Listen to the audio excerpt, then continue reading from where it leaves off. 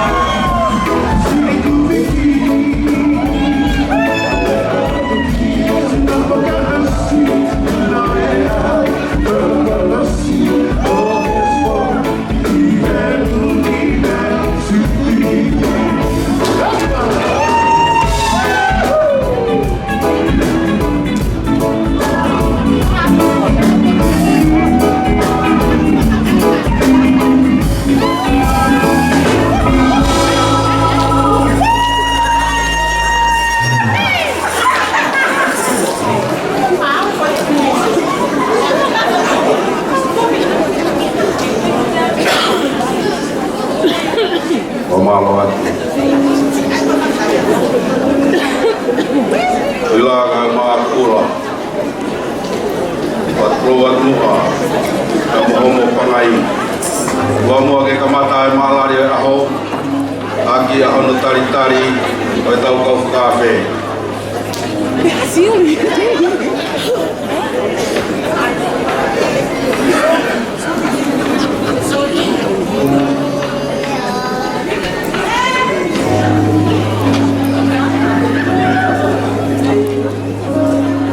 Oi se kuata, oi fai analogu, oi tu kita niki, fai analogu ikuna, sia suesigana tawatai na tonga, iwa funua Australia, se kuata, siare ma ewa, oi se kuata ino pot ngowe, ona, malaria katoanga aho, o whakau ngata maki ai, ai kaunanga uona katoanga.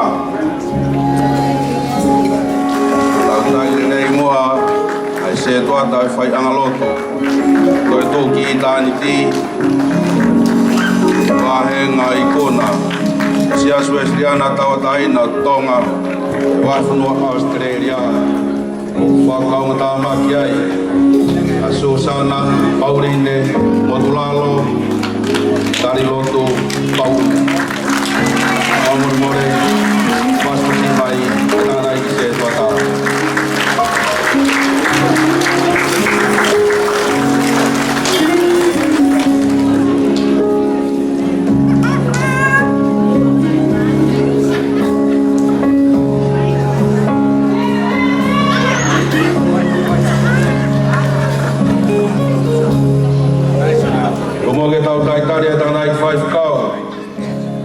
oi potu ngowe oi fai analotu toi tu ki hitanti 5 kau sa miu tau ngā kawa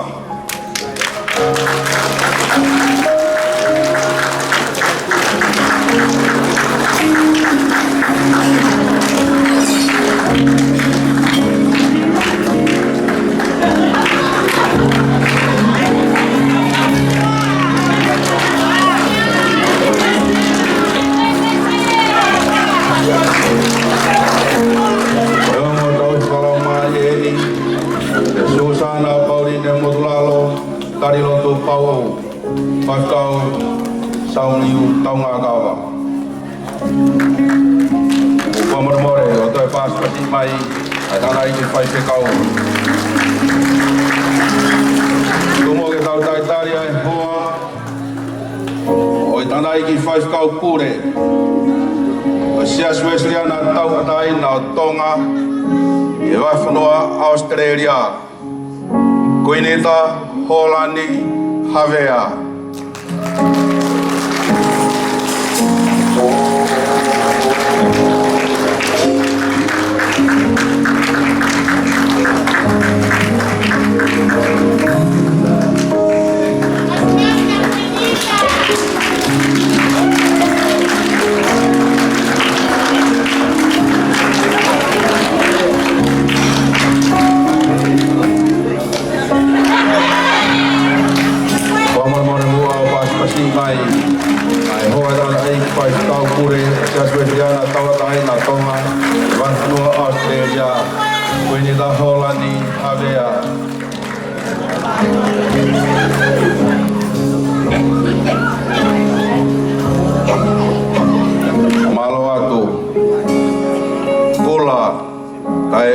Toila, tu mo ke tau tari ai tara iki 5 kau pure o siasi Wesleyan tau atai na tonga e vai whanua Australia 5 kau tō ke tā sia tame avea o whamore moa o pas pasit mai ai tara iki 5 kau pure o ana e pot moe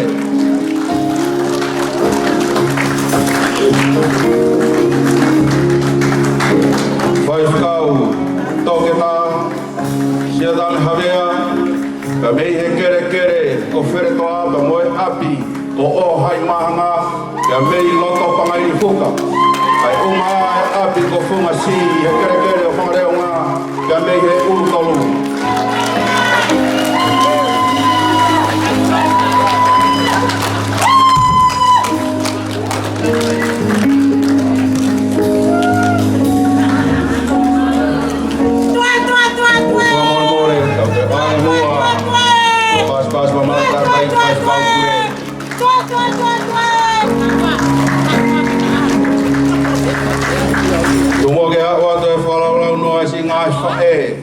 Susana Pauline, Modulalo, Tarilotu, Pauku, Ake tau whakaangangi ano tari, ai eiki pa moe whawhonga o mawhanga, ka me api ko siu ma whauta, ki mam whangupo.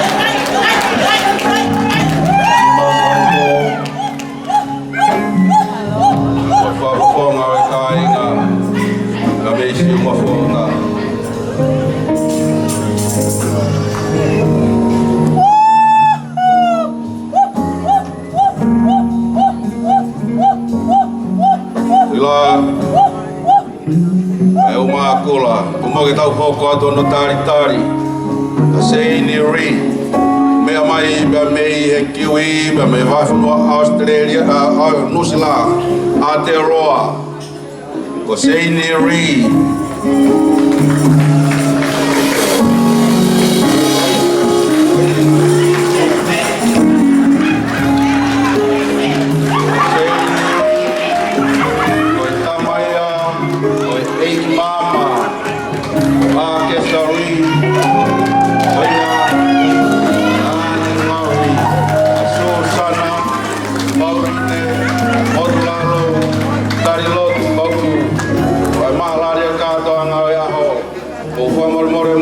Pasi Maya Seniri, Yamai, Aotearoa, New Zealand, Tamaga Tole Malari o Polo Kalama.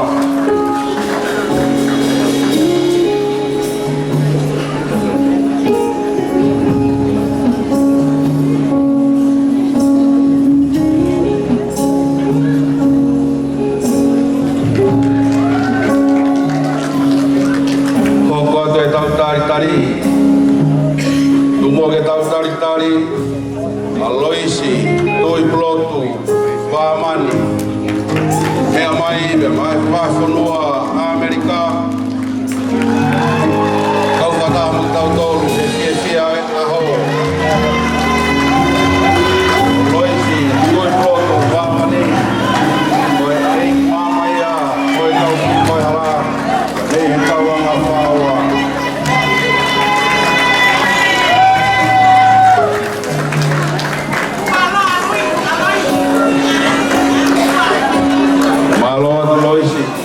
Mori mo to yang hapas pasi Loisi Toi Plotu Vamani semua ke hoko te tau tari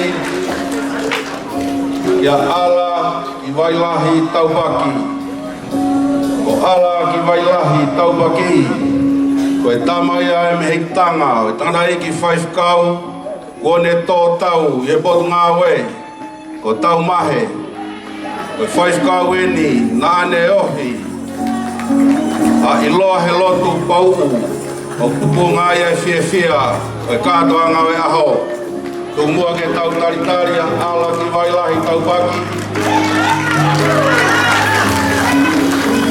e te mea mai ke mei he wahi whanua Amerika me he i kare kau kada mo tau tolu i he malari o aho amore more mua ta wange ha paspasi ma ala ki vai lahi tau baki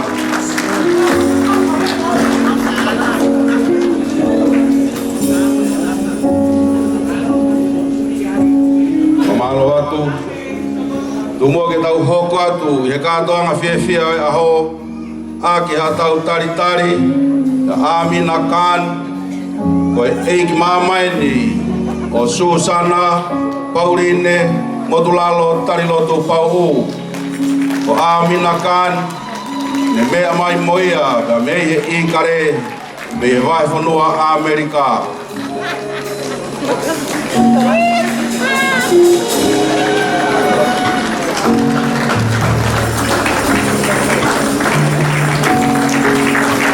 Over more pas kasih mai Amina Khan ik mamaya kata maya ho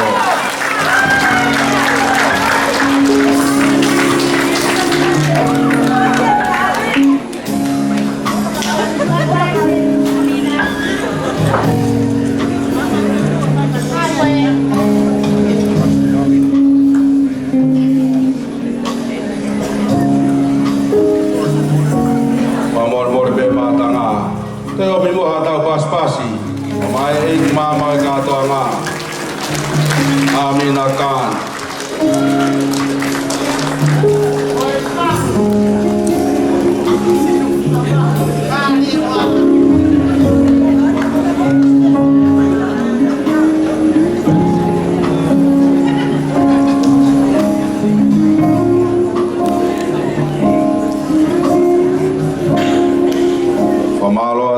Amina Khan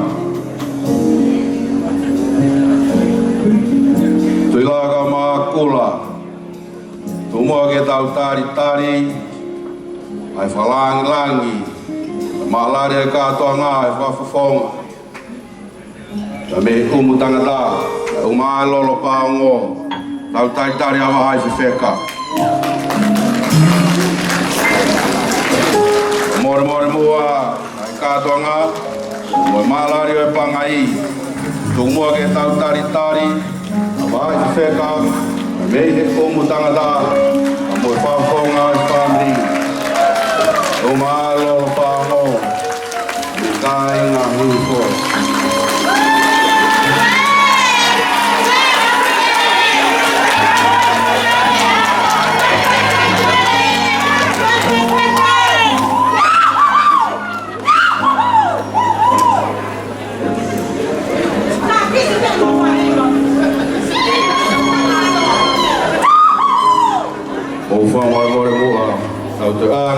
pas mamahe ya mama feka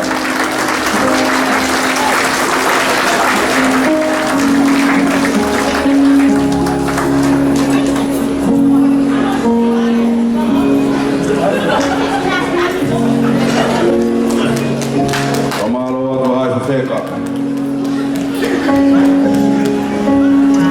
Wila kai uma akula nono sia tapu tumbo ke tau tari ai tangata ko iloa pau helotu kai uma moala tuftere kini mo hala pau ayo mamatua o konawa ai malari ka to anga ahni momol more ak tangata ilo pau tumbo ke tau tari iloa helotu pau kai uma moala tuftere firmo hala pau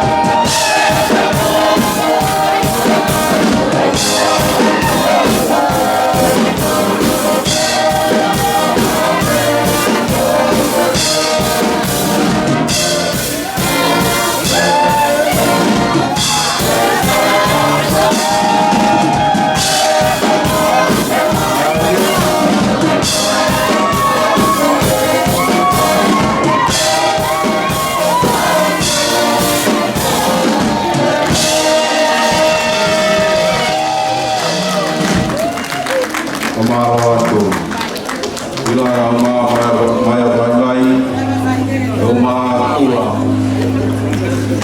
Wama kita utakali Amalari Pamoy Kakana Ho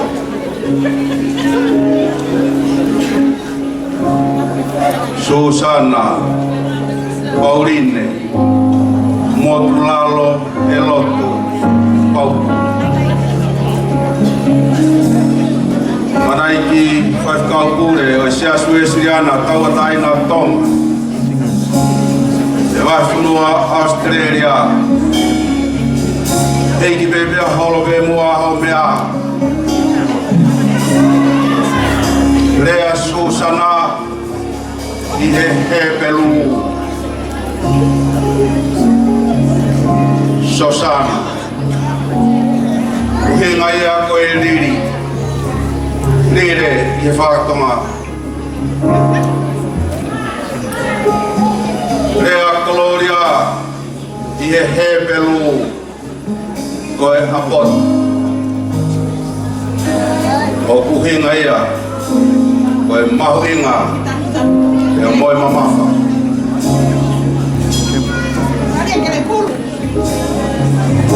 Na e whaitangi be ai nau whakatō kakawa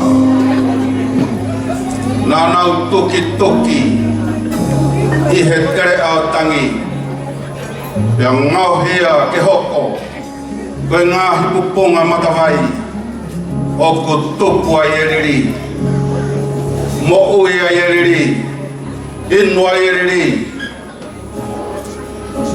Mahalari ai e katoanga e ahuni Yono whaha ere oi puha oi fuakawa Tau ngona ere a Gloria I hono mahuinga Bea mo hono mamafa Kotu koto be na nau wako ki ai Feitu koto be na nau malolo ai Na e o ngona O fong Tāpai kina Ai Gloria Ka pau o kupehe A hono mamafa Ua noa A hono mahuinga Koe ānau o ia A Susana Pauline Motulalo Tarilotu Pau o e ahani Nada i whaifkau pure Ke ai Gloria pe ai otua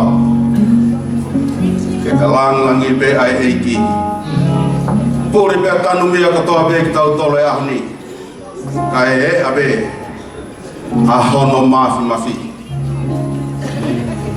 Tatau ai he rea whapiritania kai umaa I he tau rea Ai ki hiwa koeni Whaiaki no tāki kina e mahalari ai kātoanga I hono whakamanatua A hono tau taha Whanonga mai o au sia Ai ua full mātaha e mahalari ai kātoanga Ke langi pe Ai eiki Ke a Gloria pe Ai otua Ke langi pe ai eiki he ne mohui Langi pe ai eiki He kātoanga e ahani Ia ke langi pe ai eiki He whamana tua e whai aho He pangai eiki ai ahani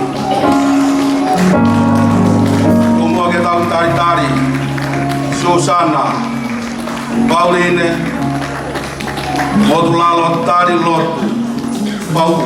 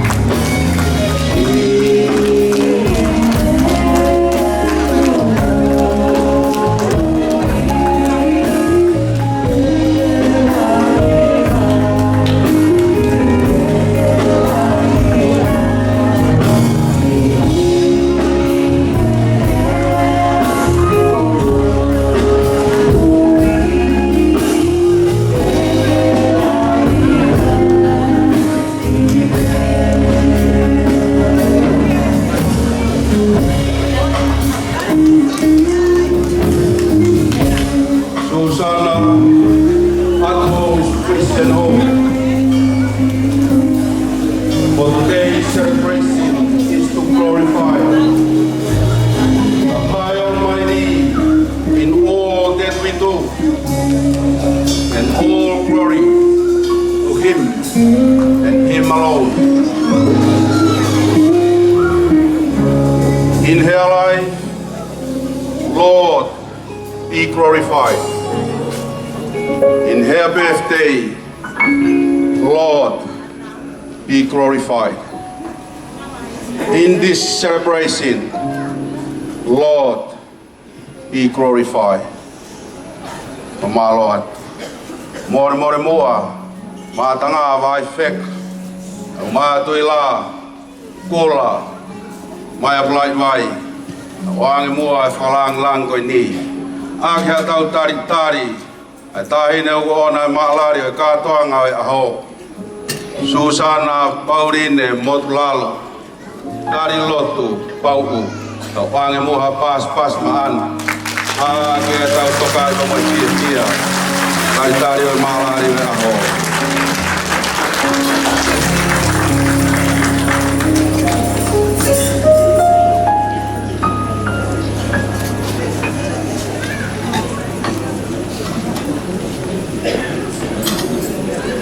Pamalo atu.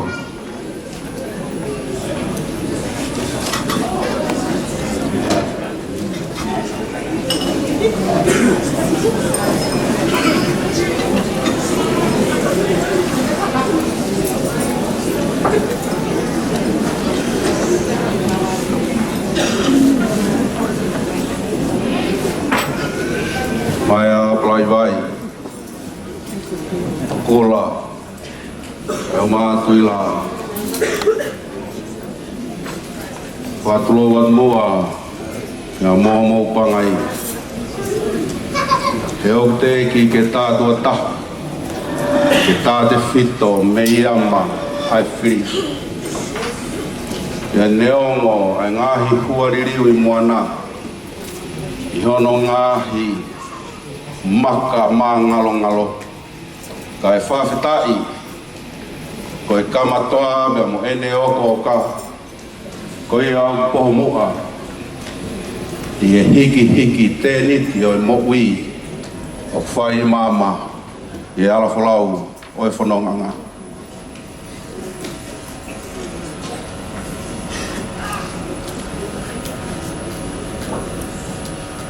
Kai tō mua ia tae pangai, kai whakakato e whatongia e maalari o e katoa ngai ahni.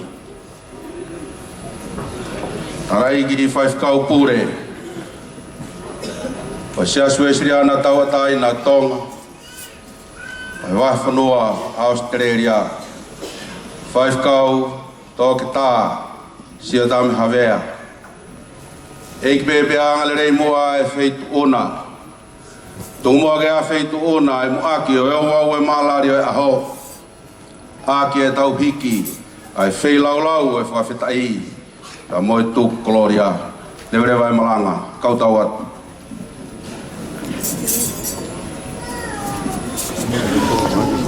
Mua he tuk whai a whatapa nai. Koe mahu inga o e aho koe ni whai e tūku koloria hange koe a whai o lawehi. E Master of Ceremony o ahoni, o kore mua ke kau whaifukau. Nai o atu homo whatongea, e iloa he lotu, ki tau kaunga atu tu whataha ki whai hapai whakatahi o tuaia. E te atuani, o kore atu mukataki o mea mai ki tau kamata. E o wau toku tapu koe ni hapai whakatahi o tua, maro whau, ai ni whakumoi.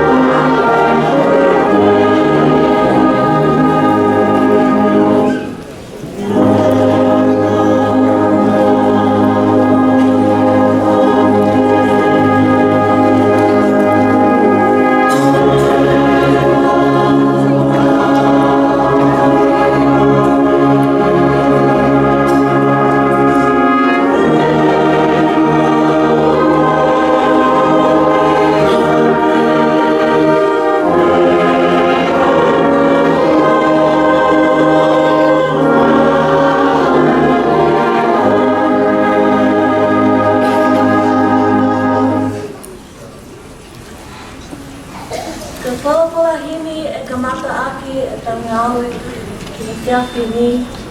Ono ngiao maono o hini te tau hiwa. Ko e ki ngawe tō ki mua, te lau ai maaloho he opua, te tala e ne ngahi ofa ki a te au he tau kotoa.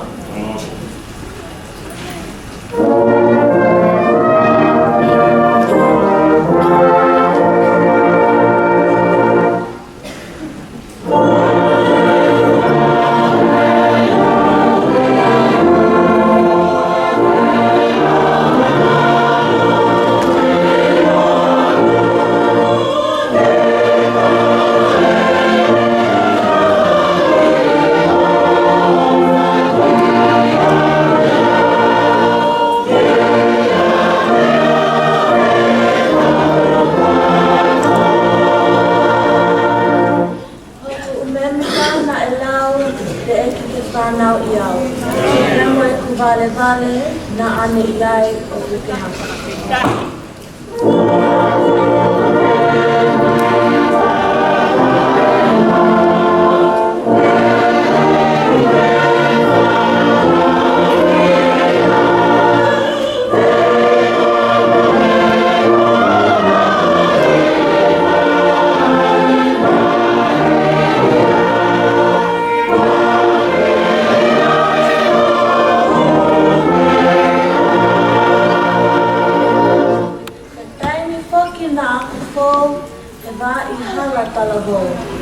Ane apio he fufu, o puke au ki owa e humu.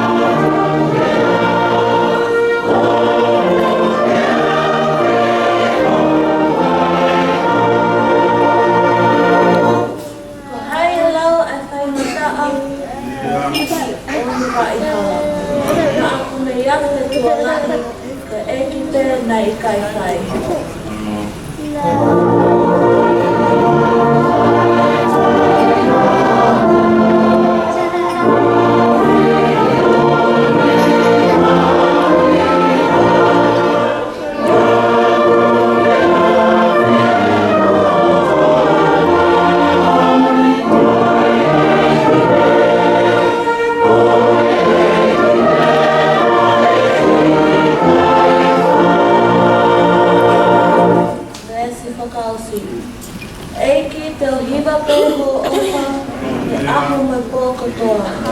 Kai ha whakahiki hiki, e taimi mo e tāniti.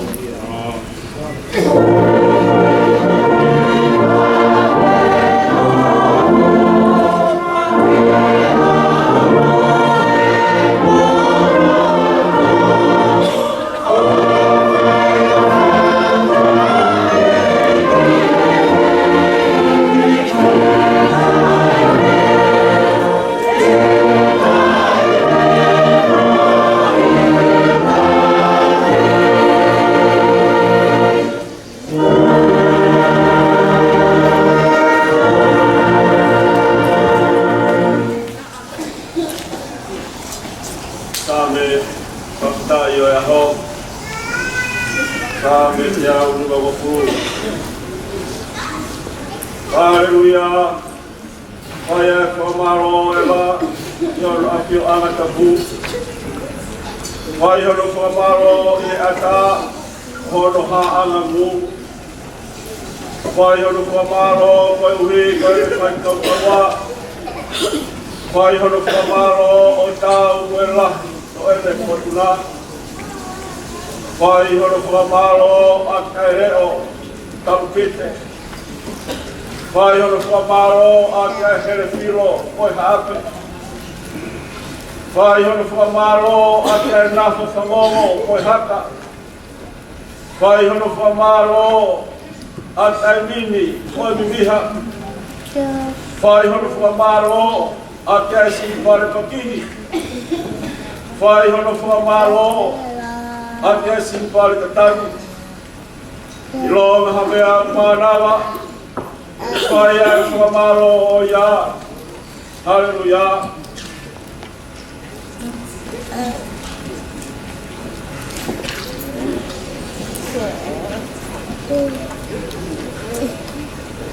Te whanau ke tohi ai moto.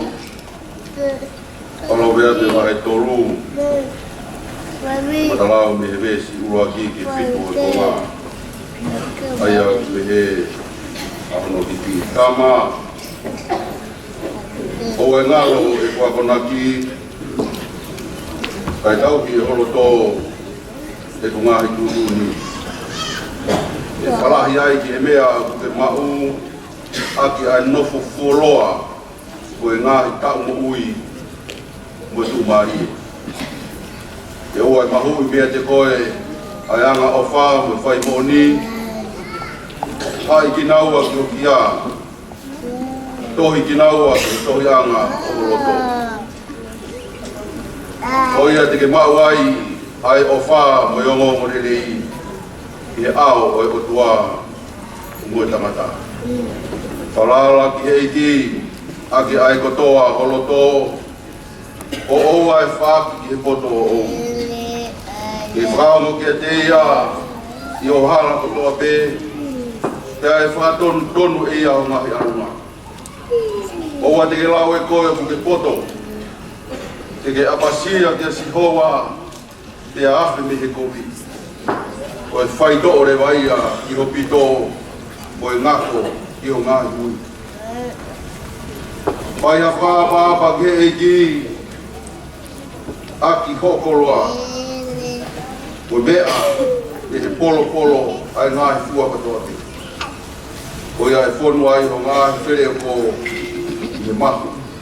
E puna ai o te o i ta tawanga i me.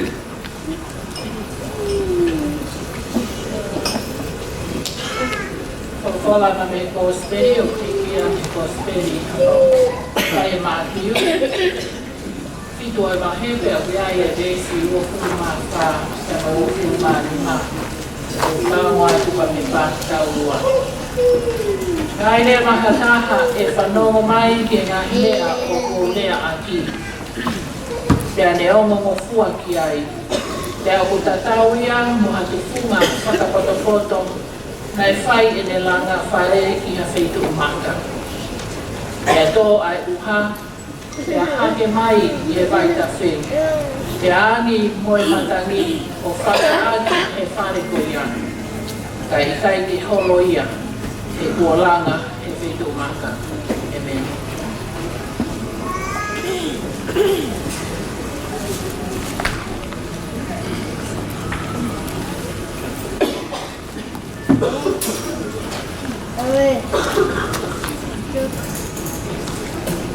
Tapu ki e a whio e o tua o tau loto na tonu.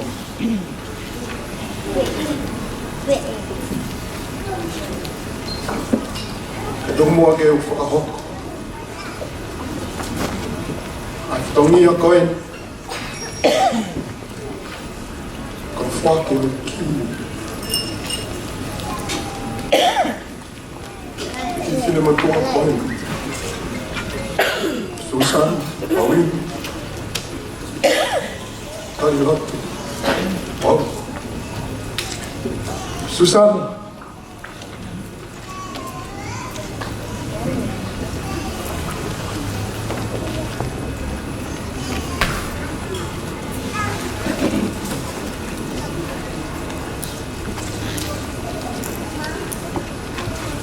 Koe ni ai ki.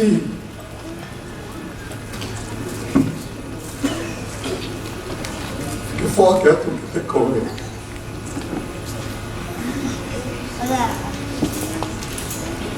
Ko tā wene e ua taha whanongo.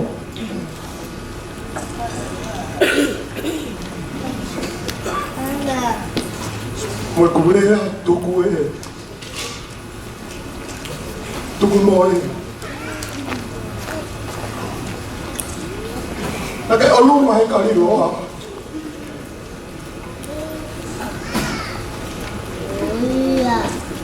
Koe ki a koe ni. E ono hinga.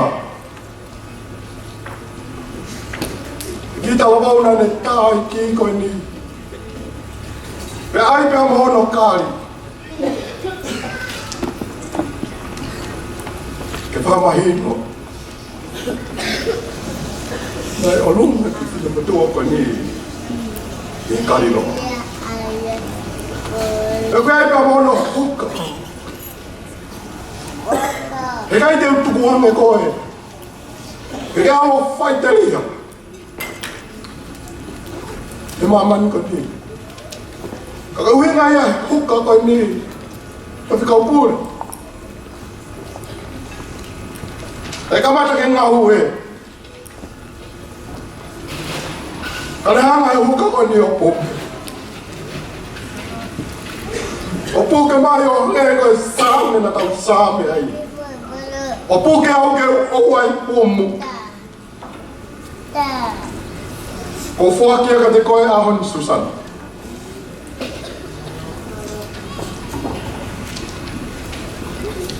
Whakawangi e ki. Ke hifo mai e kresi mo e nonga. Ke ne whai tāpua ki noko.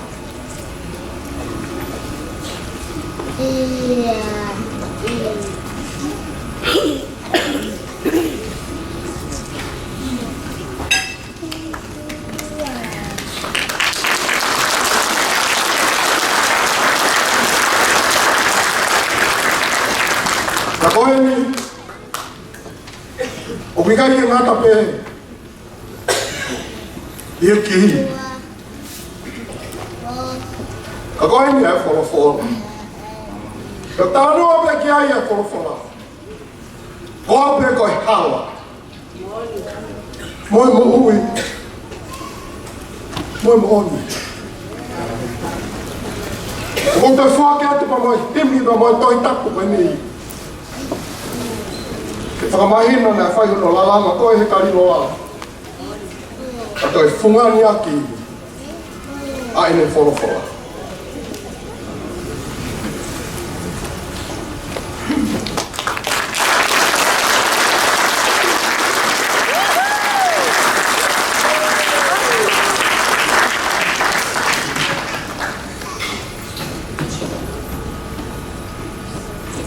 Ko motoku ha whawhetai ki tau tamai ku he wani.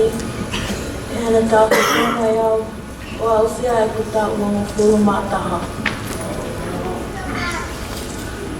Ko whakamālai ni ki a kunga mātua, e hana tau hi au, o au mai ki a honi.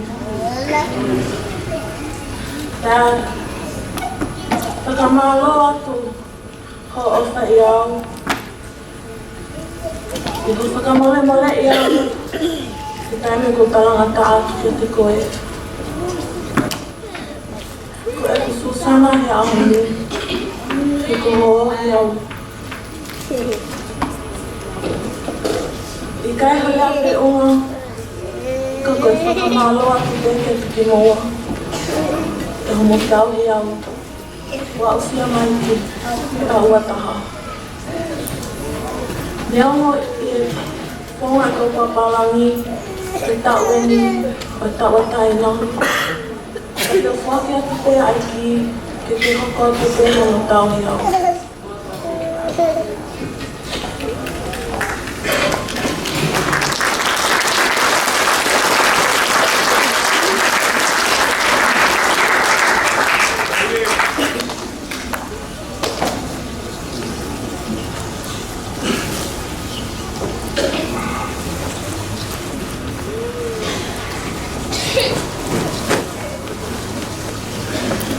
O ko puke te a whainga malo ko ni, ke whai aku ha whakamalo ke te ki motolu, ka uhi ki ke te aha taimi, anai ke te whakamalo atu.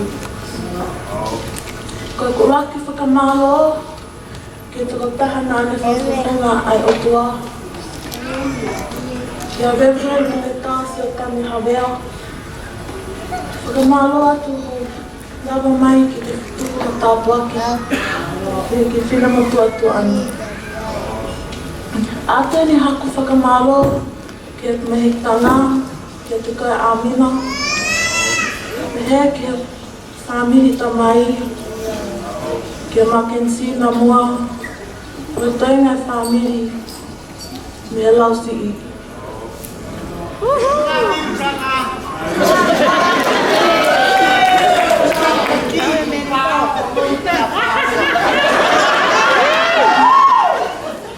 Ato e hak whakamalo ki a family. Whae. Ki a kula mo whiri mai hala. Me toinga family kotoa pe me e whunga whaua.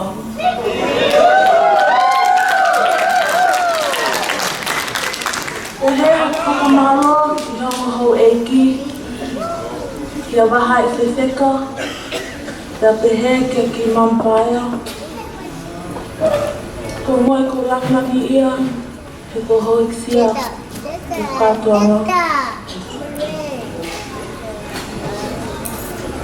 Ato ne ko whakamalo, ke tuko veiongo, whakawhiri mahe, pea me kainga kotoa pe me whangale o unga. Uru tolu, aki ko whumasi.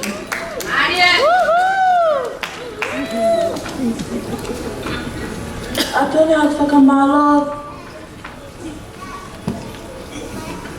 ki e whaiwhekao sa miu tau ngā kawa te pehe ki e siasi e tua ki tāni ki.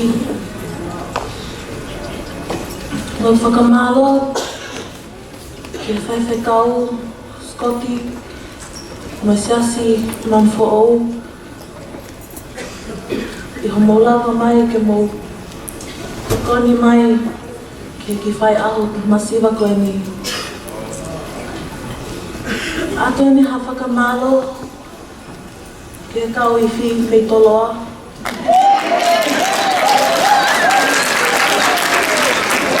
Ke soke relangi.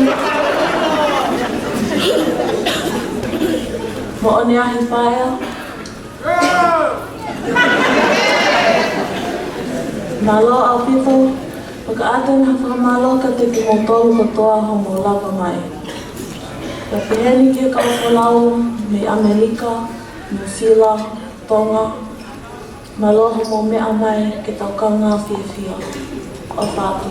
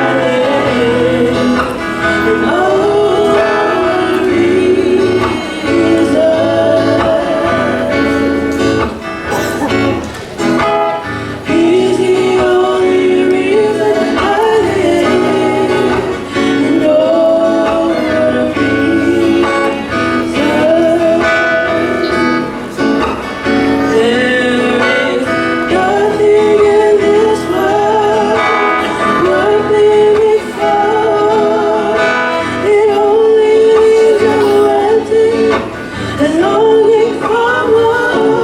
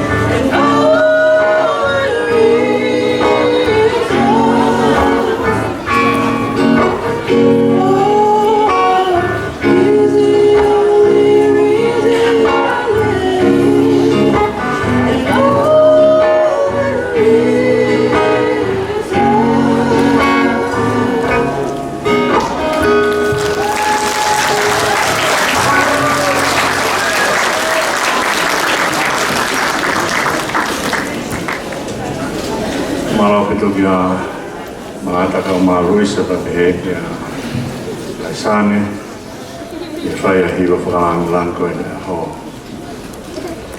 tapi moi feel I told her I tua ke tamai ke mai aro melamari mahani ko ia te fito kia ai a mea ko tope ai ko hidup ko fai is the reason that I did tabu dia ko iki ko ke imam Forotehina o wahai o wahai fek mawhana mo whamapuna hau eiki kapua tu kia kola ka o ma tuila pehe kia mai aplai mai whare matapure te tapu ki he kau whai whikau e nau unu mai ki tau tutu whakataha ki tau whai e whatongia whakataha ki rotua malo fawa ofa por fai tabu que cause tuata tabu que potsias ko ia ko fai tabu fala maria o Susana tabu que family hono toa tabu que tamai mo fai loa ko ma amoa tu tere tabu que kawifi eiki o aho Tama wahe ahoni fine o Susana Pauline Modlalo Pau. E tangata te au whai o whai ki tua ka ta ke whai a whakau haa tau hui ko mahu inga o e aho. Ka muri tuku koe o e te auri manoa ngai same kamata pe me same ua ki a tangata o whakalau roto ke o tua ke manu ia ke hau priote ke sampa mui ke lea whakao si a isteri ilong hamea manawa whamaro he o tua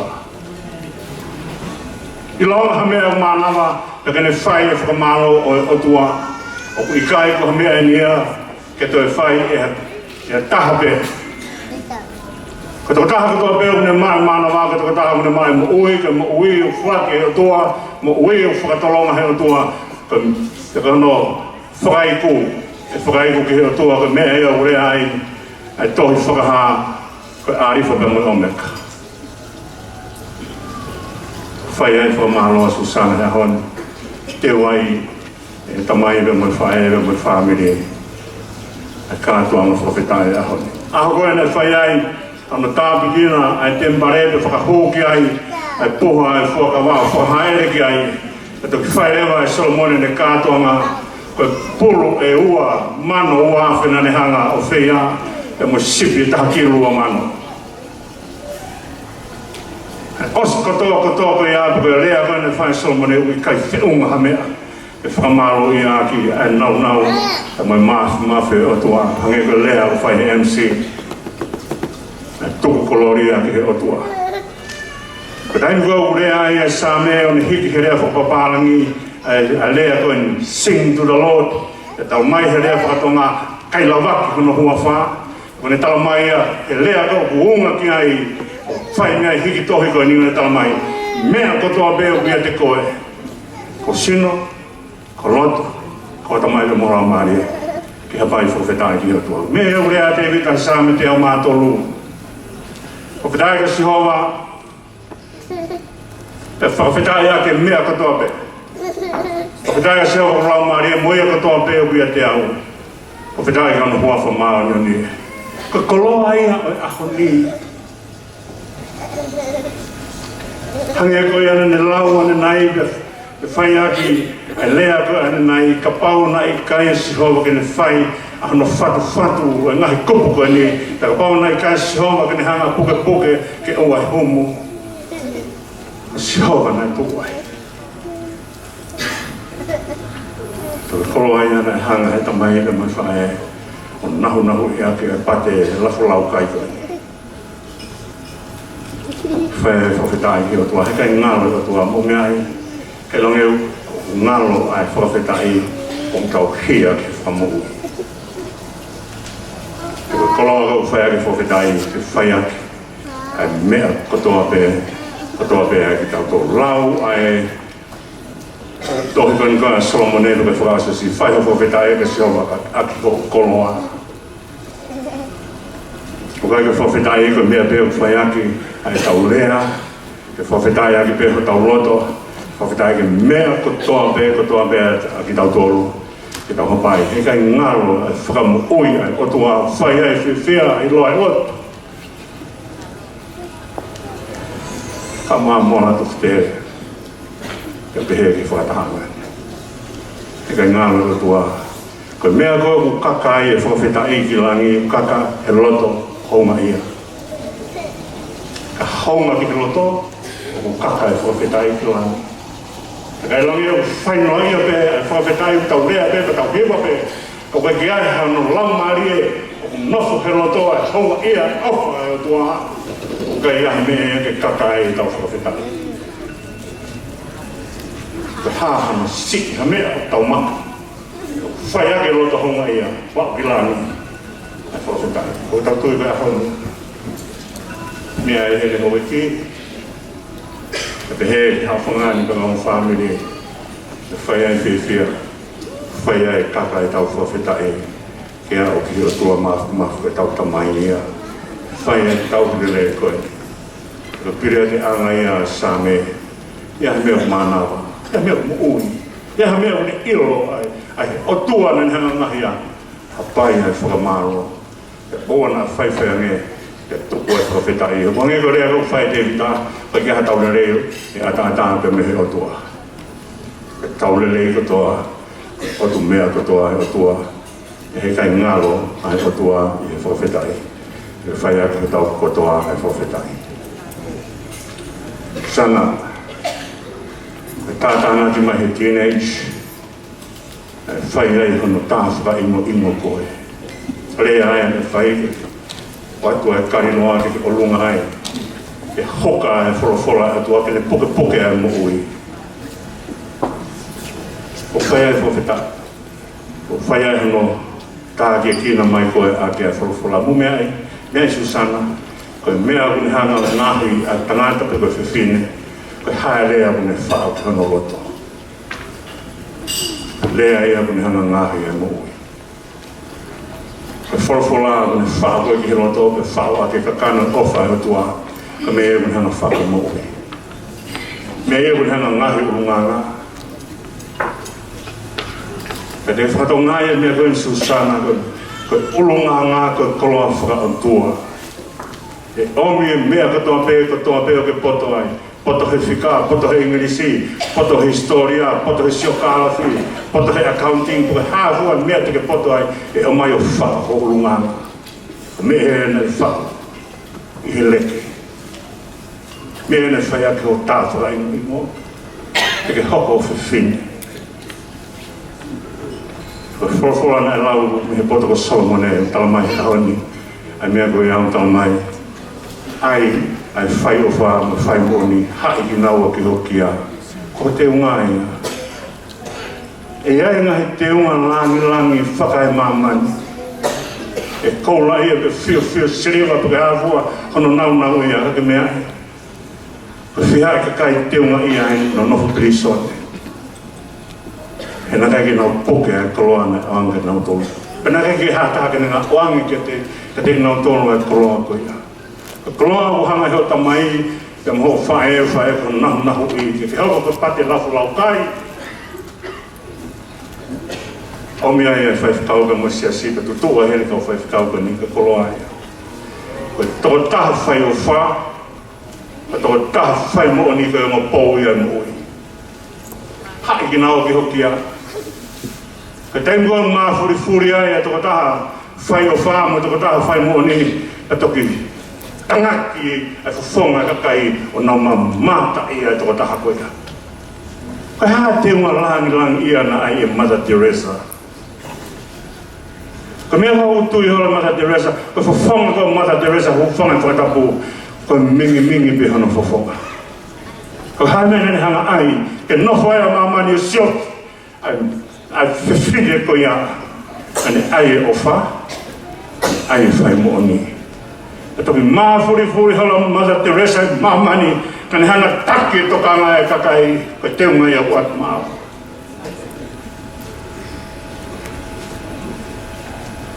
Ken hanga lama i to mai. Ken hanga watu ai ka te ko koloa ko ni na mana lang he poto. Ken adu ka te ko ai flala ke eiti ake kotoa holo to. Ke kai te flala i poto. Jadi anak saya ni susah nak tahu phone lah maman pergi ke tahu foto dan ngalu tu. Kemudian nak kau ikut cerita, mai foto beru meh rumah. Kau ini nak saya ni dia fulah ngalu kau. Kau foto cerita. Kemudian kau tahu kau ikut orang ngalu tua kau fulah cerita. Aku nak dia faham.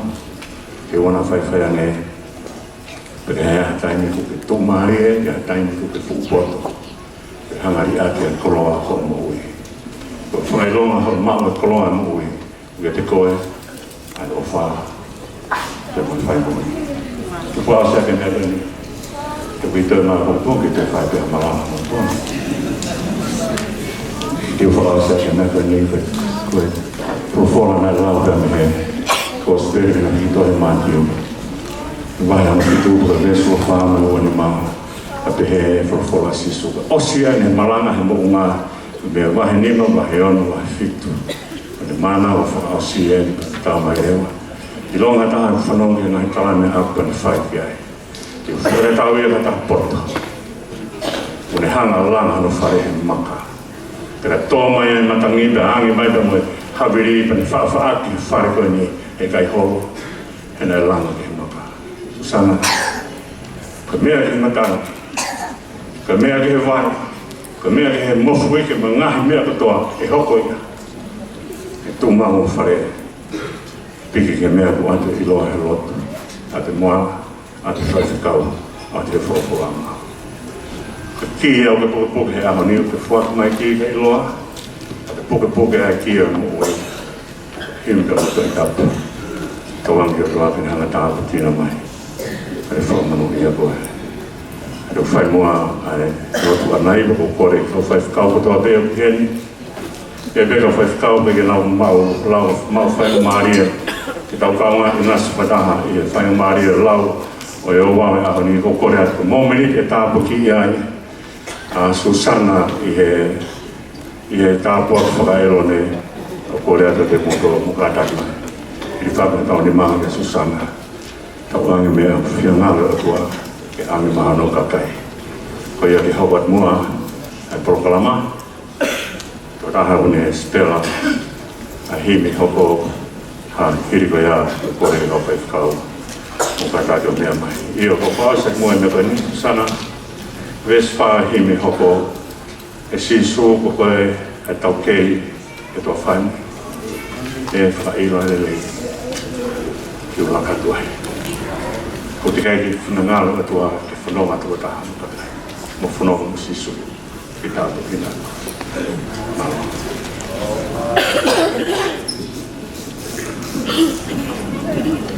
Tau iwa e whāhiwe hiwa o hini. Ko si e tau mo ui, ko whanoa, a whai e hai ki whakauri e poto kai loa.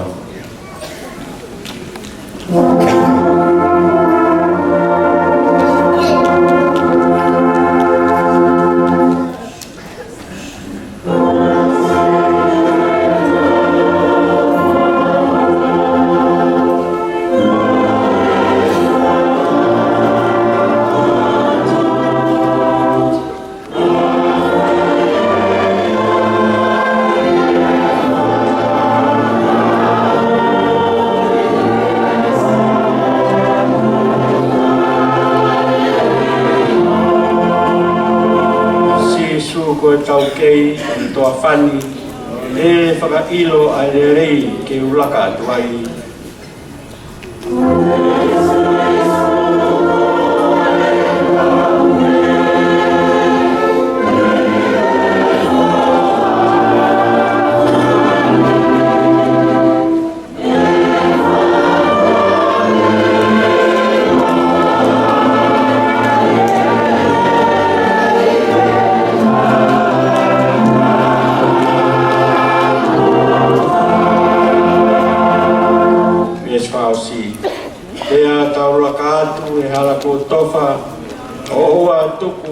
tau te ate a koroa.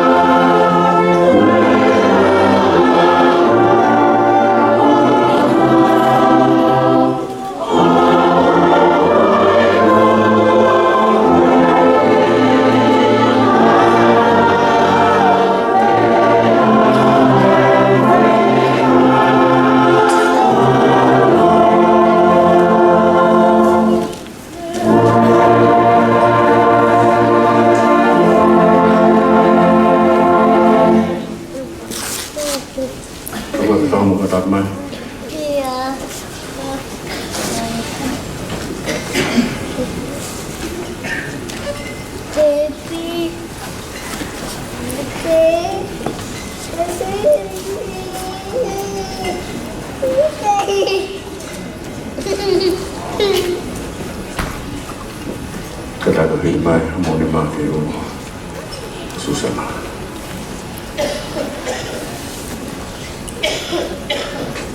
Kerot wa ya ne ko fina o ya tua. Ko ke ta bu ki la no fakai. Ko ke te no toro. Ai wa fa si hawa. Ke la rota. Kita begini mai koe Susana si o mo ne tau he. E whakaro mai e si o no fofonga ke te koe Susana ta mane au wha. Ke hana e fofonga mai e si o ke te koe Susana tau rene matulala. Pau e kene atu ai merino. I hua whae tamai te mane au. Menama ni mahu. Amen.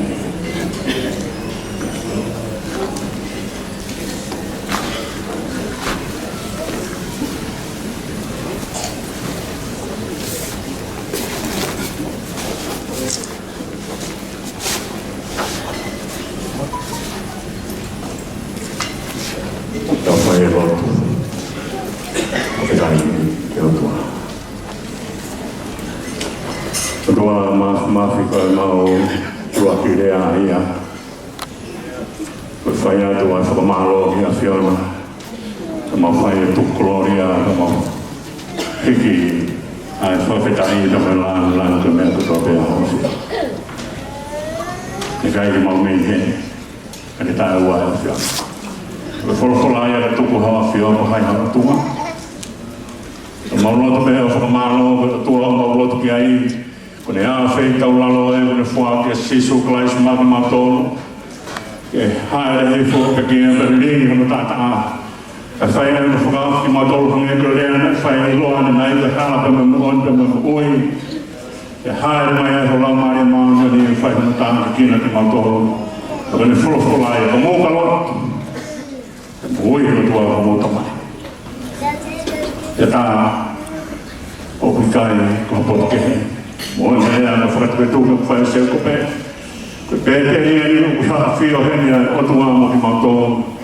Whakatuetu kei au whai e sio na uestre ko mea te pue e te mautō ko mautua.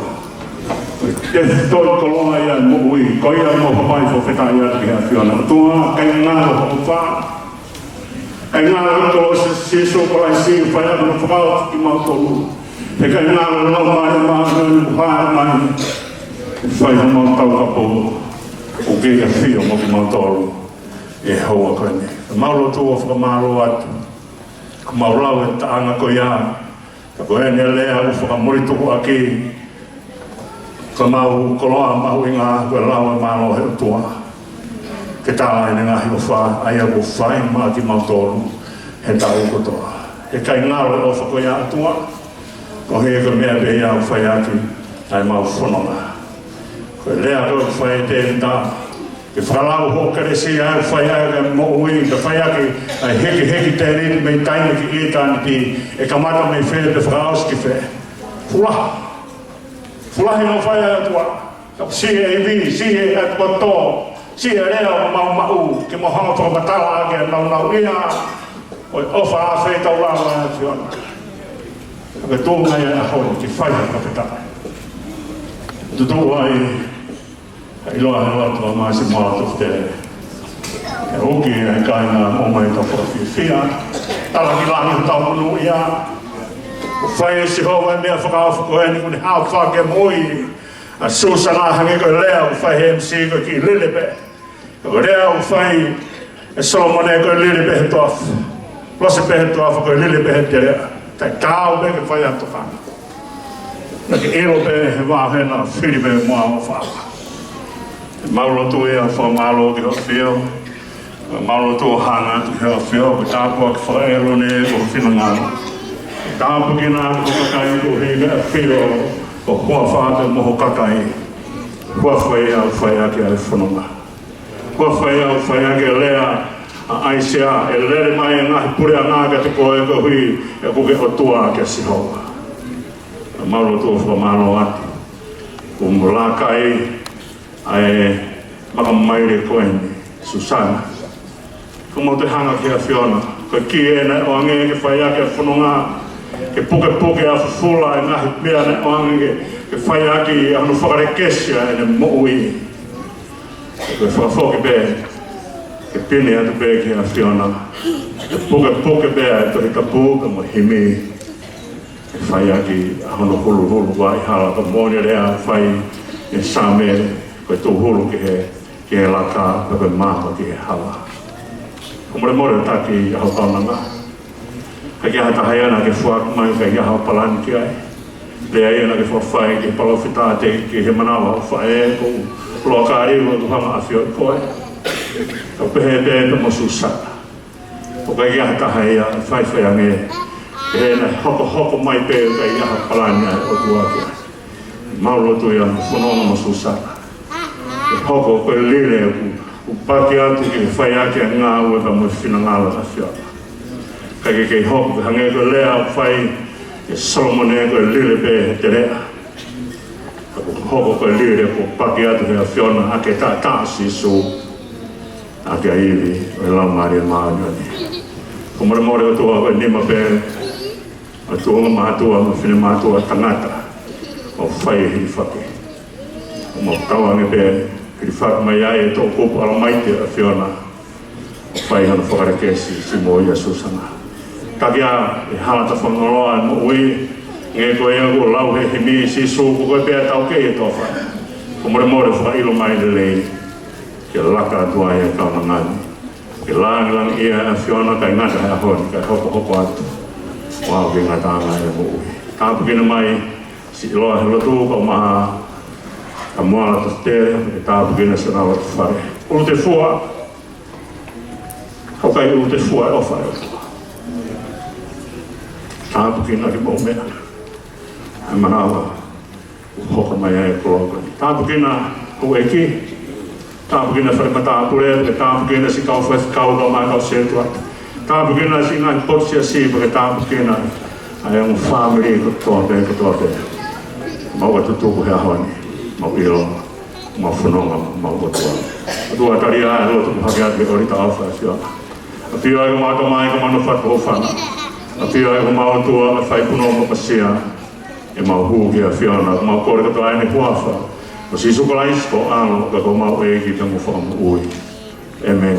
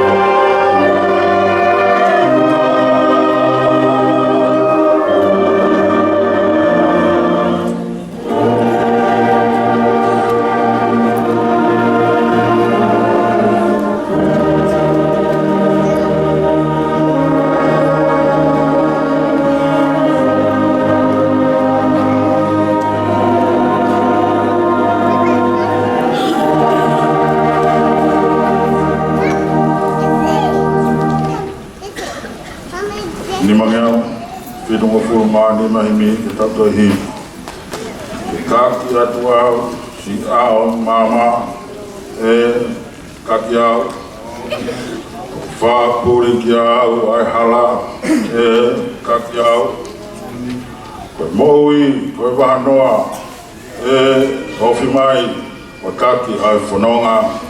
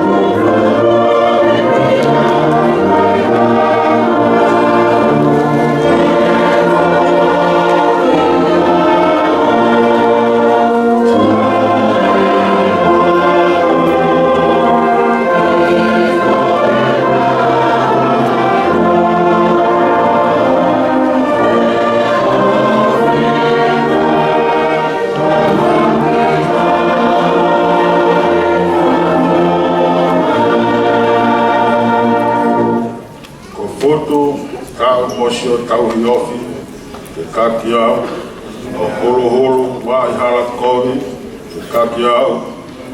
Talai hai, te gari aki tēni, te au kaki, e whanua le lei.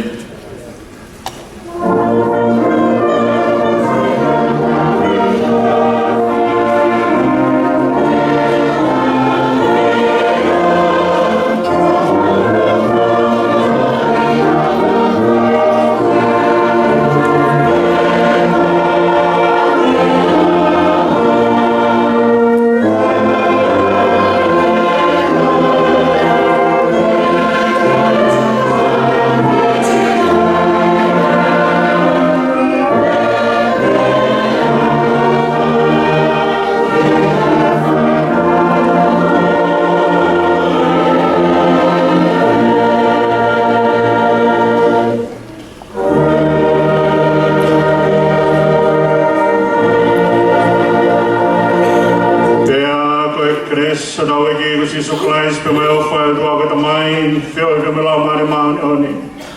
Mor. Toka halo fa mo feo tu ma no me ka na si susana. Family no ma so do be. Fai be o ta mata. Amen.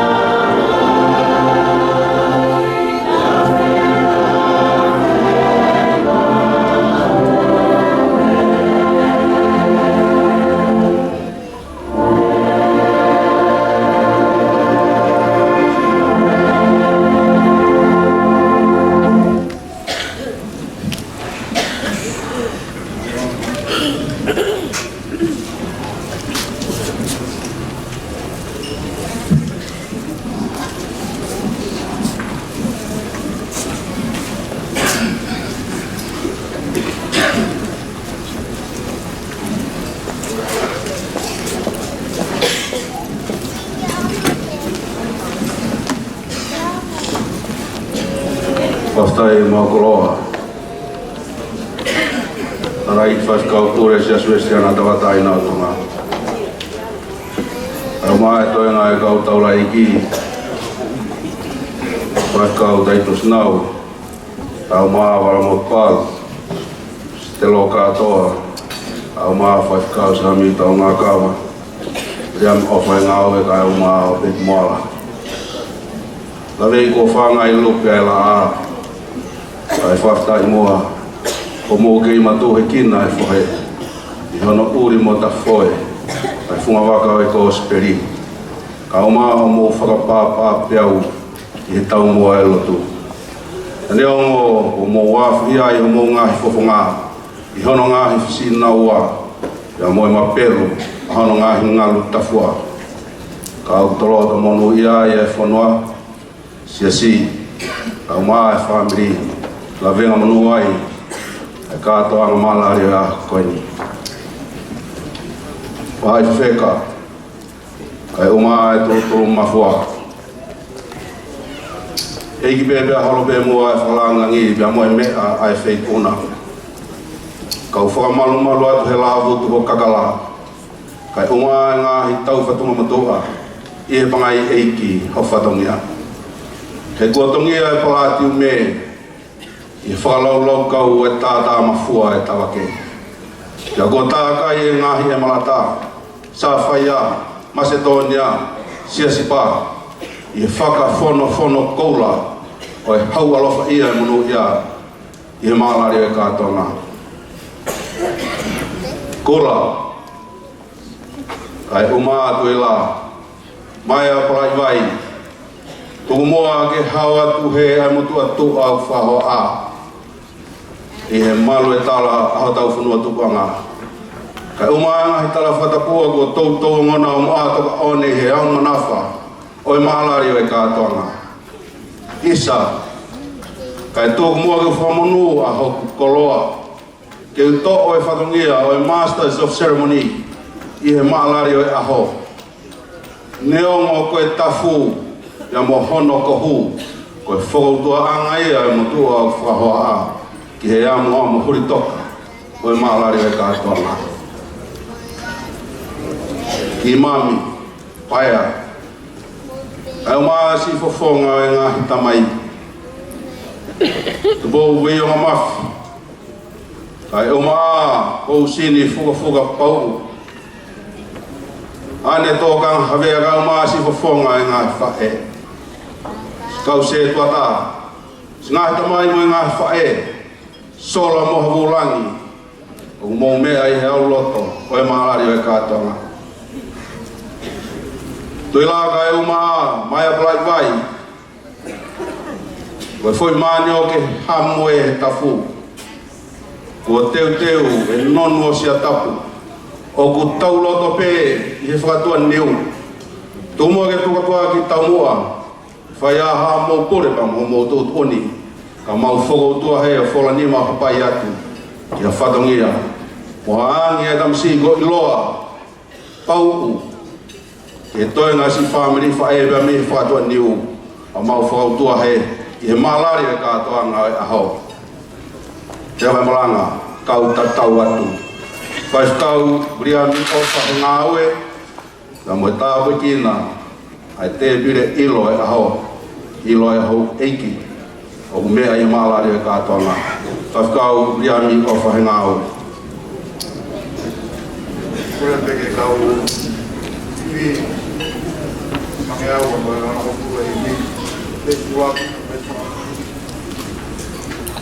whaera kau lotu.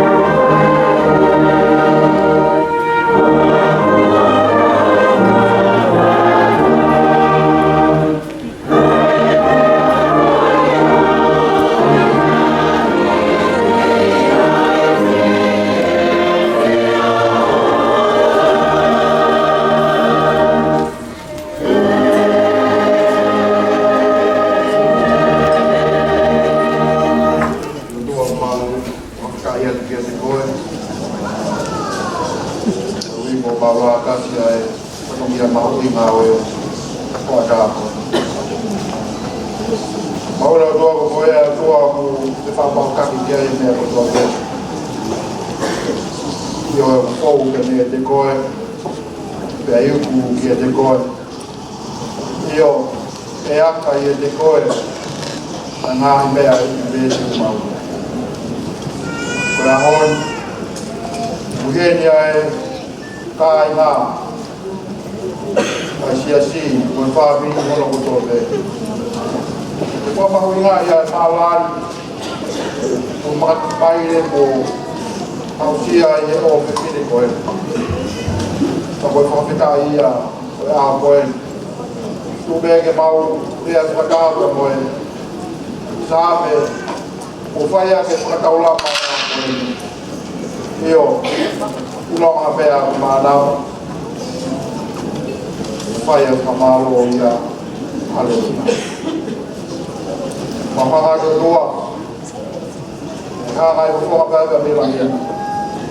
Koe ni a teu mo whai e o mo whāpiri. Ko ngā koe whēlau lau e a. Ko mauroto, ko maukoreo doa. Kiroai e mo weti.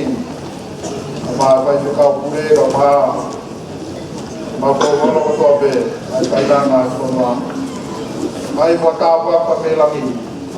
Mamalo mia mea me hoko liu ko ngā tuku ngā tāpua ko ngā kuturonga ko mau whai ko whai ko toa lotune e wapa mea alo ko tisu Christ ko mau whai ko whai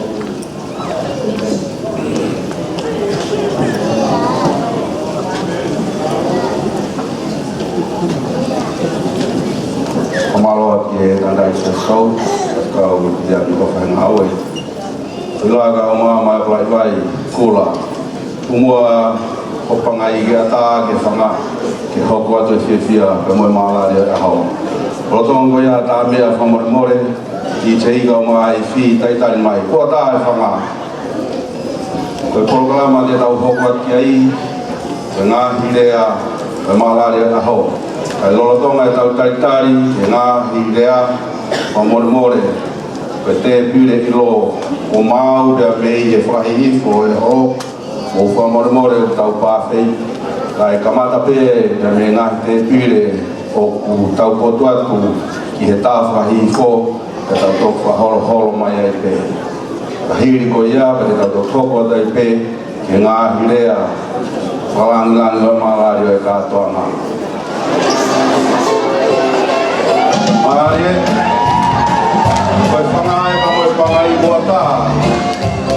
Ngā tae e mā whana pa moe tiatia, e toi ngā maalari o toro karama.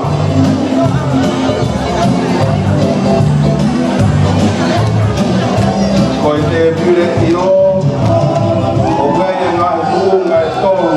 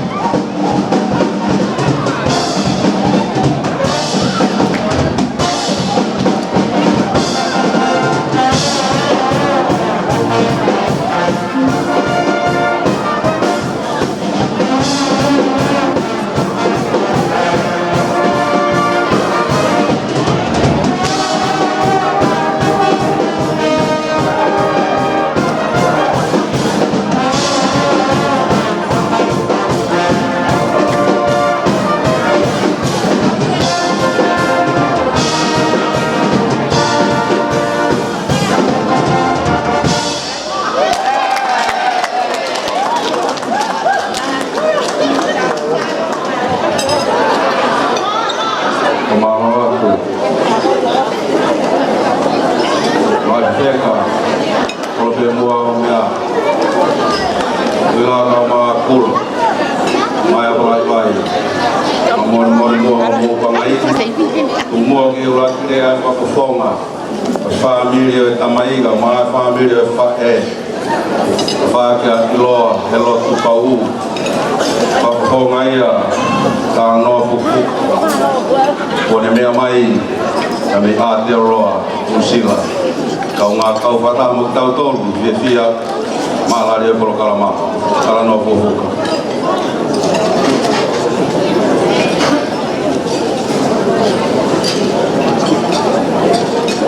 Tapu mo mahal teka. Tapu ke pakamopu na ako me.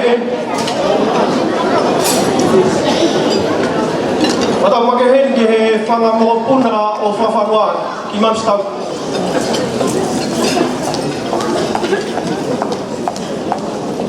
Tapu mo tahin e wana ya ho. Susana Modalo. Koi kiri te fua e haholani.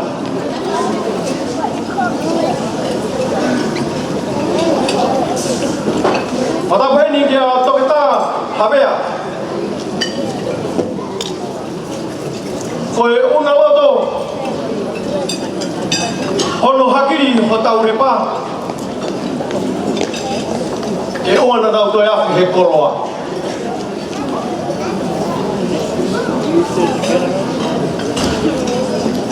Me whakata whani e kau, whai whikau, nau lava mai hea honi.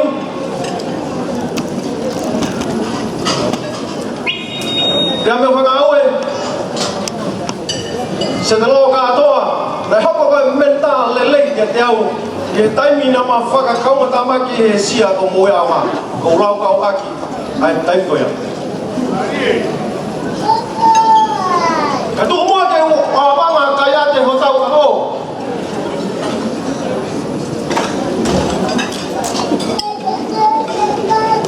Si ngahi whae a Susana.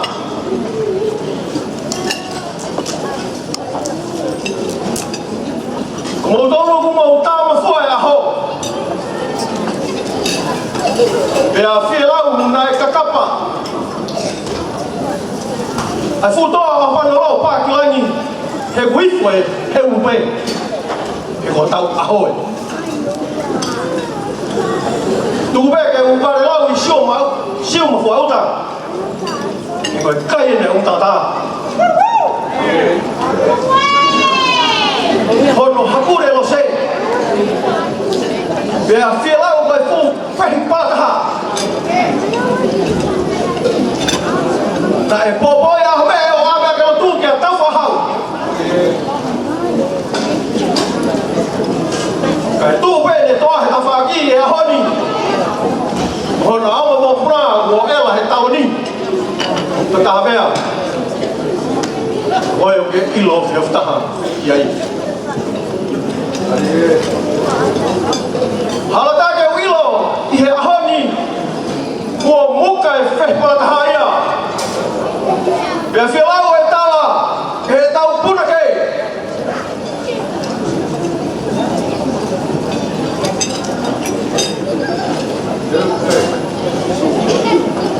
O tau aho, e tua o lau kuonga. O tau aho, o tau mamama, o tau tala, Susana. Deu tala atu. Tuku peke umuna. Deu maha uini. Kau kei poini mea mo wawia.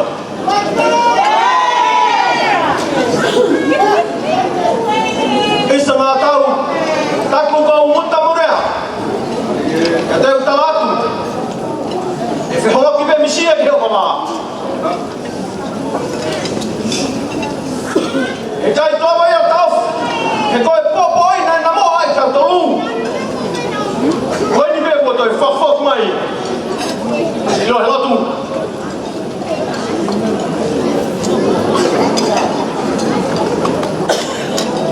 Em nào tu ta mẹ này cô. Qua một cái treo. Hãy tao á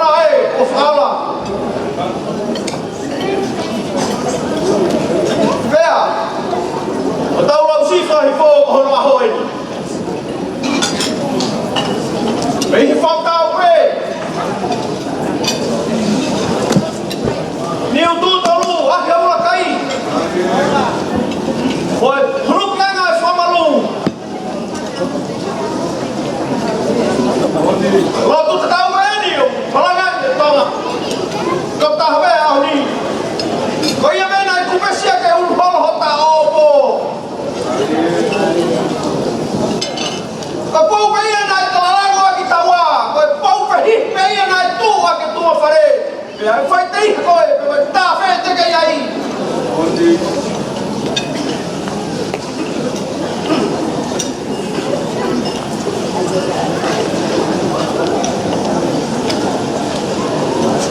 Pau kita patua ke matangi. Uhinga ia ho taoni. Susana. Foto moya tamai ko pura maya. Ko tu taoni ai ta ai ho patua. Loi pai mo kai ho.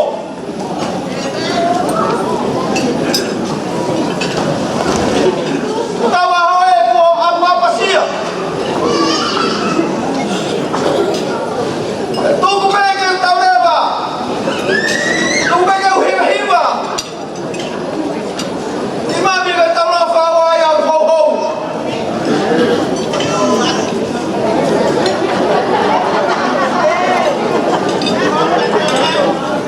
Oi foi tu la fare. Que vou vai tão bem faz tudo bem. Mama ni ke bu fa fa Reni, malo se mora mai ka umuri ko to me heni. Si fa fa Susana. Mo a hoe. Tu ko me ke mau tue, mo mama. E koe haisia na fai, koe a hoe ni ho tau kaloni. Eka mau tau laka ke tau. E fia lau e holo e pā, e mutu e walu. Holo tau e ia ho tau loto. E lai ho tau lau sifra i fo, he i kai ai hatai mi e pure kawai a tata. Eka mau te umilolu ai. Ai e peka, tupu e lewa ke umuifunua.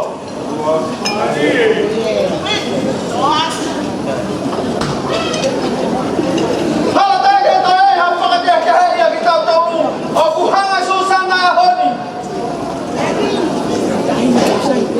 O kau tau rangi. Ke tau toe apasia angai. Pea whia lau e himi. Te ui e ki hena tari be sami mela ia. Wau e ni leve maranga tua whai.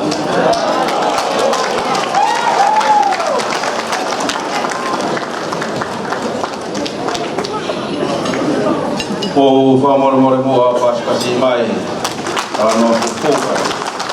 Mea mai wa mika te aroa, o ngā kau patano kau tau me maulari, e whiwhia kātonga.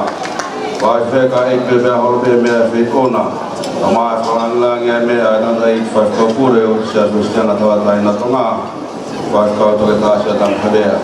Umua ke tau whaku atu, i he mawhana o e maulari o e rea o koko, a whonga ia, mahe whimoe hala, mahe skainga me taulanga whaua. Mahe whimoe hala.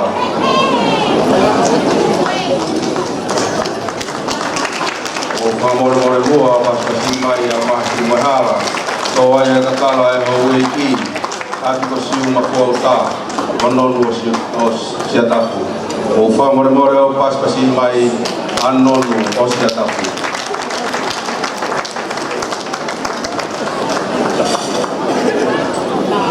Kori ufanga nai tala fatapu o muaka ke malai o aha koe ata mo o tua tai loa koe ke kalanga fua ki e programa o aha koe o fotutu e MC e aha koe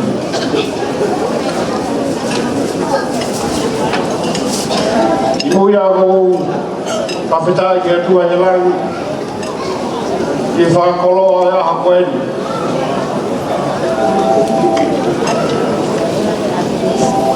Koe aha nā e whamohe me iuru.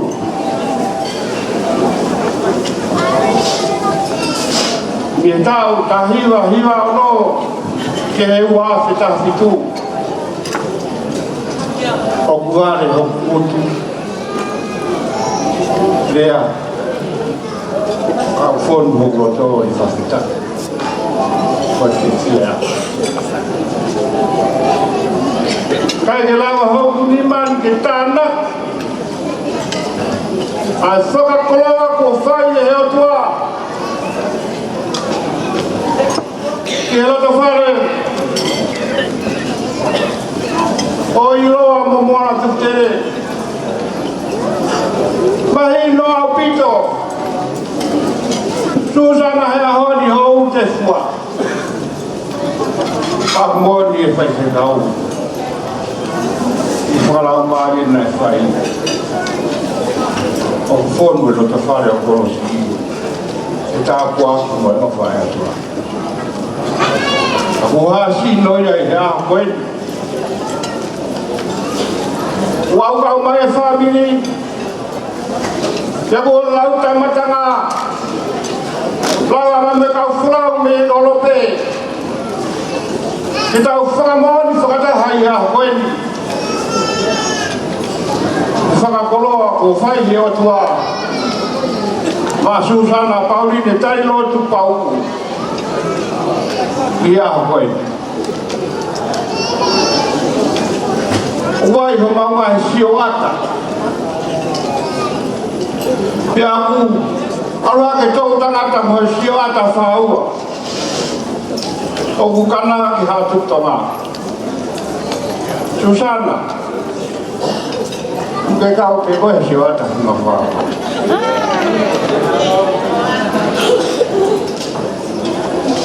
Neo ko hao me ala hanga. Ka koe hono tala. La ka toka ka whatua niu na ke tawhia.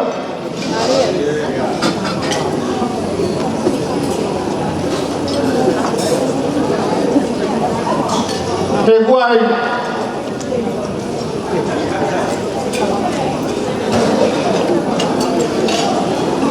ngā whainga ta e pōnga koe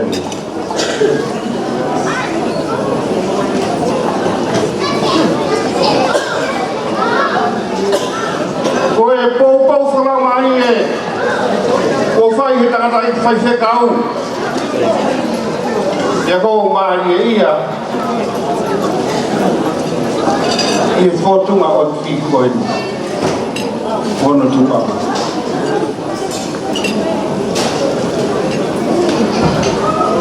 ko tirianga e tau ataina koe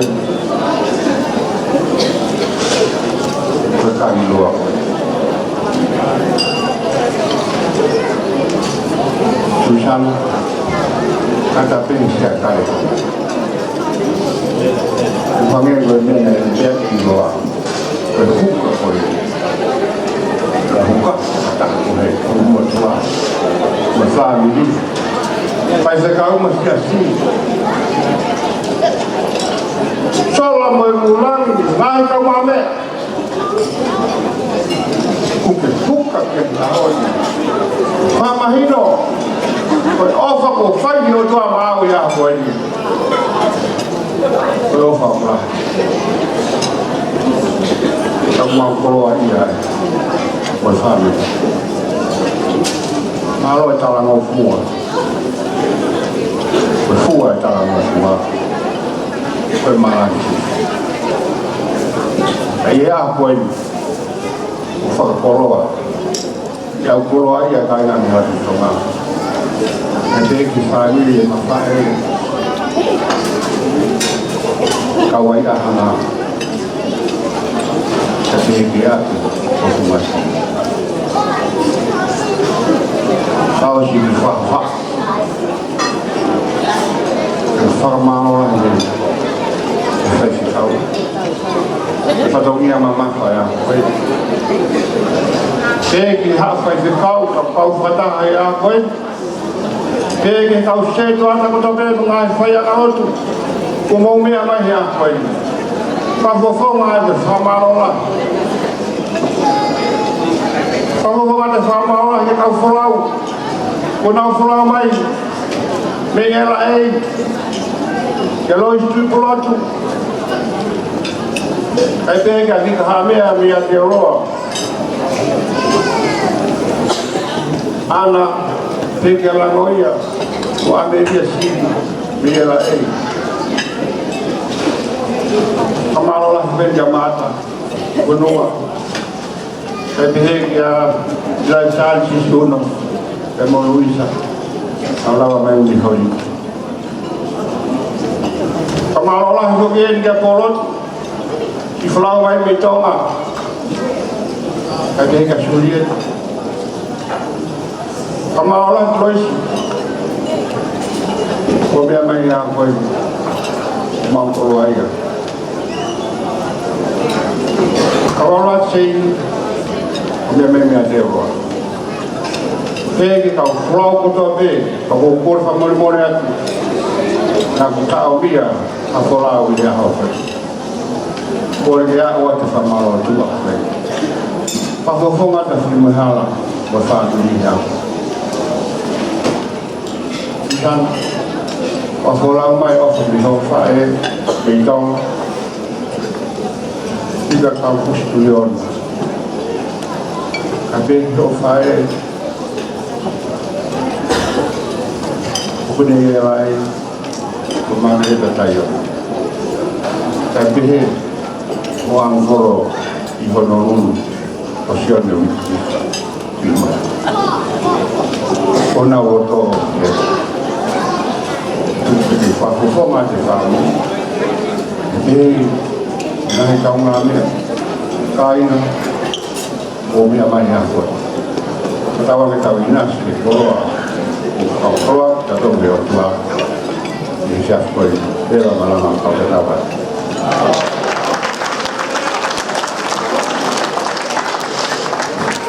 malo dia no sia tapu moirea be taula fawa mor be vai se ka ma na dai pas komple e be be hol be mo ya e mo ti ke ma lo ai programa ai faktai e mangai tu ila ga e ma kula e malare a kuni mo ke tau hoko atu ya starek manu ya moirea o poko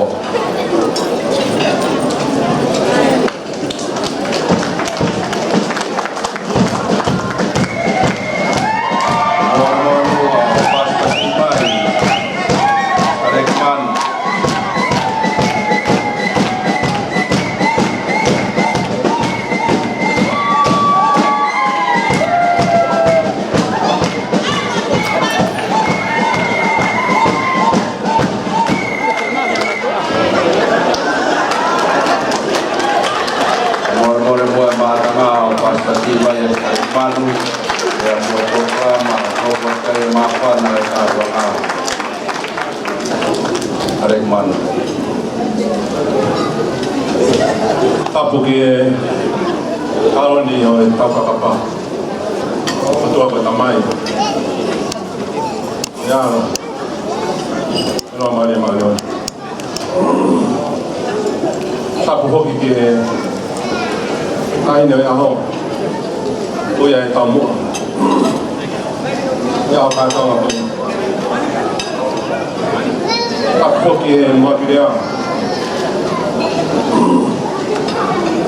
Katu mo ke o pamalmalo inga I kalafata o se ano fa ata mo mo motu ata I lo ko ni ala fu at ko kama ai ki dia no ni a ko ni ke fa ya ya ko o lo ta pe ke fa ha fa Lagi motu apa ni kena saya dia. Omaya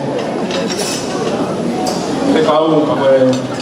Omaya dia kita ini pakai pai. Tapi tamai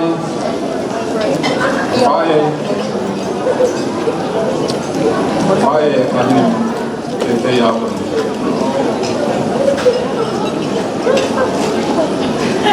Naya motu apa? Kota tai. Kasi kau malolo, kau makui kau ahli PFDI, kau fufua Palestina, saya sebenarnya tahu tain nanti kau tahu tain di kota Taliban.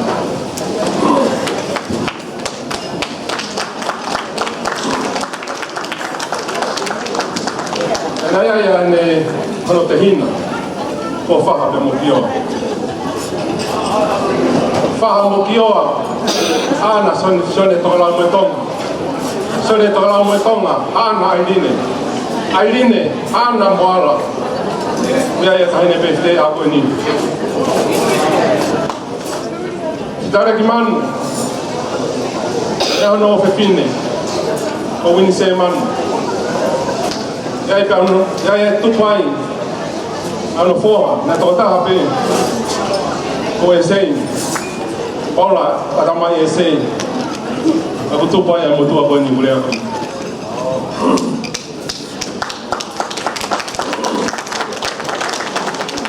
Ako e ku whafofonga, e matui.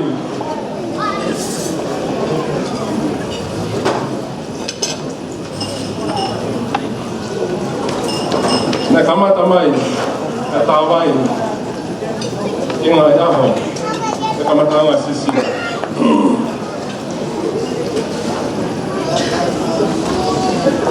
Rea rea ke uwhahoha ai a koeni. Taka whanua kupau pe mohowe. Oku pehe. Ngari kalai ai kalai. Ko ia ia hana pāpani. Manupuna koni e kumakehe atuia. Me atoe manupuna. Ko hi kono whata. Ka ku omi area koe ni. Kaine Susana. E koe whata o e whae. O kumakehe atuia me atoe whata. E whawhopong. I rea e aho koe ni. Ko tori kakala sine tonga e aho iono aho. Nai ai ala ngoni.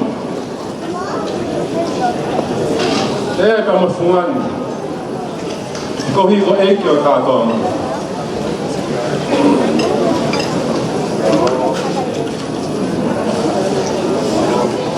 Ko hui kai ke whakapua e langoni. I he ngahi kātoa ngā. Ko tāla. Ai re rei o whungani. Ka pale iai ngā huna langoni.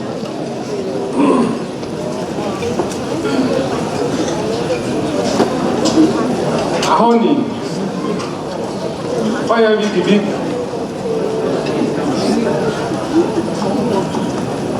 He teke langi ai motua koe ni.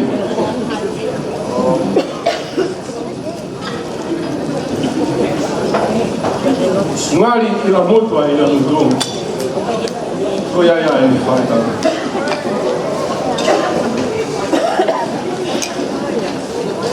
E koe mafu e whae e manu whata. O kumakehe kuia. E toi mafu. Mua whata. Tukolo toi ai ofa e whae. E mo vina o tolu. O po whakokonga i aha koe ni.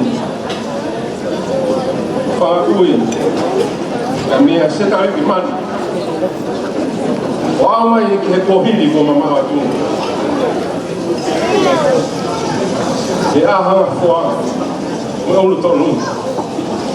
Ma ofu, e mo tala monua, e hoko sia hao. E whe, a whafotunga, whafofonga e aha koini. Sio ka ina. E mo family, se tari ki manu, whaka mo ki o a. Whamori mori angi au. Koe reka pia o ni whani. Rātua, kua o whae kia, mo e whakatau.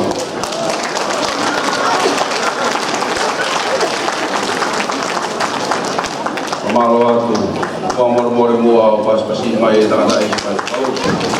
Mati, maa whana o e aho.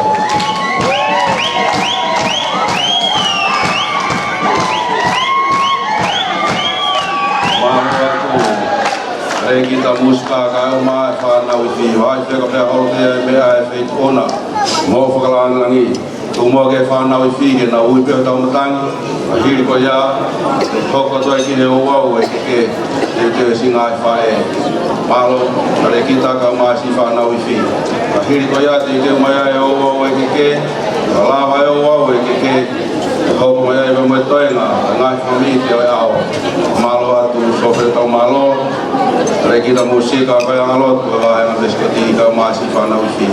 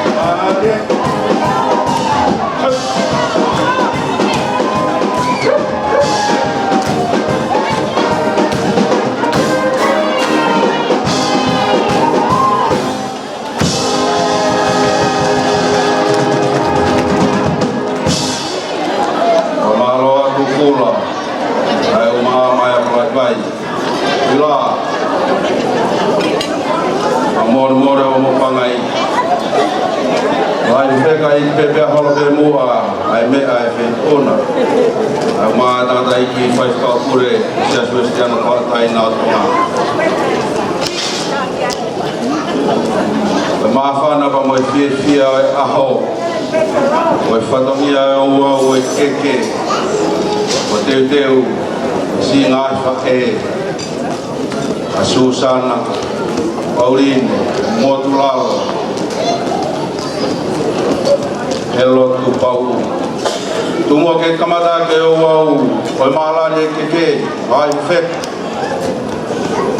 Wange ke pou venha o mafi. Ele fala foto nga mua e kamata anga e o wau e mafana.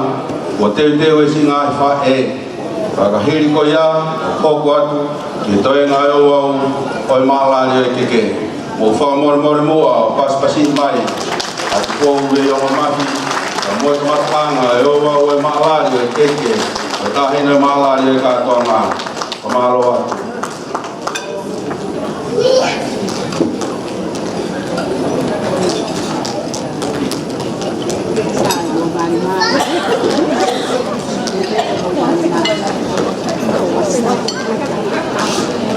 O pada porque aquilo é mai pada porque define o ora aho pada porque faz legal a faz legal pada porque motor kato kai ma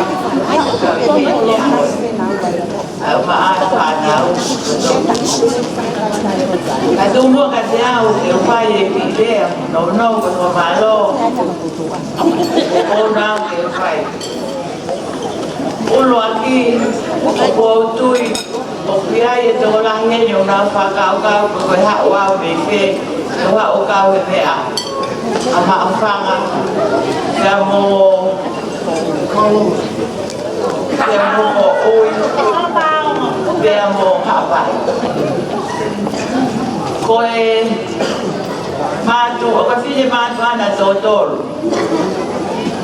atau te hina ka koe lahi ko moala tutere koe le tamala a rimu o ko ona mo kuna koe pea si e fine motu a kumere vai sioa o ko ona a fine motu a koe o matu o kono tu atu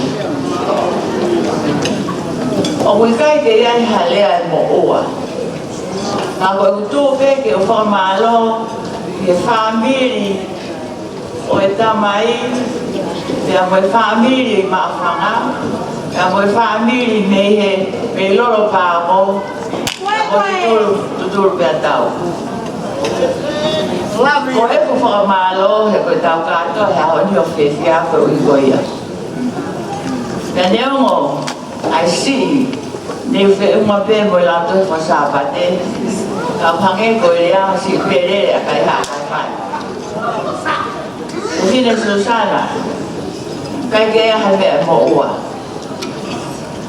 ka go mana twai ki ta noa ko ta noa fa o ai fa ya ka ma fa no mo ai na pe he na ia e to ta fa ta iloa Ka ko ene feina e na fekau ke alo kumi ha mea ke ne lama ta e mea ko nonga. Pe alo e tangata faita o feinga ko hi he ko ita kai ho fo ha no ta ko nga ko ia. Ka ko mamahi ko ta e pelo i mata mahi no ia. Ka ko nonga fainga ta ke ilo ai fo nga pe o fe i nonga. E hao tōku e tangata whai a tāwha tā tāo aluhe kene peta. Whai ene mamata ki he uruwhonua i kai ke mao hawha tā tāe ka whai atoa o ki he moana.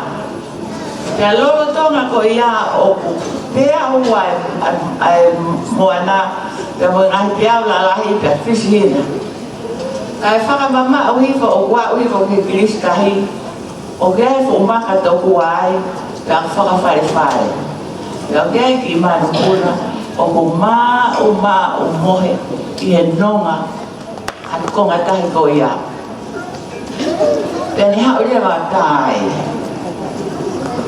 E whine, ko e whanonga he mama koe ni, o hange hati a ko e wa puna ka te se ni foke pia wa e tahi ke te toi wakai o toi whakamama o hifo e koe nonga e o tua o kau mo iai te alu e aho o auta mak nonga pe e leo mai e nonga pe e whakanga e kita ka o te tonuia nonga pe o nonga ia e o tua ka koe mea pe o kong pehe wha am koe mea ia koe o kulawa mea ai kakai o ngā ofa i he lotu lelei ai e ki o hiwe nau mao e nonga o i ata mai nonga me lau maari e he o kunau i he malu malu o i makatuu ai a ko sisu i he tau wakai ki o tau urunganga whatonga iai e tau lea o e lea tau maheni moia ai au pehe o piki hama ai vai manawa ko lea o taha ya koe mea ku maari e he ka pau koe waka a konga fulu koe waka koe ulaki osi hono oho whanau koe fo ilea koe oho o koe koe uhingai koe ke koe uhinga ke mea tokoni ko osi nahi o te kau waka o na uho moia i he na uho o whai na u tōtai Pera pau lewa ko ose waka taha. E kai ke mea, pau ke ui e waka koe utoe ka tōna o mai. Pea nā u wahe kakau, mo e waka koe ko ose a hono o ho. E whai pehe o whai pea ka pau e au e nā wholau o ke giai ke nā whoki ki uta. Nā kutoe pe ai waka taha, pea o giai hono o ho. Koe toe koe e ngahi waka ose ia. Pea he kai lava, e he waka koe a koe o kutoi hono o ke mo o ia o whoki uta. E ke i tāli pe, ke nau piki hama, ai vai manapa. Ka koe mea ia o ke kai koe ke mati ai ha tonga ia whitu. Pea kai ke ha tāli tonga ha. Koe vai manapa. Ai kau tōtai. Haki at misa tō masimo e lotu i tonga. Mea lotu ai a tō. Na e whai ngofu ai lotu. Pea koe o ngau lotu ki whakahapi e kongi hi. Na e hake ai a misa tō masi. Ka koe me ahe na e tō e o whaia e utui i mawa. Ngāri sai ange lotu e a hou e ki o wawau. Pea koe, me alewa koe o hoko ai, koe me eo kai te mate ai hatonga. Pea koe me eo kai te ri e kina ai hatonga. He kai ke lava ai hatonga, ke alu, kai ri aki e. Whawhanongo he ka noa pea koe popo e kau whai whikau. Pea pehe koe tangata e ki whai whikau ko e, nani whai tuku tau tāpua koe aho. O kunau whaapehe tō kua, koe mea koe ia, i he hange koe vai manawa. E kai ke te lava, tō kua koe alu ki langi o kai ki te autoda. O pau ke taha te hanga o ave. Pea ko whakamalo he tau tuku hake i tōma. Tā koe vai manawa, e kai lava ki tau whoki uta. Ka ko pau ke ki tau whoki, uno toe. Pea ka pau o i kai ke toi ai whai ngapari e, te tau ka anga whakatahake. Koe anga ia tonga. Whakamalo atu, koe fu whakawhiawhia e ahoi ko maurere mai, me i hapai. Maurere mai o ofo he mea atonga tapu, whakamalo atu ko mō sia. Ka malo pe ho mō tari i maurere mai. Ka whakaosi a keni, o koe mea whaingata a whoki whai a he, pea te rea ta whiunga, te rea ta tau, o whie matamua, pea whai whingau. Ai tuka ngō te uhi hao ki he.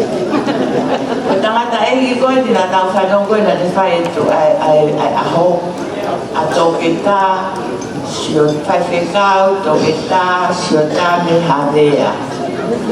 O kulahi a moala, o ona mo kula o e, pea si a vai sio, wene wha e i e wha.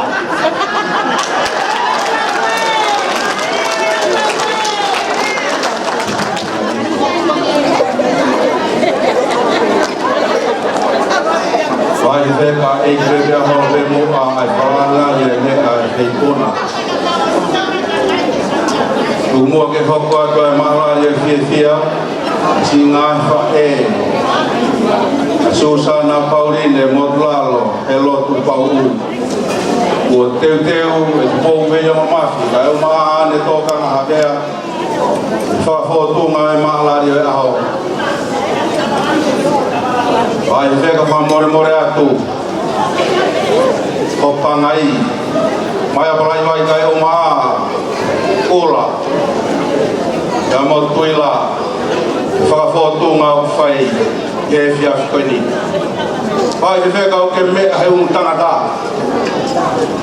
a koe aho ni ko si ngai whae pia mei e whakatua niu kere ko where toa pa moe o api ko o hai mahanga pia mei loka o pangai ni fuku ai o maa api ko funga si a mei kere o tolu pia mei loka o whangare onga isa koe tangata e whatongia whakatalu hopanga i wahai wheka ka koe aho ni mo si ngai whae te mau hapai tangat ai keke whalangi o Susana Pauline Modulalo te lotu pau kawa uia e ofa si ngai whae e tuk mo ke mau hapai tangata pere siene keke o whai aki ai mau tari whatongia ke api ko kolosi a me tangata ai api ko kauhala a me he taulanga whawa more atu rine mo ngaloa mea mai ba me whakatonga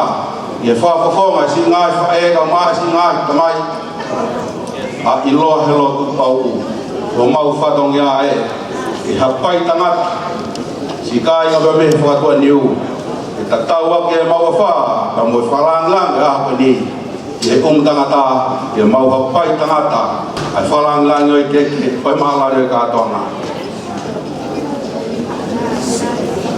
o whamore mua o paspasi mai a airine mo ngaloa o whai e mea ka me whakatonga tangata ka o maa ai pupua ko whanonga talanoa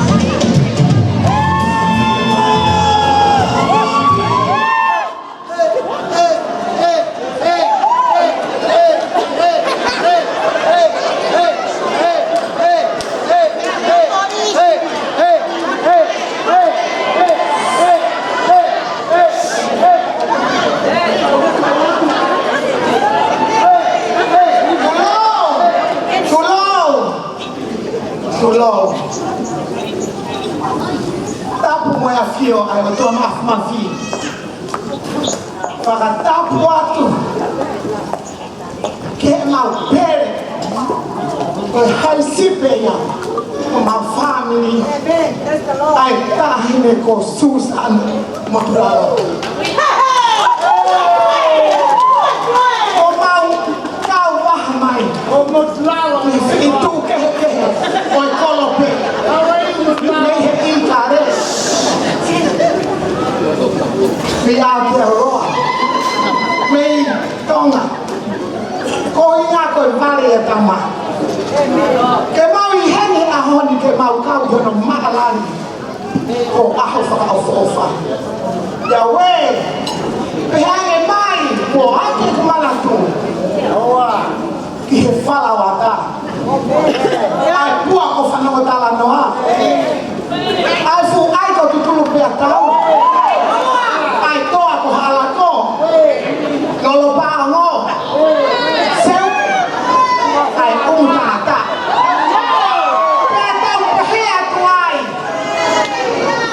funga fawa pero hala tu toa sweet piai koi a hoen koi vale tama ko mau i heni ke mau hiki hala ni sana mari ia i helea na fai ke yo ko ho fa ko tokita sio tama havea ko ho tamai Ko toke ta to tapu.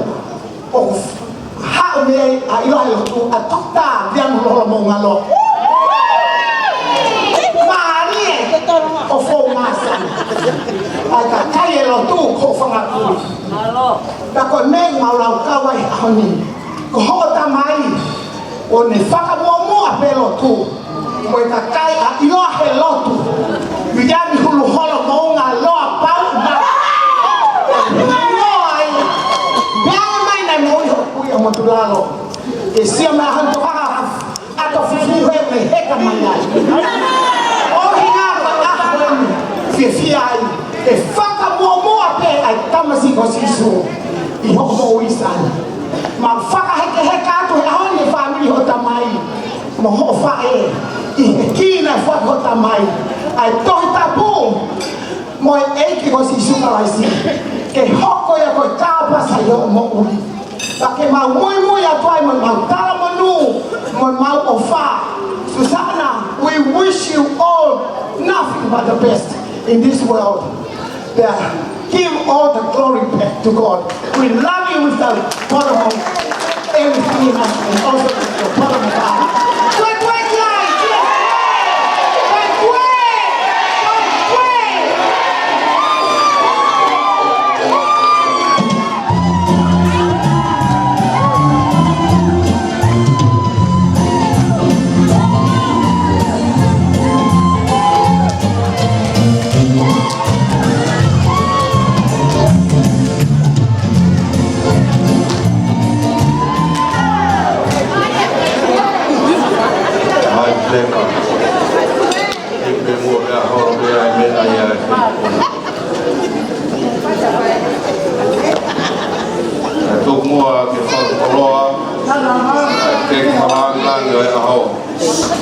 Patongia fofonga singa fa e o me o ma o ma ne to kan havea fa fotonga a ni Susana pai tanga ta be he a ko fonga si kere o tolu i lo to famare o ma ai kere ko fere toa a moyo a piko o hai ma nga me loto pa ngai foka ta tau e se na ofa na fa e ya wa ai o full mata ta fa mana tua hoka tonga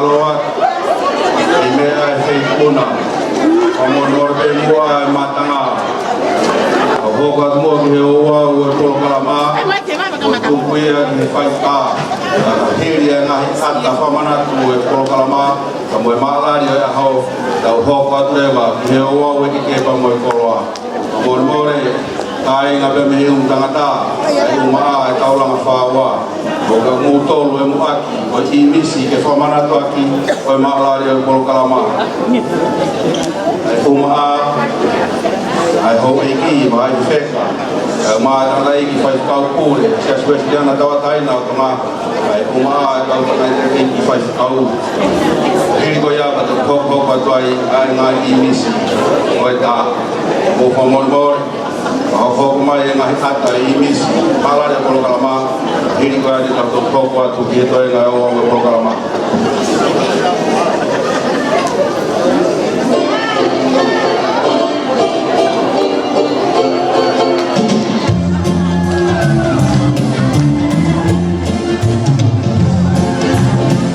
hiri mua e ata ko ini lo pau ka maa loa e maa toa Maya e hau i pino ai wheka ai ua ai whai kau ono hoa e lo koko maria i o au e mama mai whakwe i katoa ngai malari a koe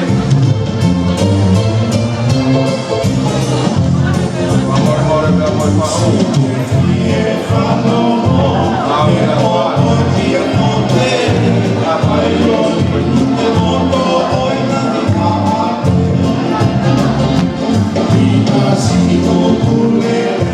Mama Baba Amina Khan Ina Tamalika Mama Mai Boai Ai Mai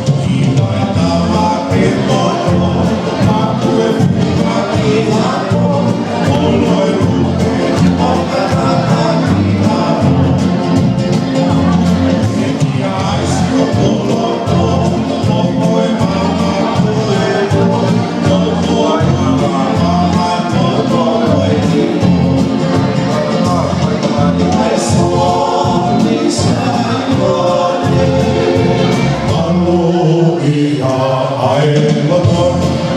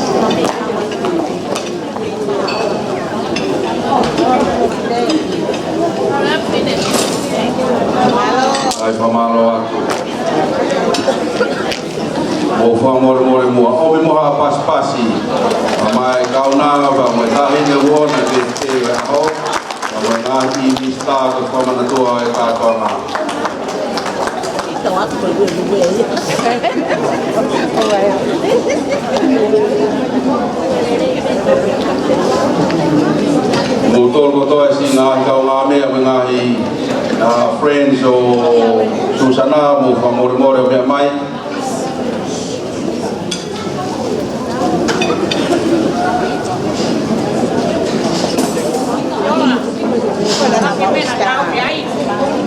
Sai famalo atu Tamea famore o mi mea fas no Mama o paki e toi na malare e polokalama Toko mai ai ka moe ngahi au o e keke Ka moe ngahi whatongia o si ngahi whae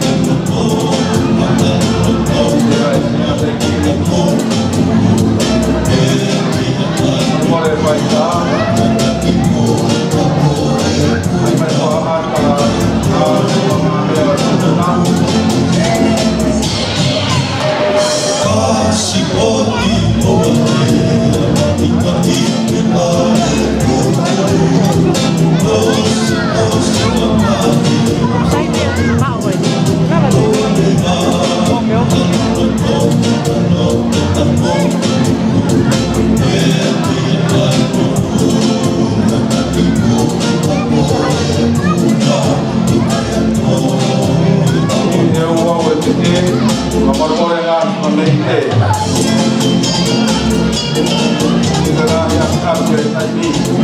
Rama pe. Tolo kami rama ta tama. Apa mora ko mai na tau mai.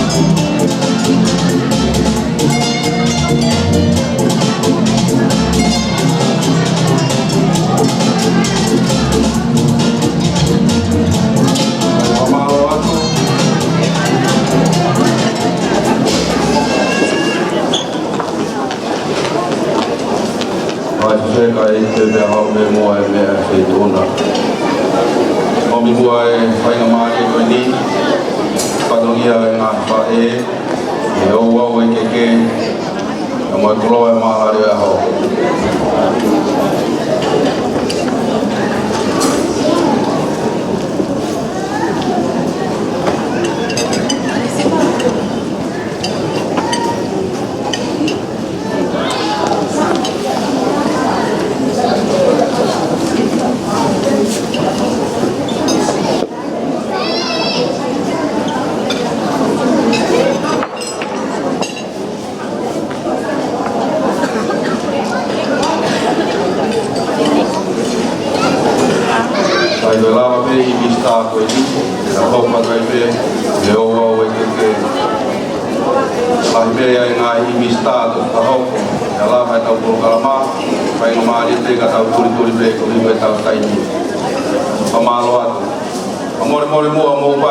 Mai ai imista ko mana ko programa ai peka e pepe au pepe ai fe ona ma mai vai non sia tapu mo o pangai ke hoko tuai ai o wa o ke mo o wa o ko wa o te o po we o ma ka ma ane to kang havea to nga singa fa e Susana o fai ka ka mai ba me fa to niu ya me fa re o ma ba mo o tolu ai fa ka hoko tuia e se ta vai tol fatu ka kala iloa e o luluani a mo fatongia o nga fa e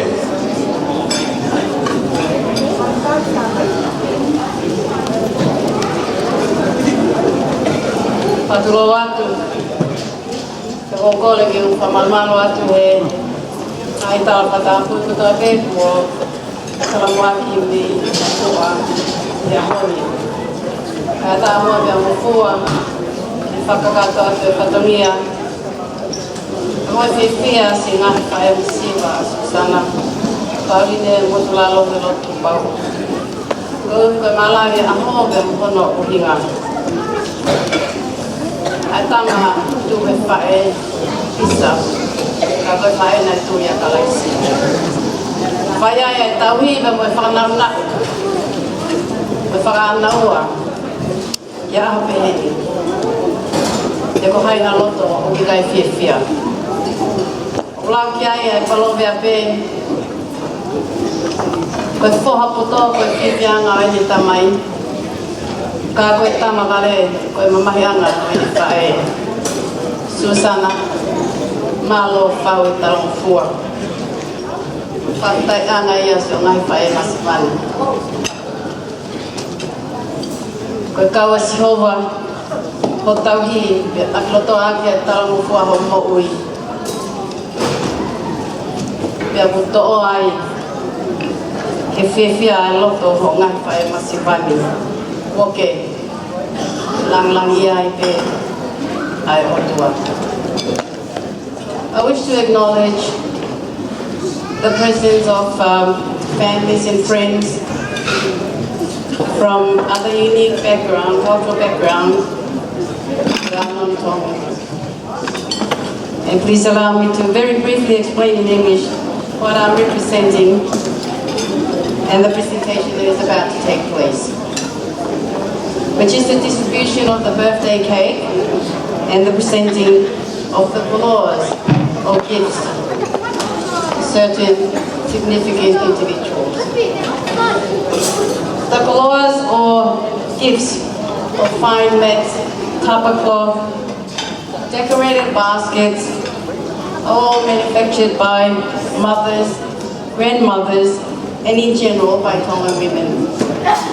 These koloas are traditionally considered to possess exceptional values and appropriate for ceremonial giving, such as today. It is a mother's role and responsibility to prepare these colors to give as gifts and tokens of respect to her daughter's fahu, which is the birthday girl's father's maternal auntie or the father's sister or descendants of both. Fahu is the dignified rank in the Tongan families, and the fahu's rank is evident during social functions such as today. Gifts and cakes are also presented to church leaders, community leaders, and other individuals also honored in the cake distribution. After all, it takes a village to raise a child. In my own opinion, a 21st big celebration such as today is a Tongan tradition, and in a Tongan traditional context, this is a privilege earned and not a right claimed by every child, and particularly for girls. There are certain expectations of a daughter throughout her journey and leading up to this great milestone of turning 21 years of age. To name only a few of these expectations, such as adhering to personal and family values, cultural and traditional values, thus possessing all the great qualities that define a young girl as a wonderful, courageous daughter in any language or culture. Susanna is that wonderful, courageous daughter. As us mothers, if we can be excused to brag and sing her praises today.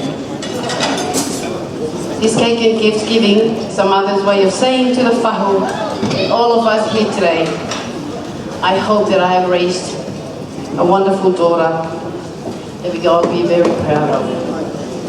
Without further ado, sit back, relax, let us know that you're still here with us during this whole process. I hope I don't want you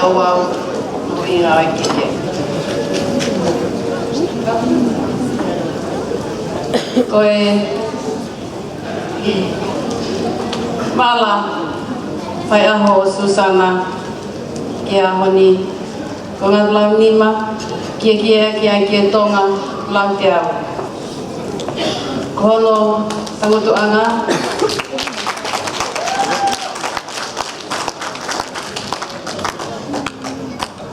ko whala paongo tongo kumi.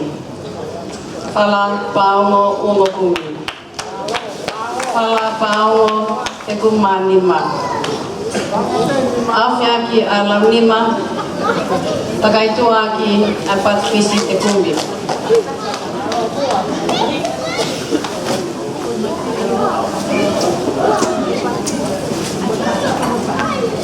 Ko tuanga e keke a Susanna, whalapaongo te kumanima, awhia ke whotanga toka hongfuru. E ko hiki aki e keke e whahu aki e whiwhatwha, me mhono kata teo. O ko hiki kotoa ia ko whalanglangi me koe whakanatiwi, ke me hikitanga o Susanna o Amina Kari.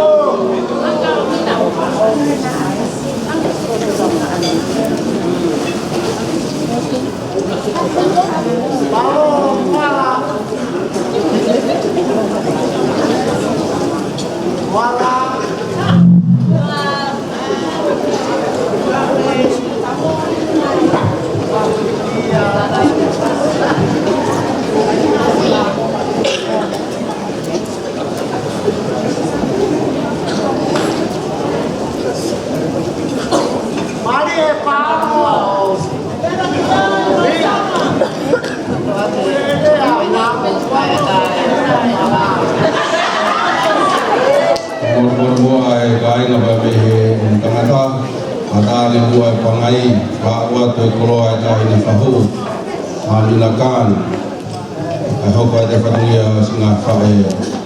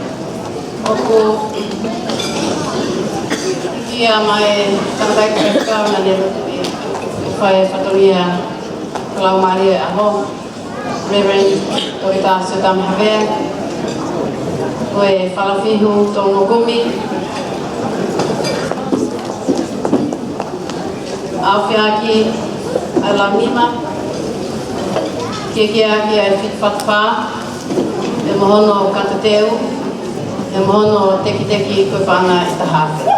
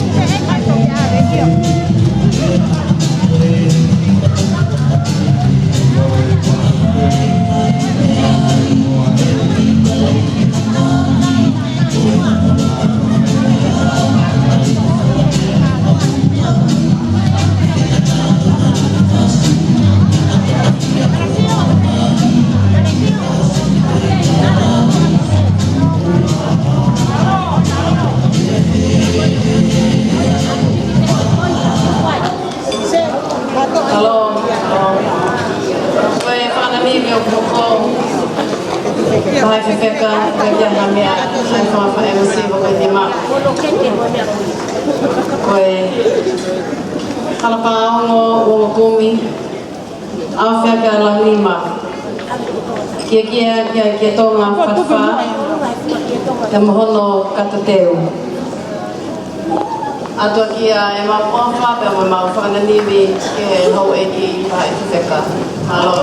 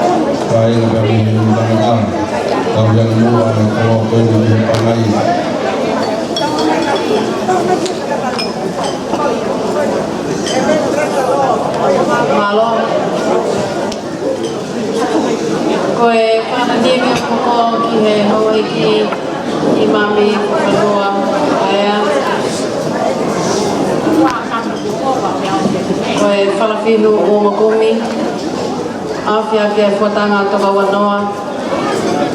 Kia ai kia tonga whatwha te mono katateo.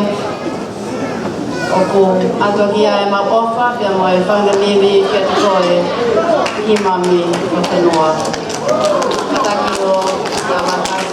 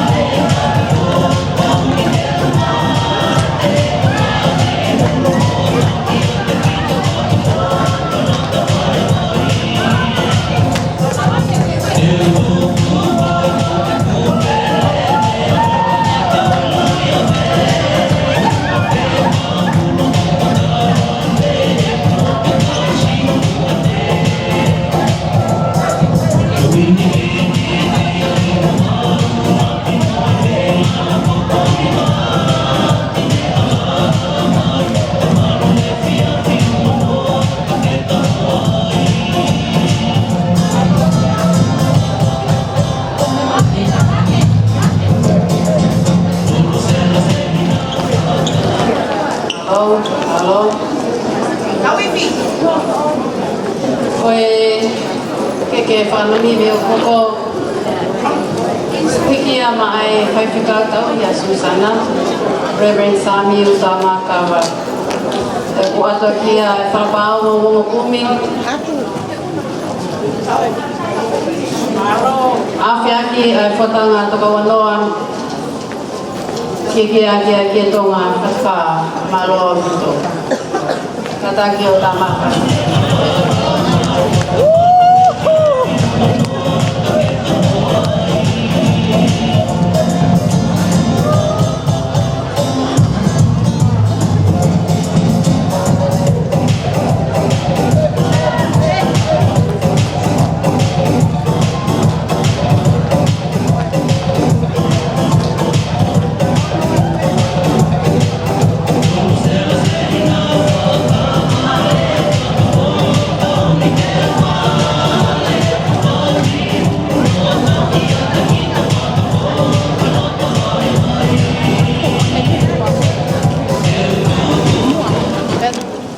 keke mo patakia whana niri me ofa kia ala tau paki.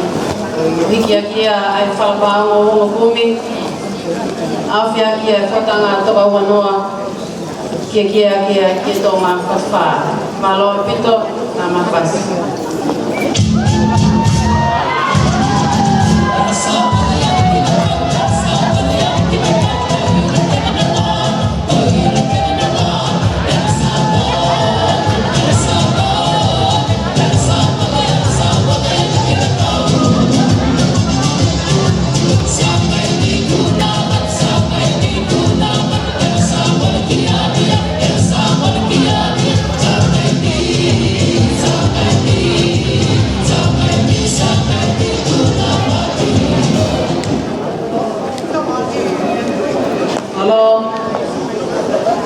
Whananiwi o moko, koe ke ia pia moe whananiwi ki he whahu o moala loisi.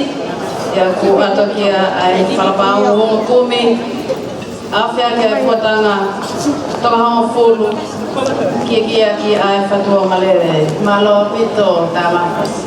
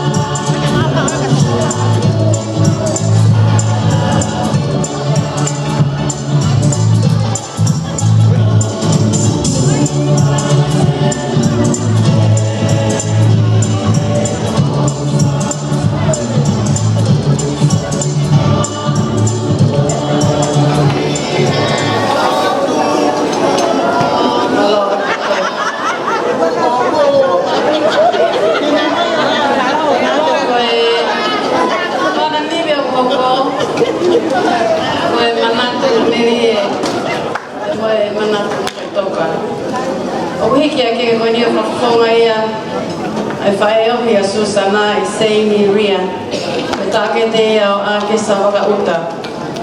Ea ku atu ake ofa moe manatu. Ofa koe ni whalafihu te kuma nima. Awhia ke whatanga toka hongo fulu. Ki ake ki tonga whatwha.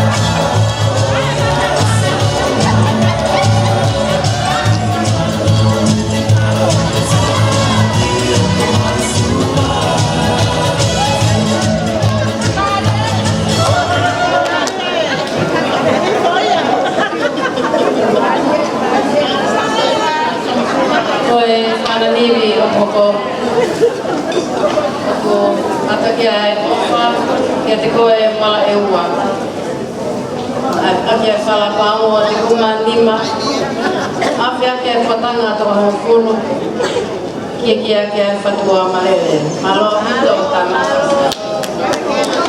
Siale mala e ua. Malore. Tāmakas.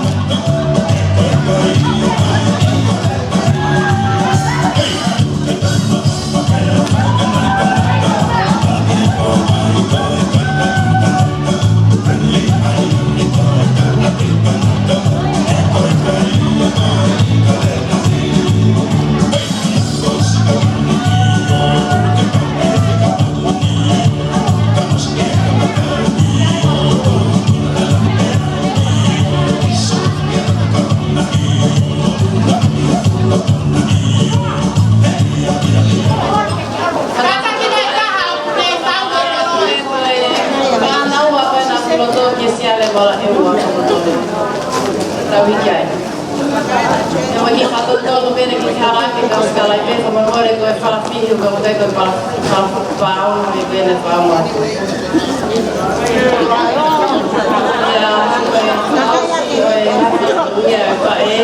perché che fa così che tavinasi ai katoa ako una mai kalau itu terkait dengan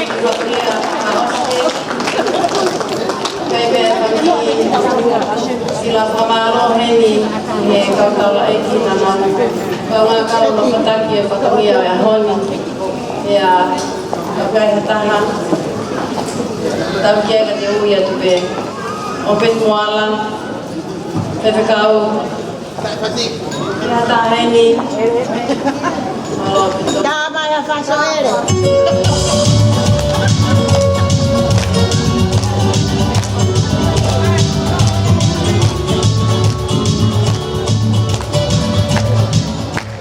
Tapi kau now RCB. Nomor apa mai tapi dengan kau kalau dalam lekat kalau saya tidak yang awal.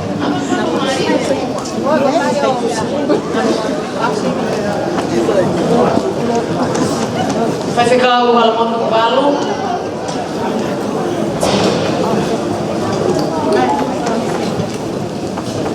Coi, thì làm mô đi con.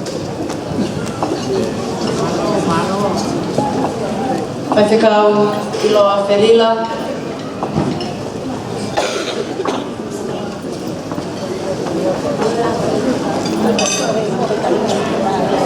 Tá, Reni.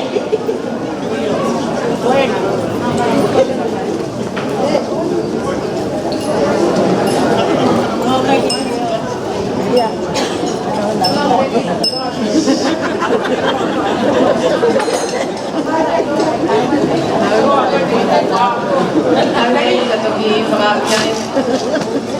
Kau yang paling ngawe.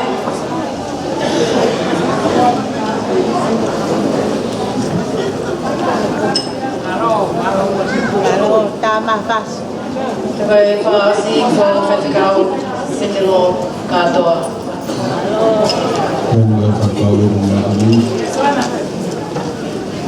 Koe ngatangai ai kona livi ai ngangi fae masiva Susana ya por favor mole atu ko ai hato fatumia to no itu mua ke ato no isi ini fakakato ko fae kia deve ola Kau kata ibu malari aho ake talu ngafame ite kata nga tumo ke tau tari tahe ni wona malari aho Susana Pauline Motlalo elot pau fau pe mo tanga fatu ya si fae Susana pau mahe fili mo hala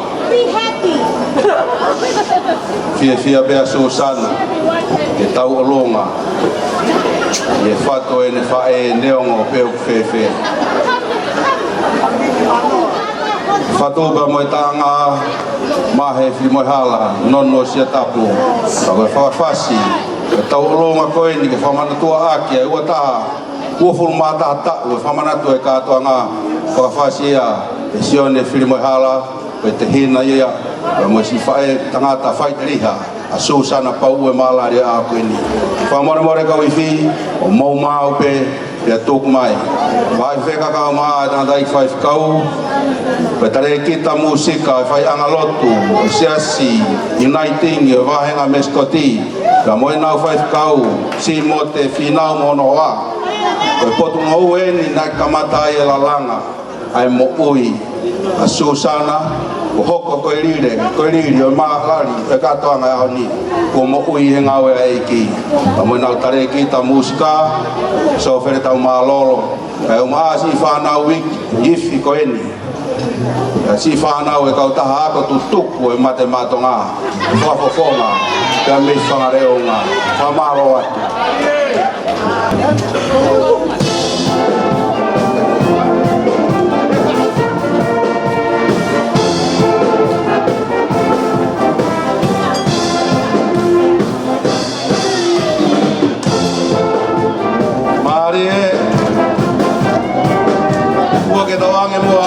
pasi. Paha e tau fia ba mai whalangi ho mou mea mai. Katoa ngai e maalari o e aho.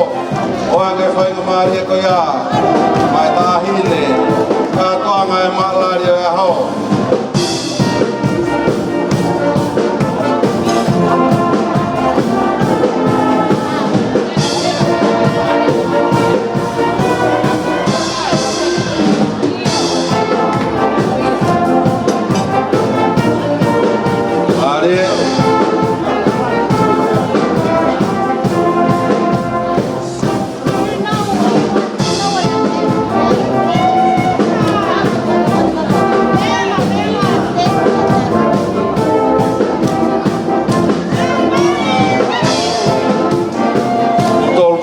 Si ngai whae, ka mehe whakatua niu. Katoa ngai maalari aho koe. Maalari e katoa na kia o e aho. Ka umaa si ngai koko ngai whae. Ka mehe lolo pāmo ka e umaa taulanga whaua. Na moe hala tuktonga.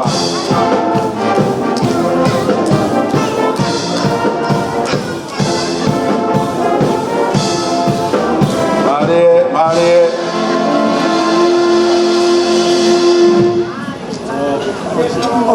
Osi ya.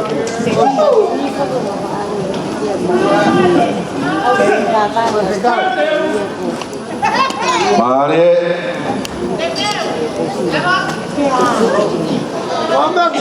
Mole. Tu ai te vai hakapa ko. Ngala polo kalama.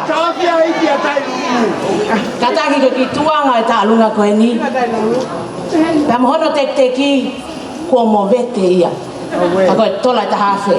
Amina, come. Mina.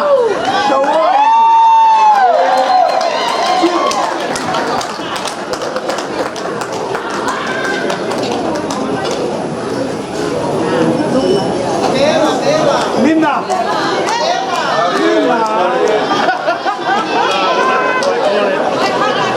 Mina, enjoy the money of Susana. Moala, not enough.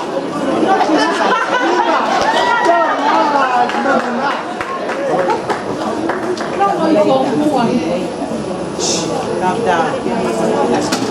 Lima, calm down, man. Yeah. Hey, kai tuku ho kuivi. He ko ko mea ko sa iai. Moi fai lele. Lima. Ofat. Amina, love you from the bottom.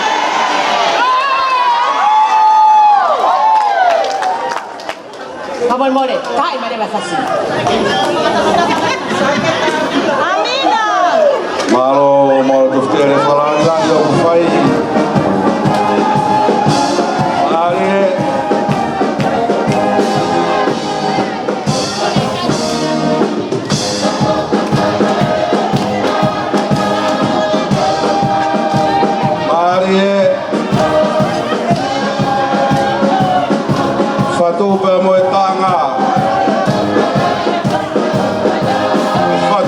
Nono sia tapu ya neongo ahono lea e oku fefe a guanga lere ipe tahine malare katoanga e aho e whaga mei te pehe whakalaulau noa te neongo whae tangata koe whakawhasi koe whasia sione whirimoihala Waka kia e ofa mai mawhana e a koe. Taranga fua kua whai e Susana.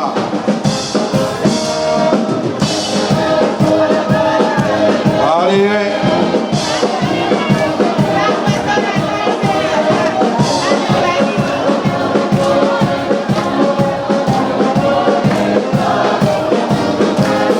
Ka inga pia me heu mutangata ka umai lolo paongo. Kua ko whanau tala noa. Taulanga whaua ka e o maa hala tuktonga. Koe ahau e, koe ne riu he kai toi whoki mai. Ua fulma tātau e whamana toa. Ai talanga fua ko whai. E Susana, Pauline, Motulalo he lotu. pau. Mo whakahiki ko whai si ngai whahe. Whakahiki tama. E tō aki e tō wanga hea koe ni. Ko wei o mafi. Ai o maa ane tō kanga hawe. O maa si ngai whahe. Ka mei he whakatua ni ube mai o tōru. Ari e.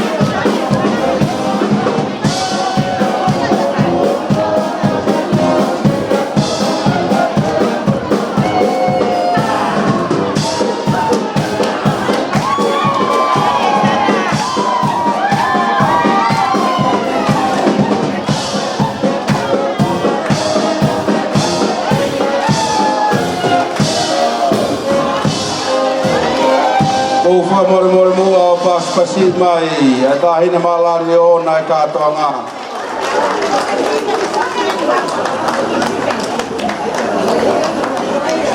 O malo atu e ofa mo maa whana e aho. Wai whika tuku mo ke tau hoko atu ai pē, e ngā i whakao hoko ngā i malari, e whame ite o e aho.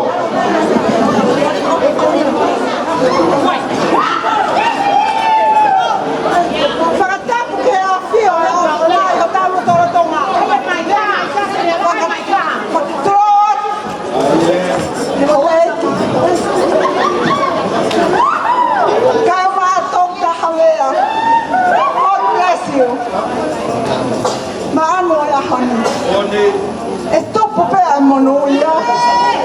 Hapatu tene au ki ai. Hange hangau e kuina. Lahi no ngā tāpua.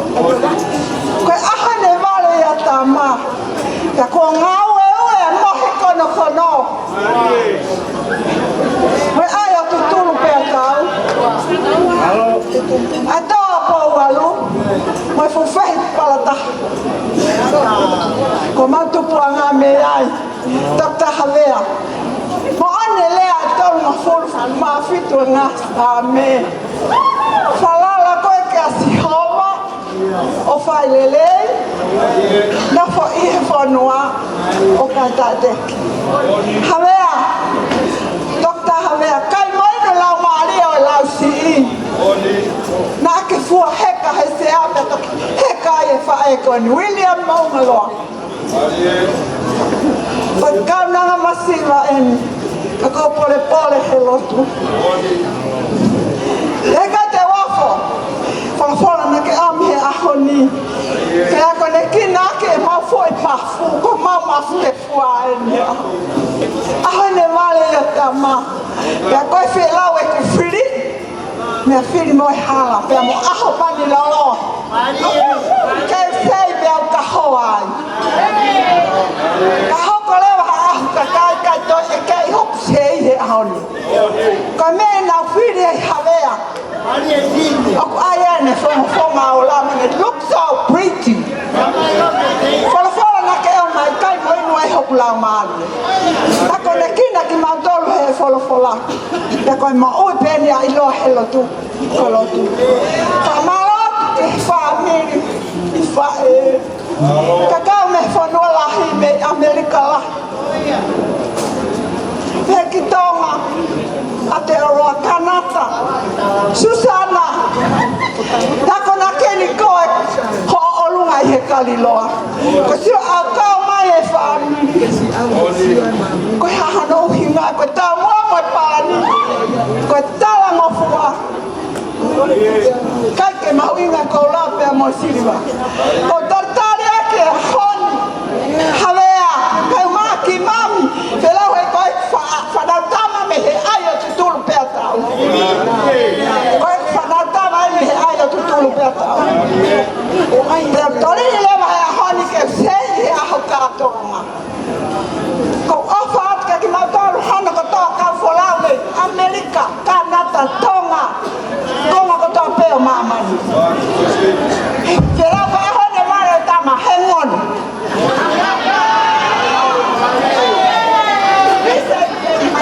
Listen and hang on. Good afternoon, ladies and gentlemen. Welcome back. Welcome back to this program. I love you, Susana. Happy birthday. All my heart. And I love you. So, but tu anga tawa lunga ya honi ke fala tol noa. Tol wa komi mo fala o ha komi ke ake fatu walu langu kan uri. Kohono wala. Iana maata. Beth melaki me Amerika mo ungalo me Amerika. So setki. Kohono tek ko tola u afe. Palestini. Na aku heka hesana ke mua. Koe kulo tuia. Koe tahe ma kolo he honi. Mo fukau fai fe kau kai mo inu hoklau mari e. Lele me lau si ina hake ai lotu. Koe, amen, bless the Lord. Koe teki o tau lunga koe tola u afe. Koe atu heni ke hana mehi ki tanga. Ki ana lahi. Me amaya tau he honi. Ko wale ya tama he honi. O ave ke a moala. Wake me akotoa ke fae le. Moala. Me amai ki loto moala ko wale au he honi. Ko whilau e ku whiri ko e. Mary.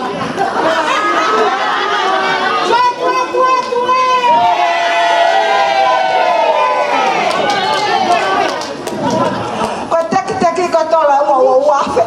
Afe akotoa ko moala ko whariki o matawhare. Ke kua honga ia mahai whewheka. Ko aho le ware ia tama.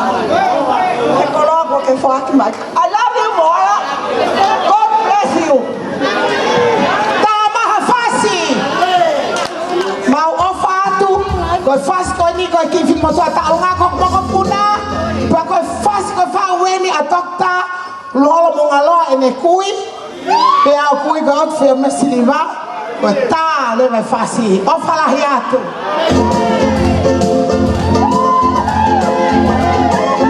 Tokta havea.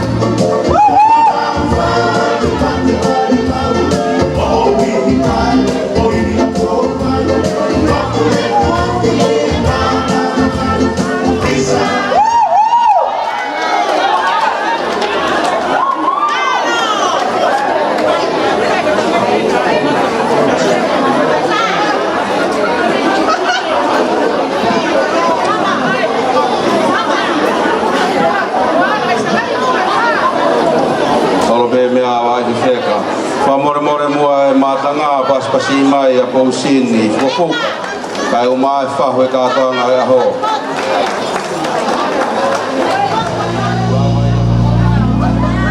ko le ke mau tanga mo ka puye a ho ko lo eki ai ka to nga o a ho ni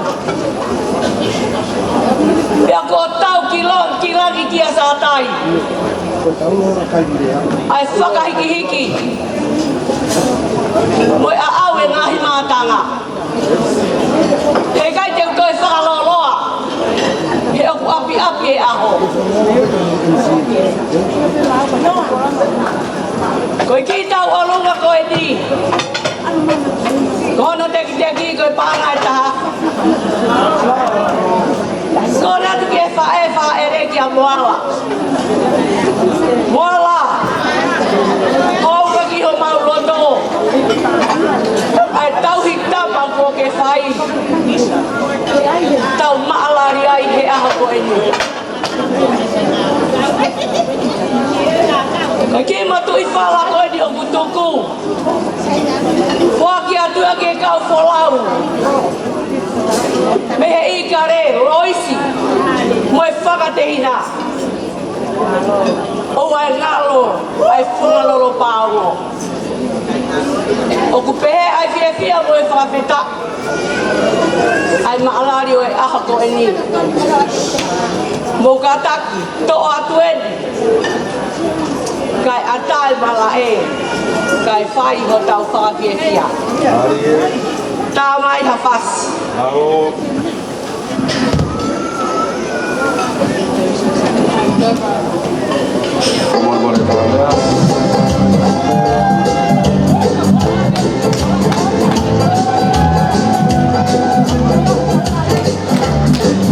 Oi ke ka tona vai peka au mai i whakatopa ke i he malari ka tona wa mo se nau fia te ke lange malari o aho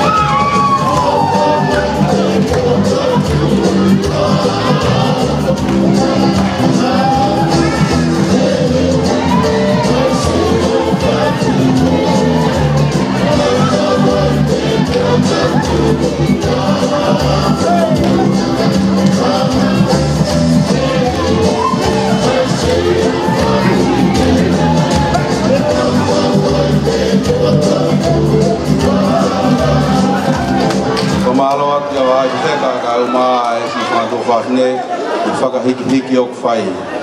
O more mua, ai matanga. Whange mua whainga maari o e panga i koe ni. Mai tama e me hikitanga. O i ngata e ki whai whikau ni ongo kua tō tau. Whai whikau tau mahe. O i nā ne hanga o ohi. A iloa, he lotu pau e kātoanga e ahoni. Wanga leia iloa ke whakalangi langi. A hono me hikitanga. A koe whahui o iloa. Wa more mua, a tau tari ange, ai whamei te o koko. Ala ki wailahi taupaki.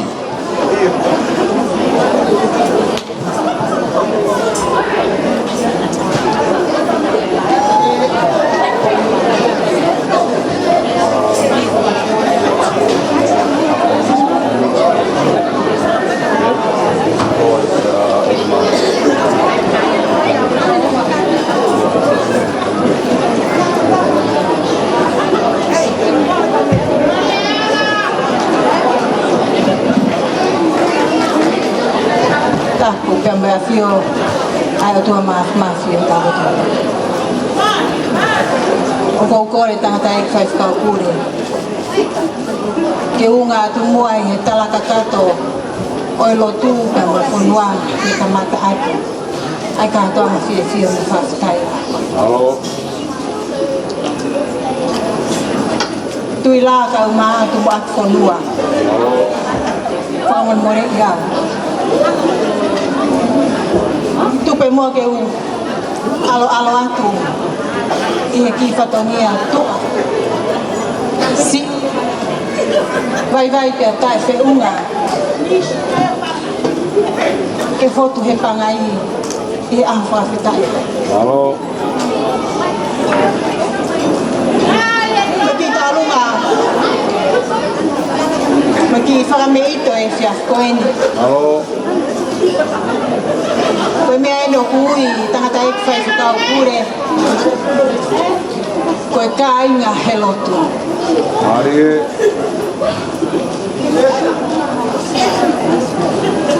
Tangata eki. Whai whakau kone mama o atu. Ko tau mahi. Alo. Vai ai e o hitama koeni. Ia iloa he lotu mahi pau. Mari e. Masiva. Ta moene toe ango ai ki whatongia koe. Mari e. Ka wau fia pe au ke turi mui mai. I he ofa pe a moe kāinga ko whakamau he lotu. Kono fuae. Tangata ko iloa he lotu. Mahe pau. Susana. Koe ofa pe a moe manatu. Mari e. He nai whai e tō tau. I tutulu pe a tau. Mari e. Turi mai ai o wha. Oni. Mi he kolo e kau a nge loka i Amerikala. Alo. E kau ngā whamo oni mo whakawhetai ki o tua. I tā puat whakalangi ko ke inasia. Mari e. Kore atu. I loa he lotu mahe pau. Alo. Lava mai. Tu la whare he ki tā hunga masivu koe. Mari e. Tu pe ma Susana ke whaka ua tu e ki ofa koe. Oni. Vai e ala ki vai lahi. Tau pat. Alo. me he loto ko fonu e fia pa mo e fana feta i la ki o tua Malo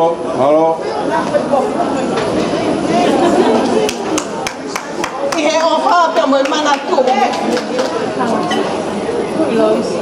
kakawange e lele mai e ki fina mo tu a koe Ari e kaunga kau mo fia pa mo fana feta Ari e leva e whakaha. Halo Simoa. Whamoromore tā mea tūku mai alangi tau orunga. Oi whaho i loa.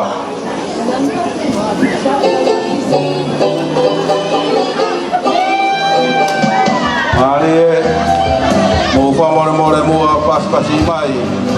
Whai mai e mea pia me whawhanua Amerika. Ala ki wailahi tau paki. Mai whamahuna.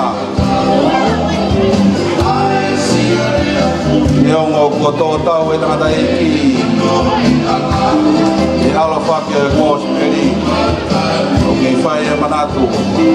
A i loa he loto tau. E tō uanga na e whai. Ka koe e whai e whai ki kama. E maalari e kātuanga.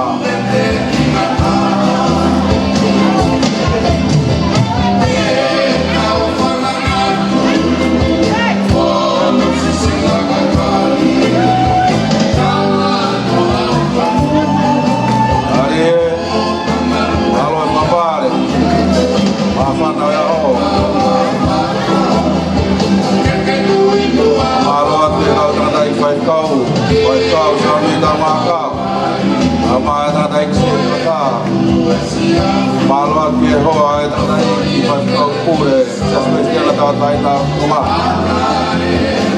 Malo e whapare, malo munga e whananga e malare kātuanga e aho.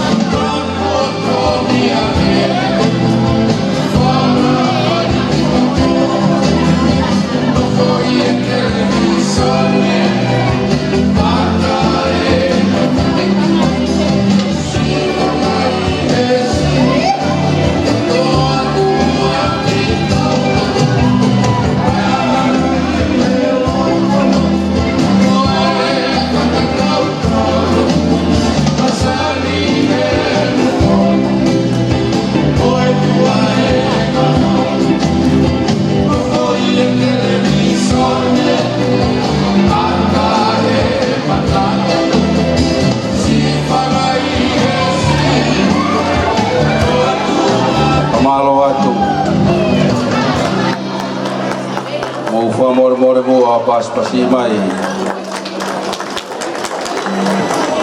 Ai tama o eik mama o ilo pau. Pai mea mai ba mei he vai whanua Amerika e malari o aho. Ke kore ke hufanga e ngai whatapu o se noa whaki. Whatapu atu hen ki he tangata eik whaiwhekau. Muha taula eik. Kai tuku mua ke whakahaupa atu e ki whakameite koe ni. Koe ki whakameite koe ni, koe tuku ngā whare i e whae a iloa. Me he pua ko whanongo tāna noa, mo vai ko hiwa. Kai te mau ha mea, i he aha koe ni Susana. Ari e. Mea hako hui, ai teki. O whiwhine tau olunga. Koe ni pē, ai toenga, tūnga whare. Ari e. Me he vai ko hiwa, koe pua ko whanongo tāna noa.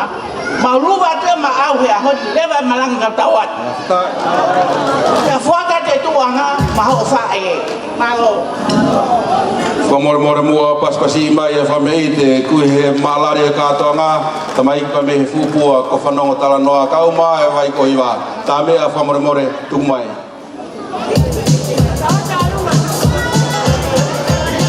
Lotonga ko ia whamore atu Kakahiri ko ia te uteu mai ai e tālunga si ake sa Kakahiri ko ia o hen pamoyonga tālunga Kona mau mai ki he pangai Kai ngalot pa me ni septoni ka uma si whanau koen Kona wau taki mai Kakahiri ko ia ta to hoko atu ai pe Ke toi ngai wha mei te aho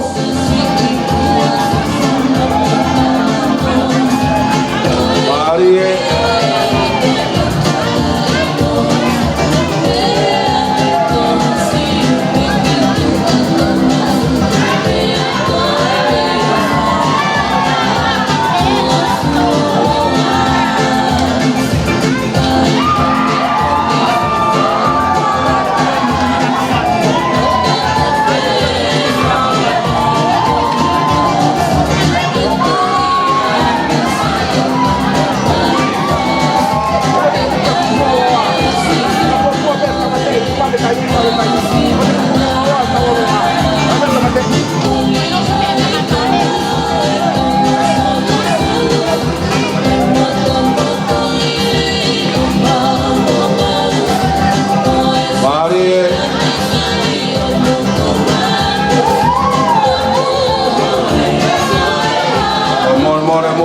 Teu mai kosi e whamei te koini Oko mai ai si taulonga Si whae ane kaumi Asusana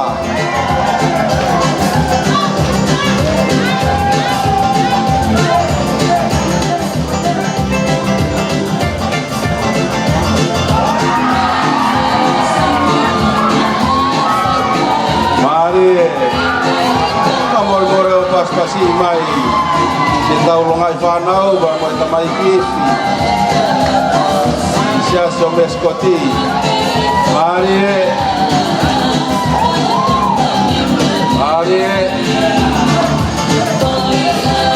Aua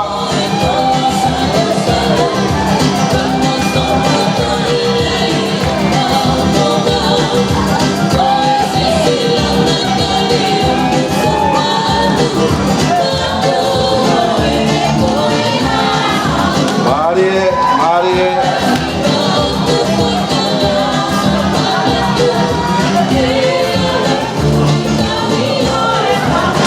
More mua paspasi mai Si kai ngā mame fupua ko whanonga tala noa Umua ke tau hoko atu Whamei te aho Si tama koe ni whae kakau mai Pahaoa mai Whamei Aotearoa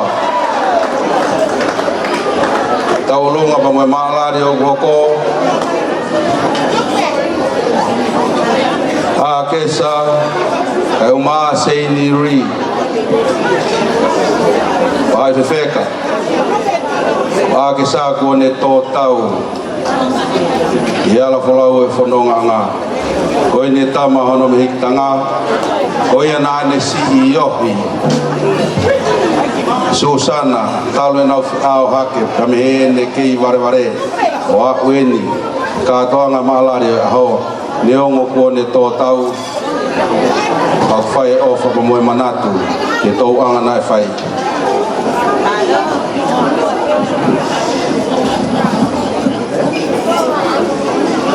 Whamalmalu atu he tala e whonua pia moe lotu. Tō mua ke uhu whanga atu, o talangata he whine motua atu ami o whai ki tō mamao atu. Kau puke e whai ngā maari eni, pia e hala ko ake uwiki, he ko si e ko fōfua ngā uhi tā mā, koe ku hapa ia Susana. Whiu he tā ofi e ku tangi, pia whiu he ukuma e ku manatu, tau ke te koeni, mau tu tupu hake hala salo te se tau mua ake. Ai whakautua nā mau whai. Nā e kai te mau ilo e o mo kau hala, he nā mau apita. Whai mai ai pēa e whono ngā, hange pēa moala mo ake sa hao o kita mai taha whae taha. Ngahi fofonga hena. Na mau mea. Na tu maanga pe o moka nganani. I he whonuan. Talu. Ai mea au whanke he o tua. Kia moala tuftere pe mo iloa Susana. Pe mo filo pe a kesa. Na ane siofi. Ene tuki o lunga. Na ane siofi ene tafoki. Pe nai mahino rea Susana. Kai pango. Fua a Sihova. He ka pana iene a kesa he ahon. O kua utala atu. He i kai ofi hataha ia. He tafaaki o Susana. Ilo he tonga kotoa. Ai ki lima mea au ki fine motua. Na e whakamau pene ngawe kia Susana. Susana. Uinga anga ia. Oi foto aki o kumau whai. Ui gaya me ai an ma. Whakamore an mata ngā. Koe manatu pe ki whai toka. Susana pe hange mai o kumalama. Ke whakahoko atu. Ai ofa si o whae ko ake sa. Ki teki. Oi ofa ko tau lunga ake a honi ko tanga tahafe. O atu ena Susana. Ke whakakakato atu. Si ofa pe me hofa e pe me puloto. Kore atu tai mai mua hata mea whamore mata ngā. Ko mou ngarai hake peko i kai toi whai he whakapare ta ofi. He umoni ho maurea. Ke henga tonga lahi nai fie wholaua. Ki te noa ai mot konu sila. Malo au pito. Mare ki ui, whamore tā mea, tuku mai mua langi tau o lunga. Manatua mai ofa, ki pulotu. Whakakau mai pa mei Aotearoa. Mare. Au moni, a whakataula mana e whai. Kasi tā mai ni, ai me hiktanga o ake sā. I whai whaawa mai me mai whanua nusila. Ki ui pa mei Aotearoa. Neo ko beki naua. Moala. Tai uma kesa. Tai hange beko na takoto. Ia kete taha hufanga i watapu. Whai e manatu ki purotu. Maale.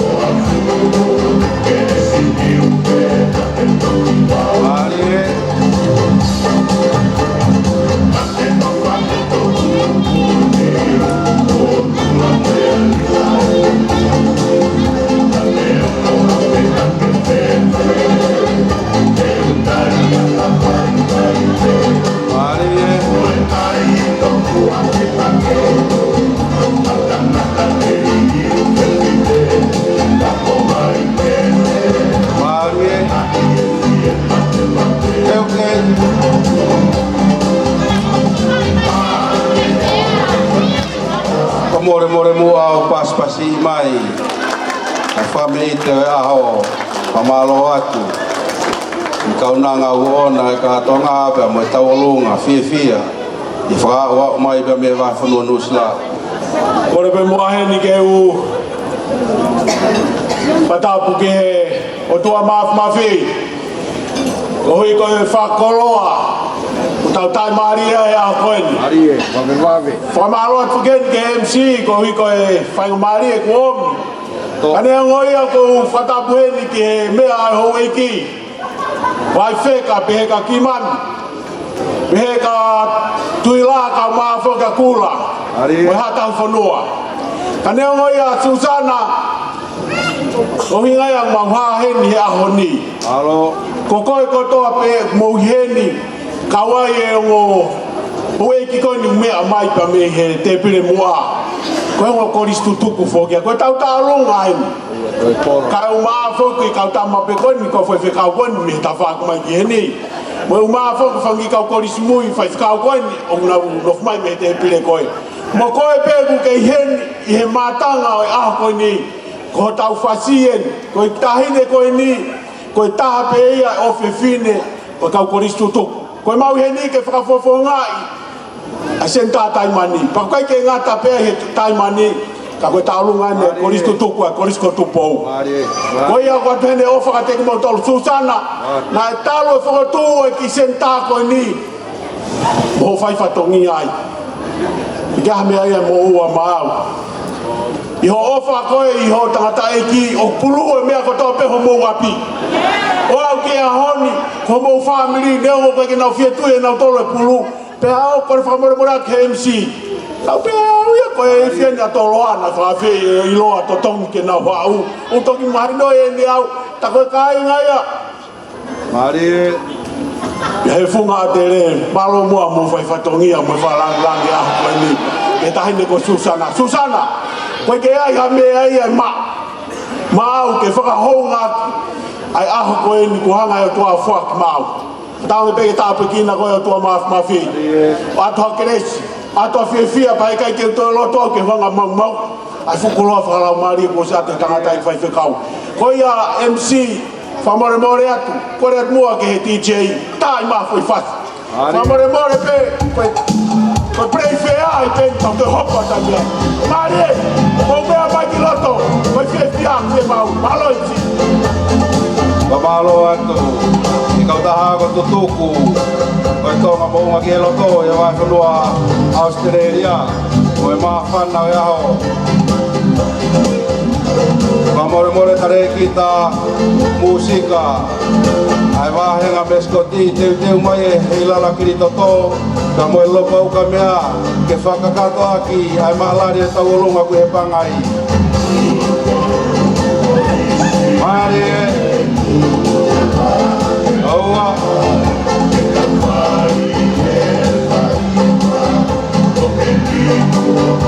Mari e.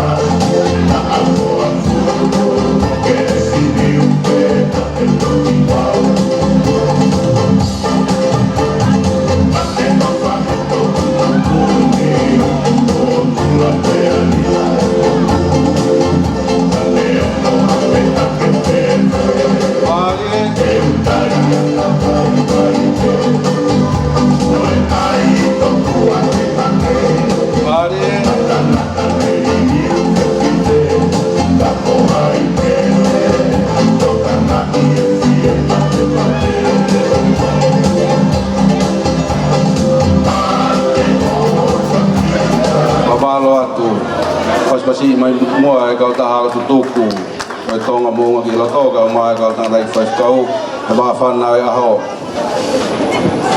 Kore ke u whakamore more atu. Ki mami ko lawe I te ko ma ulolo ai katoa ngā. Uha whai whe kau. Koe kau whai wai ni koe whakaosi osi e te ai whai wa waha I te kā. Si tok tau mai ki whanau me nusiwa. Pare ki whakawawhawe mai ki nau tōru o nau tō mui I ho mautua. Ka neongo ia, ko kore ki e tāme a, ki e tāi mai o nau whasi.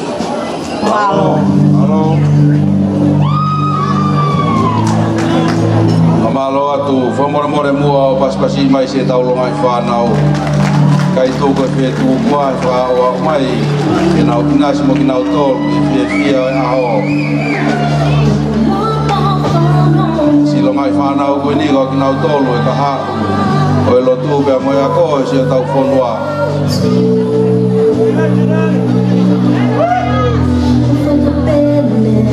Marie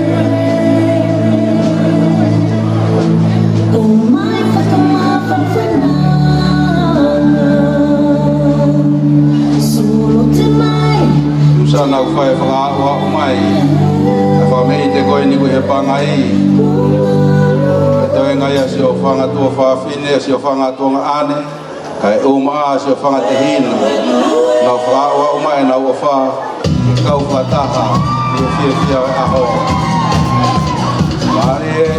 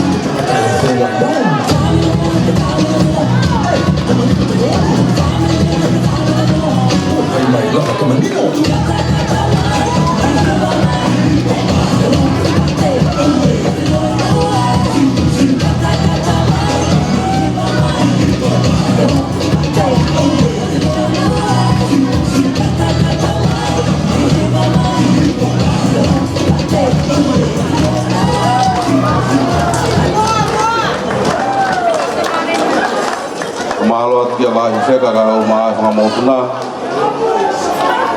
whalanglang no whai Kala ke hu whangai ngai whatapu ko osuna o whakepi moa ni Kaya tā mō mua au ke whahoka tai ki tā alunga koe ni Ki tā alunga koe ni Ki tā heine koe ni Koe whahingoa tā mai a ambala tu tēne Kono tu anga mono te ki O whakia peia moala whaia ka whaiteri. Halo. Tālunga koe ni, koe tālunga i mei kauhala. Halo. Me e whunga whaua. Malo. Arie. Whamore tā mea, tuk mai lang taulunga. Whamore mua paspasi mai. Ki kau nanga koe ni ko whaua mai pa me taulanga whaua. Kau mai aku kau wala. O whaia e manatu plotu e whamanatua e kātoa ngā.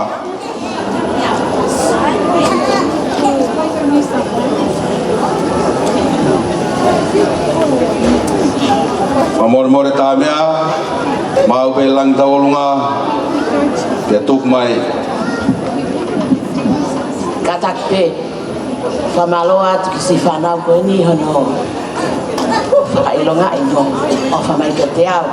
Kai tuk pe mua me ai whakate ki whaiteri hai. Sai koe ki tuanga koe ni ko whake atu ia mea tahini ko Airine Mongaloa. Whamaloa atu. Noloka lelei. Ke lava mai mei whenua lai. Ke hami ai maa.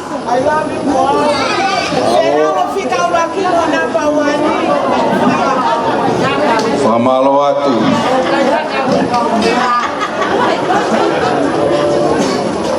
Whamore o tauhiange koloa koe ni. Katāpea me he pangai. Wha atu ki Airine Mongaloa. Whai e mea mai pa mei whenua lai ko i koe mawhana. katoa ngau e ho ta mea tu mai lang tau lunga kahiri ko ya teu mai pe ba mai fa me te o koko pe me he potu ngau e tala vou ai toi tu o ki tani ti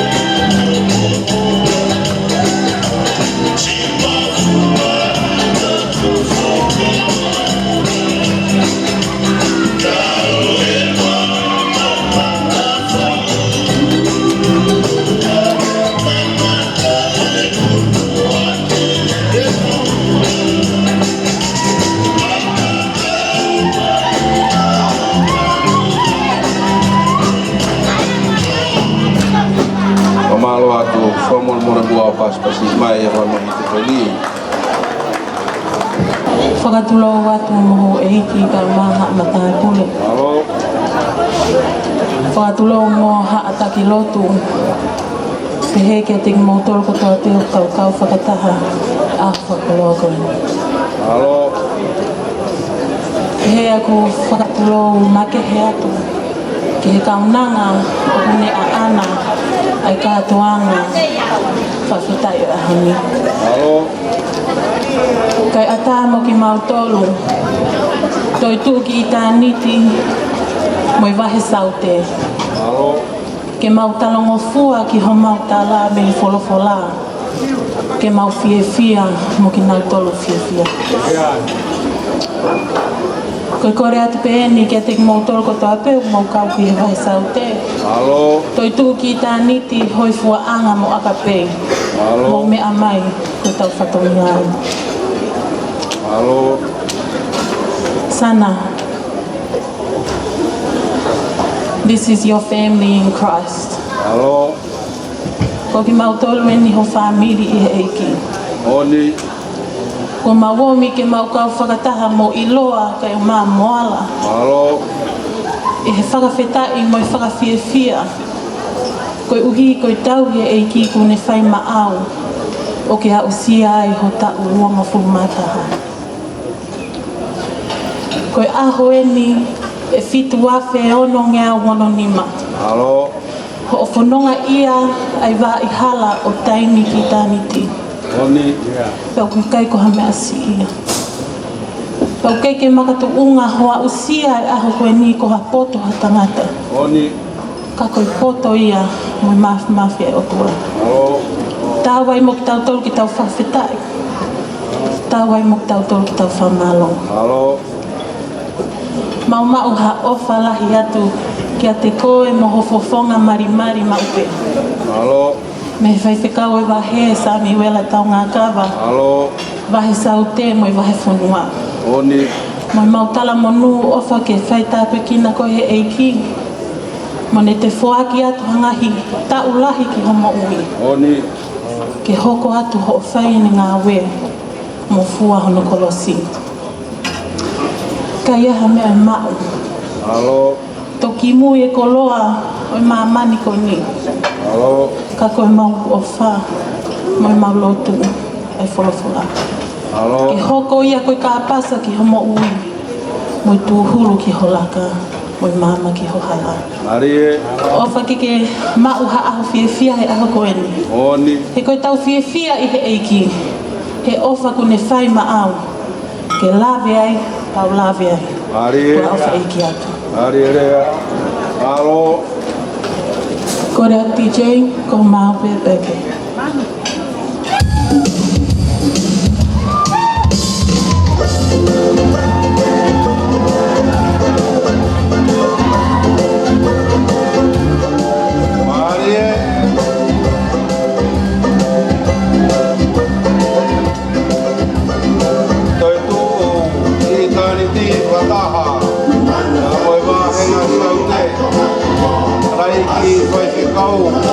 Mai se kota, mai kau, sabi tau makawa, au maa si noa, si mua pini mai hawa, tau makawa, amoi kotsi asi, ai kumai si totu mau i tau hou, ai toi tu, i mani tika, o maa na saute.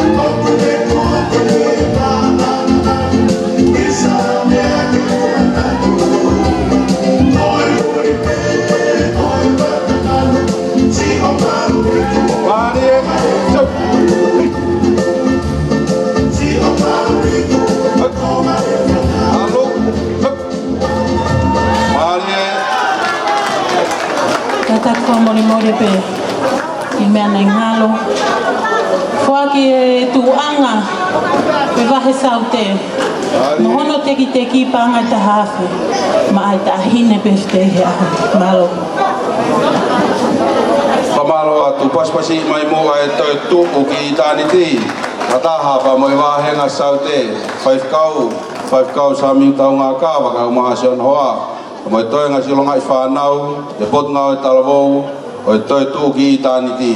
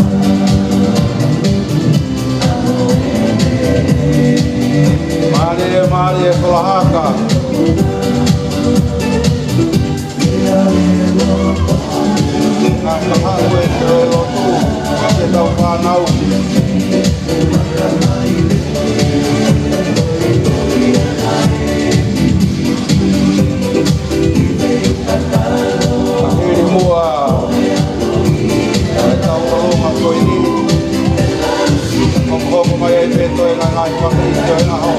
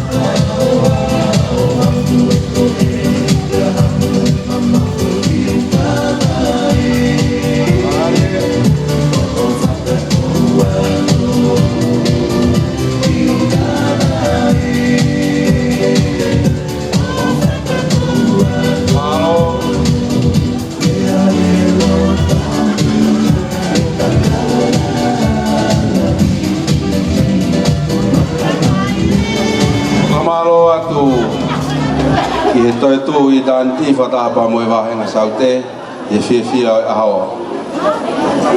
Whamore mua ao paspasi mai e taulunga koe ni. Wa o mai si taulunga i whanau whatapa moe tangatai ki whaiwhekau.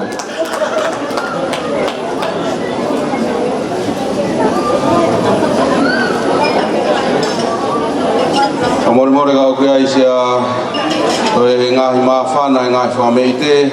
Ngari pe ko toka mari e pangai e wha mai neongo pe ko e ngahi risien whamormore ta mea whainga mari e pe whakato ai pe ai malare a hopa mo e pot ngau e talavau e toi tu i tanti kamalo atu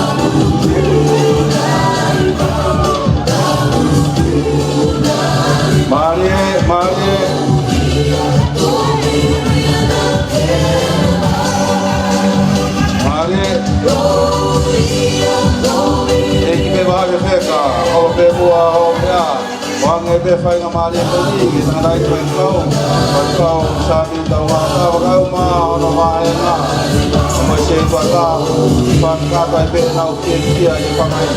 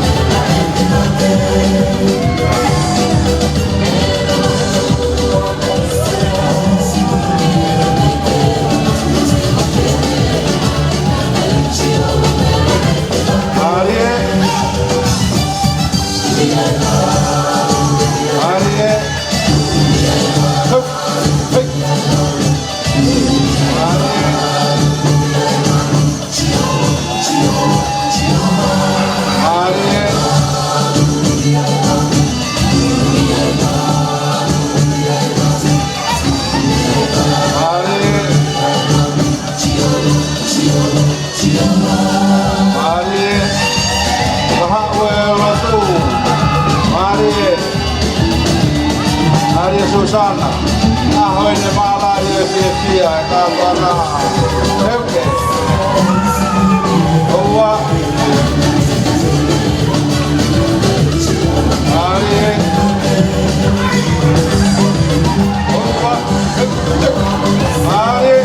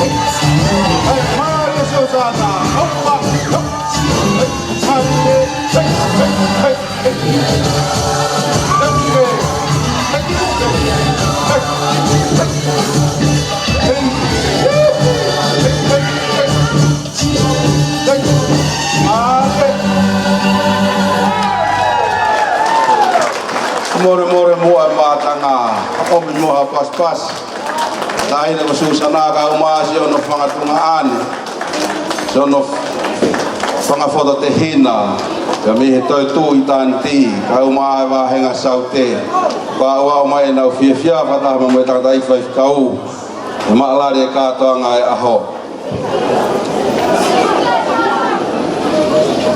tu angai ni petahin malari ka to nga pamuyay hingo kwen laisan sis uno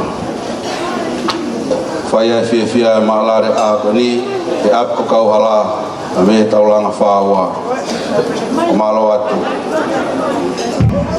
pas kasi mai mo sis uno kau masih mata faya henga mai ba me ba fono Amerika pa wa mai ka to nga Susana ihe fiaf kwen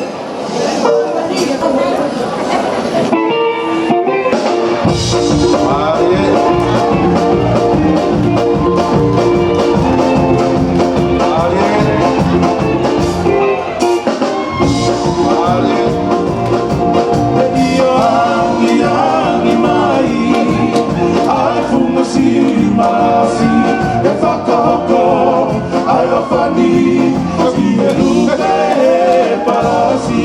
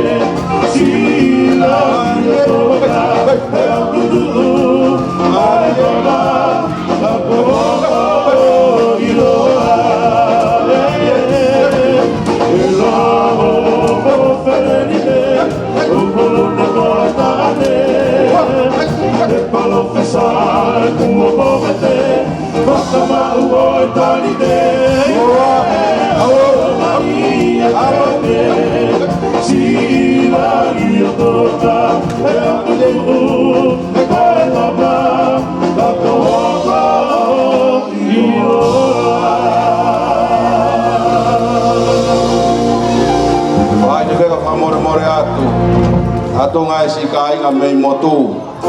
Se mau mata mea fo ou. E pangai o e feitona. Ko more mua pas pasi mai ai lai san si siono. Pai he henga mai pa mei wa whanua Amerika.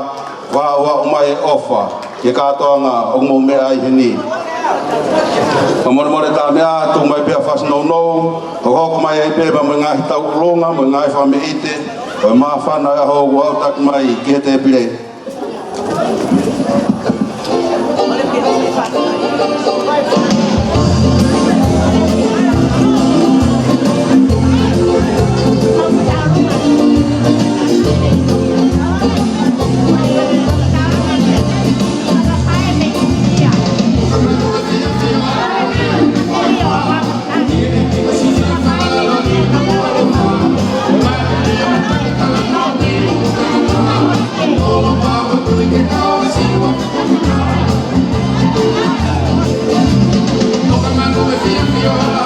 Mor be ngai fa beite ya ya ngai fia oi aho mor ko toka mani o tau pangai fa o mai pe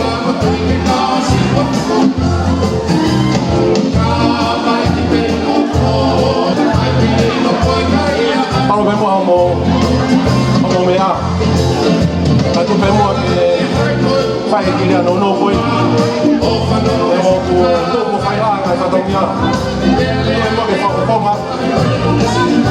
ale fie teke langi aki moto masiva ko ni tuanga mo teki taine Susana pate mo ko hono anga ke fai ke teke langi aki family masiva ko ni oya be Alo. Omalo ati ta rai ko kau. Ta mea fa more tu mai moe lang ka longa o sia ko ni ku e pangai.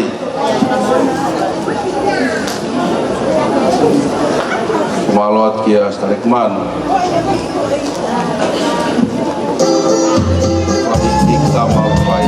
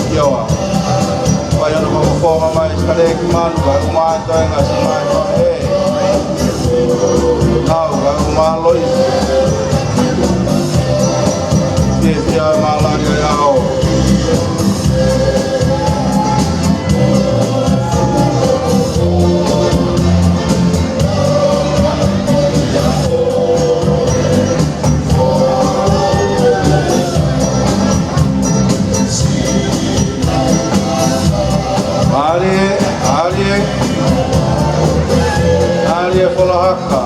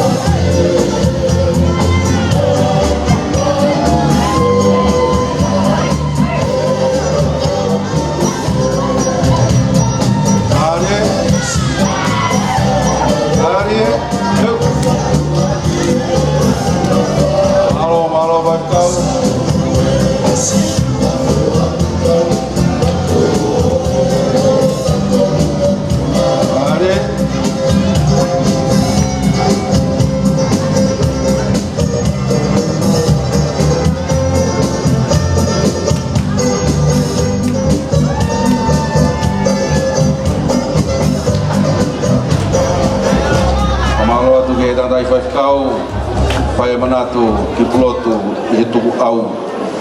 Moe malari a ho. Kore peke uhu whangatu ngai whatapu ko oso no whai. Kore moi ki whai ngamari koe ni ke whai atai ki tau runga. Nai kore pe Susana kono Takoa koe ni ke rama mai me India. E kona whonuaia. Hari Krishna, Hari Hari. E whai aki whameite ki Susana. Ea whawhawhonga aki a e sikau wholau me Amerika.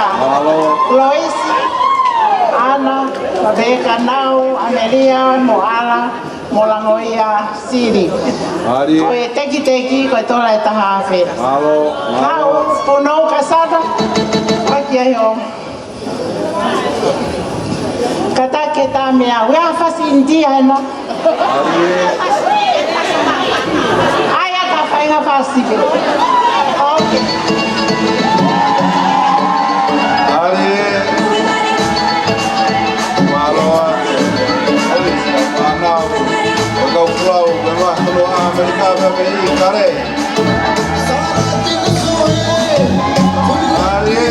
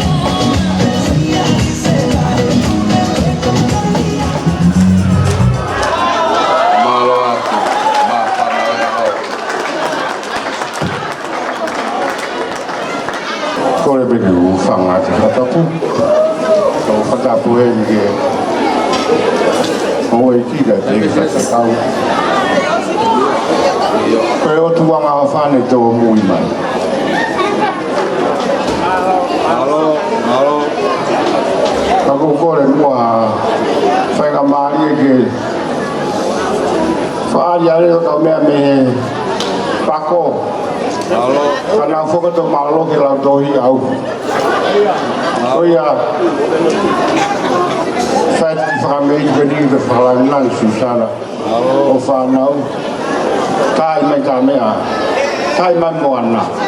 Halo, halo. Mawe tā mea tuk mai, helano e moana.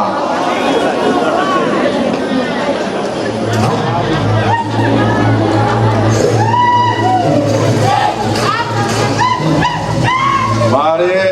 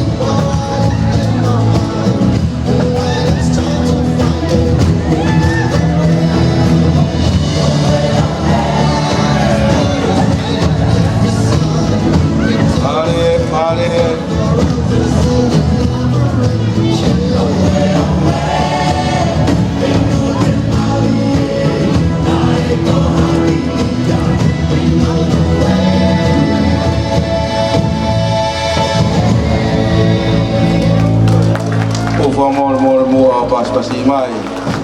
Nono se tapu ka uma salote pa mo si fa mo kuna e ma fana e aho. Ko fatulo watu. Kata ke u puka e whaika maari koe. Ke u kaunga kau pa mo e ko whangai whamiri ko toa pē. I e whawhitai e a koe. Tō ke u whamaro atu e ngahi whatapu pa mo rotu whai eike aho. Kai tō mua ke me whakahata kuhi ngahi aho whakoroko. Alo. Ka ki tā runga masira mo tā i roa koe ni. Alo. Ka ki tā runga ia a kura i tō afu. Mari e. Tai o. Pau kai ka nei heri, ka ure tā mai ke whai whafonga e pō koe. Alo. Alo. Ka koe au whai tai maari e e hoa whakoroko e. Ta. Susana. Pau mā kura i tō afu. Mari e. Watu. Te awa mai pa mo e ko se ale whinu e hara paia. Pēki e whamiri, whanau pa whamopuna. Mari e. O mai e kura e pōpaki o whakani kia te koe Susana. Ta. Whatapa mo taanga. Koe whau pē ia e tōk tāha vea. Mari e. Koe mui aki atu ki e korafora whara ako ni. Mari e. Aure pē mai Susana. O te lau fusi mo mo. Mari e. Koe i ki o mo. Ta. O wha māpō whatero sia ki puraki koe ni.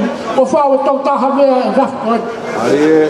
Te ake e kura ki tala monua ka ti koe. Kau hiko e aha koe la kai. Mari e. Tau ke ilo.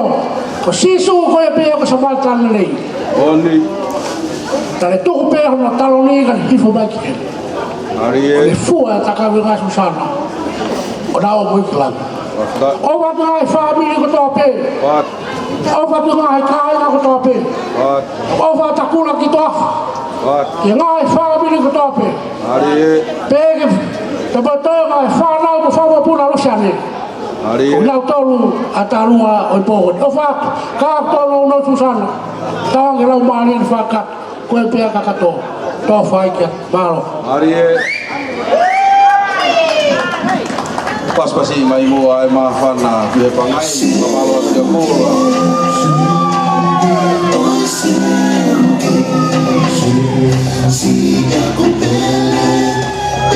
Mari e.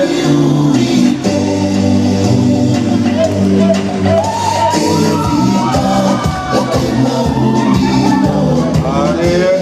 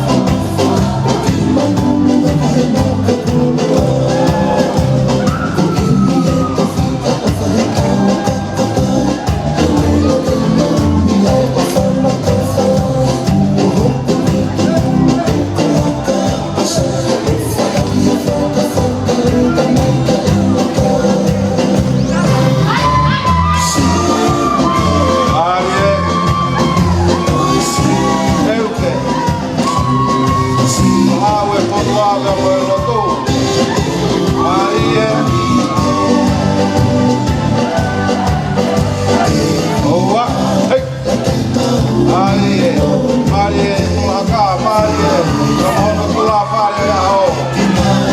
Marie, Oga to Faivi.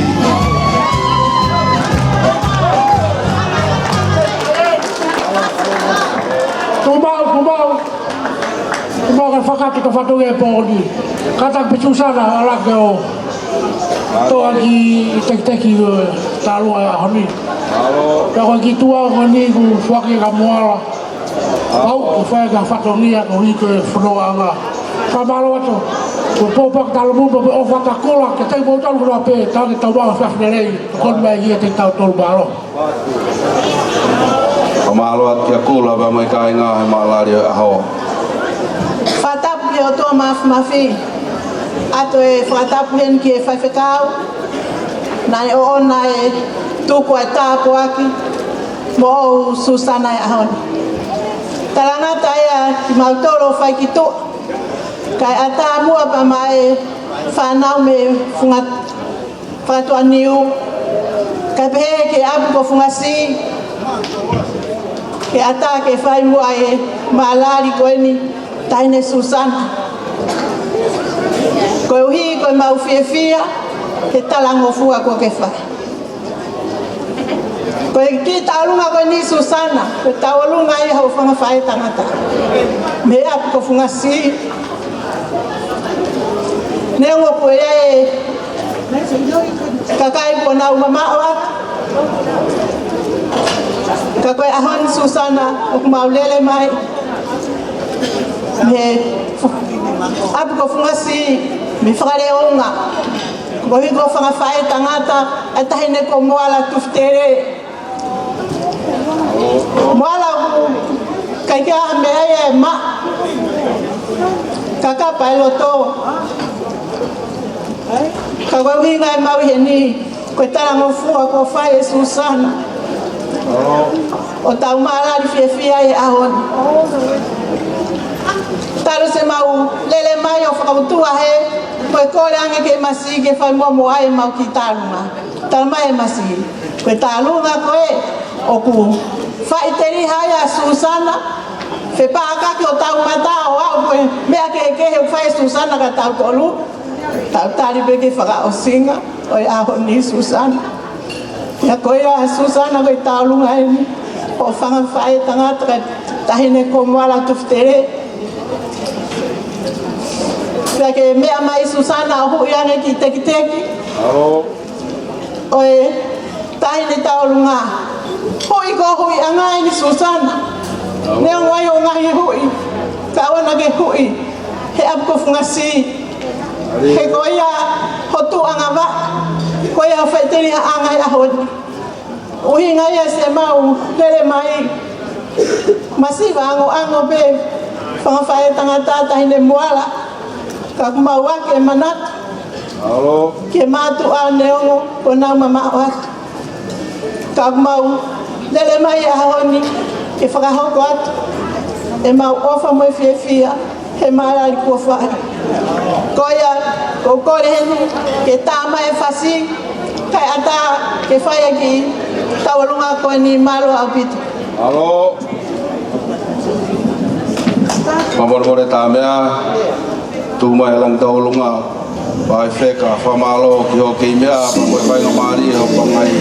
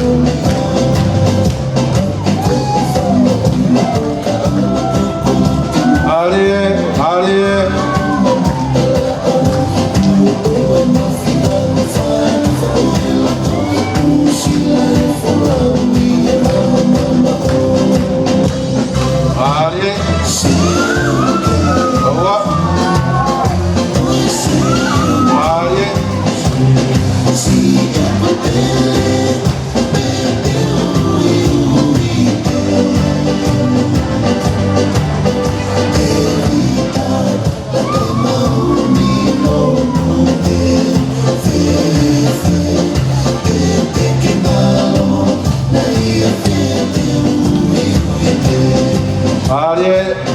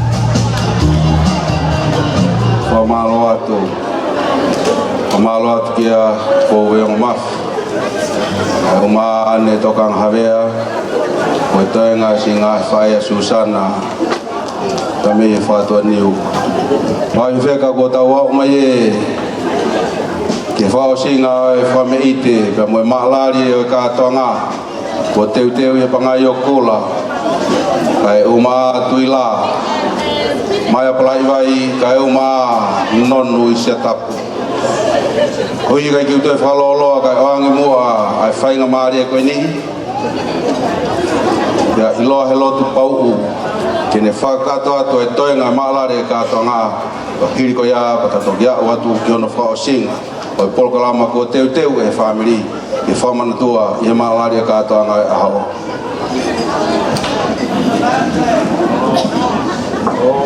tapu ki he awhia e o tua o tau atolotong ta tuku mua ke u hufanga atu i he tala whakatapu ka kato ko whakahoko he tangata ki whai whikau pūri o e wahe whunua ka atabe mo oku ke whai haki lea whakamalo i aho whakaloa koe no taha e whai ke ki lea ka lava ke tuku haki i hawhi houa koe tau birthday party koe takaha koe ngalu tuku ia e aho ko whamalonga hia niki he whai whikau pūri o wahi whonua. Whakau tok tāsua tam hawea. Ai koloa mā ongo ko ke omi aha koe ni. Ka pauna e osi pē o au lotu ia patau keresi. Ko kau tau lang. Kau hoko mai pia mo konga hono ua oi aha koe ni. Alo. Te whawhetai e mau koloa. Ko ke hango om ki tau tolo tuku ki he tumutumu. I he keresi o tau e ko sisu klaisi. Whamarora hen ke hok e ki vai te tek. Kau maa ki man. Ka mo mea mai o whakalang lang. Aki mo tua tua koni. Ka pehe ki e whaho susana. Mo ki mau tolu ko tō pēk mo, mea mai he te pere mua. Mo hango whakalang lang ni. Ai a whakoloa koni. Ko whamalo lai hen. Ke sias to kai kolo ia kalaisi. Ke whakau pūne. Talo e tū. A whai whakau skoti. Kau maa ses moni kawhi. Mi he aha tō pule lulu wa o mai hinge aho. Alo. Pako atu he whakamaro lai ka ni. Ke a o atu ki sea. O he wahe whanua. Ki a o tuhiwa maa papahla. Alo. Malo. Malo si o mou tokoni. Whamaro lai hen. Ki a airine monga loa. Alo. Si o lama mai. Mi whanua la. Oni. Airine. Neo ngok mau tua. Kanai kei hiki pe mo tolu e mau whae. Arie. Kate mau kei eiki pe mo tolu. Arie. Koe a whakoloa hiki. Oni. Si o lava mai mo mo kapuna. Alo. O whakalangi eki mo tolu. Nako atu e whakamalola Airine. Ke awat ke a hulu malo si o ofa. E kau wha mai. Ia lau mai le. Posini. Malo si o ofa. Toi pe taha e mau whae. Toi taha i Amerika. Ka ko wha malo at posini. Si o hao. O whakakato. Aho ku whatongi. Ko wha malo lai eni. Ke hei koris ko tupou isa. Ai siasi nai ki reskotu. So mo lava mai. Ko kakato e whatongi ia. O mo tatake e o au e aha koe ni. Pako whamalo lai. Whamalo lai ki whaifikau. Ki a simote. Simote. Laka hatu lo toto. He ko hivi e lami. Te tau fuku ko nani. Whamaro lai, ke wahi saute. Ka kau sami tau ngā kāma. Ka mai se tō talahi o wahi saute. A ka pēi, hoi fuaanga. Toi tūki i tāni. So mō lama mai e ahoi. O whakalangilangi e ki whinu tua tua koe. Ko whamaro lai e nisi kau whalau. Me whanua lai. Mo mea e kotoa pē, si whakawhaea susana. Nau lava mai me whanua la. Ana, ka mānao, si maata mo le whanau. Langoia, whamalo lai langoia. Ko kia o mui mui mai. Me pai o te lea. Ki he whunga whaua. Mau tori e kakala. Koi ko kakala mare. Ka koe kakala, koe whungani. Ke ha. O omia ka teke mau tori. E whakaloha koe. Ka maasi e ku whanga whae. Me whupuha ko whanua tala noa. Ko maungari tangata, mo maungari whewhine he ahoni. Lapulou ka mai toinga e whamiri. O moni e lea. Tau e langa. Oni pa o whamalola hea. Te risa na mases mani. Ane. Malo ane. Si o lava mai meito. Kai ke ngalo si polotu. Polotu. Ko whaima, family whaingata aim. Oni. Whanau pehe ki pefte ko ni. Ane totongi. Pamo ne tama ki na rama mai. Polotu. Whamalo lai. Ka Kama moala. Ko moala. Tu ftere me fo mo tu. Pai ko moala pau. Ko fa malo la tu moala. Si ola mai o popo. Alo. Kama mo tol ko tope. Na ku to hata. Ku te laka fie tangaka. Poko wate fa malo la. Te mo tol. Ilo kama. Mo tol ko tope. Tapi kau pule, kau fakahafi kau ni, natala ke tonga Paris, natala ke sias fakahango, kau mahal fonua, nama kamata pa moala, Uniting Church of Mescoti, nama hiki mea ke tonga Paris, nama mai ke fakahango, nama mamai o tuku he mga tuku, kau mahal fonua, sias besiran natawa tahi na tonga. Pada tala ka atoa ke ngahi mahi ka mai family ka ia honi kuna ulawa mai pe ka me ka ama mai na kai ke pehe fo ngai tala ko ni na kai ke wanga ia tala pe ke mai fo no ai kai na makamata Mescoti pe mai o kwa mai hifa Mescoti ko tang mai hiva mai hifi ala fonua ana hanga e moala o piki o siase na makamata ari esas Uniting Church o Mescoti kama sikai na ofa ko pape fa fikai ko mola papa ye ahon ke fakakato a fatongi ai ki maula lo ko ti mo ala kaya mo siya. Ay. Okay, hala kiki. Ko ni. O tao ke lang ti. Pag mo fa malo ay. Malo ay off. Malo fa ay kita ma. Tu pe mo. Kita ulung he kali ro. Oli. Ta ke mo kalisi. Dia tao fa no. Ay. Koi ka ahon niya kita pore ay. Kata oha ke moa eko sisu kalaisi ke hoko ia betang matai koroa o koi fa more kapa to ata se fa malo ko ni mo fa more yang MC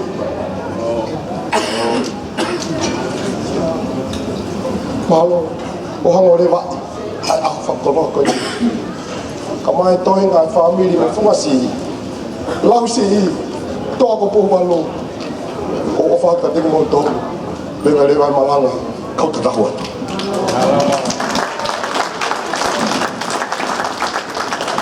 Pamalo atu. Hello tu pau. Vai seka. Ave be ko mau lolo ha mea. Edungua ki mua ke u fotua. Ki hok fotua nga. Ko kor fa mor atu. Ki ka inga eiki o ilo pau. Kami tata kai lo pango kai kai nga eiki umala tuftere kami he api ko kau hala kami he tau nga fawa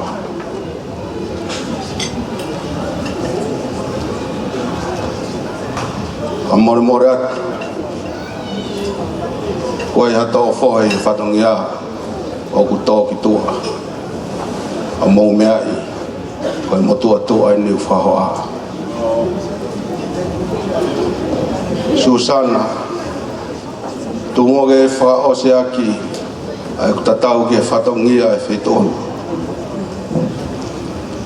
atu be aki talang no ye malari o hao kouti hanga tonu pe ia ka ia klaisi hataha koi matu aki whakatuk fo o ue.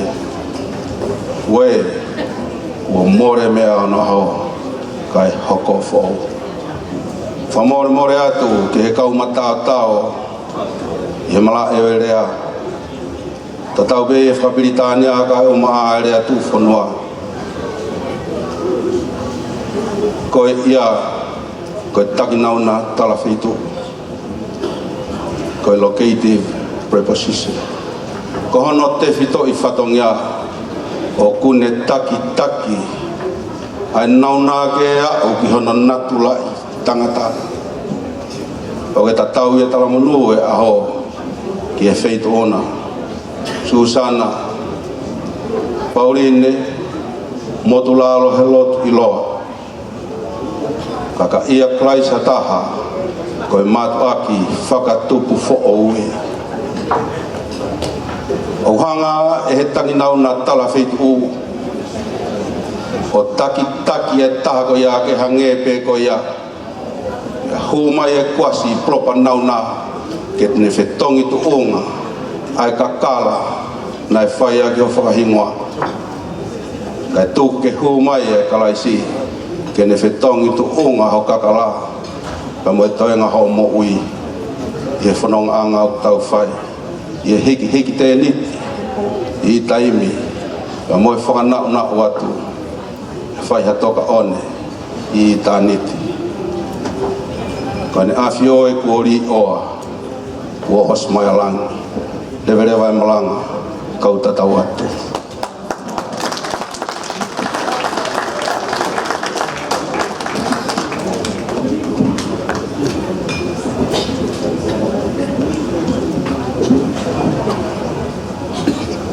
Tape moe a fio ai tō tahai o tua pe tau tamai. Pe moe alo hoko mai ko tau kete pe moe tō ngane. Me lau maria maare ni hoko mai pe tau kapa. Susana na o miko mi bituku i he whakatapan nei. Ko hiki ao au kati koe ai kātoa ngai honi. Ai wheka pia mo ki mami no whanau whonga puna au eiki ka pehe ka kula na mai. Papa mai a plai vai, si kau whai kau ka mai kau se tuata. Tapu ka whamiri hana katoa ka mai iloa moana tu whatere. Whai moa ka whakaosi osi ai whatongia e ahani. Ka koloria i he ka nau pia upau ke awea ki he otua. He kai lau hataha ke ne hangkahi a Asia lahang lang koia. Nau ko toa peha whiwhia. Nau ko toa peha mea ku maa popo ku pau ke whetoko no lang langi e awea ke mea tua. Ke lea e relo koula mai pe mua. Ke tau ilo e mo ni he maman koen pe he maam kaha uli tau Asia e mo i taingata. Susana, o tangotu pe me yolonga whatonga hifo tangata iki si iloa he lotu. O tangotu pe ilalo heni. Mea pe uhaa no whunga koe mari pe. Ka mea whawhiwhia ka tala mawhua.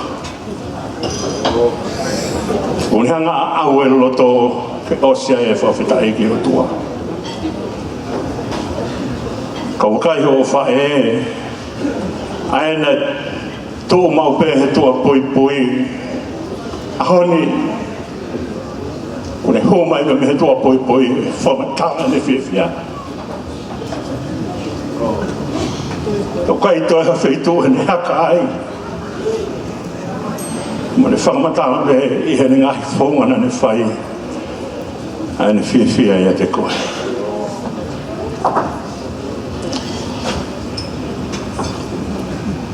o ku hifo e tā pua kai o tua hei ka kai tala mawhua. Ka whai e whiwhia ho ta mai whiwhia e o whae e ka whiwhia e ka me on kai ngā whatoloa. Katoa. Ngai haa o tau aha o he ahoni. Moana wa hawenu tala e poto e whae. Ka rea kau whae he tohi palo webi. Te whine poto ne langa no whare kau hufanga whatapu kau aipere e taha. Te whine whakaware hange ko hane hanga hae hono whare. Kau kai ki o hinga ia ko ha papa, mo ha kapa.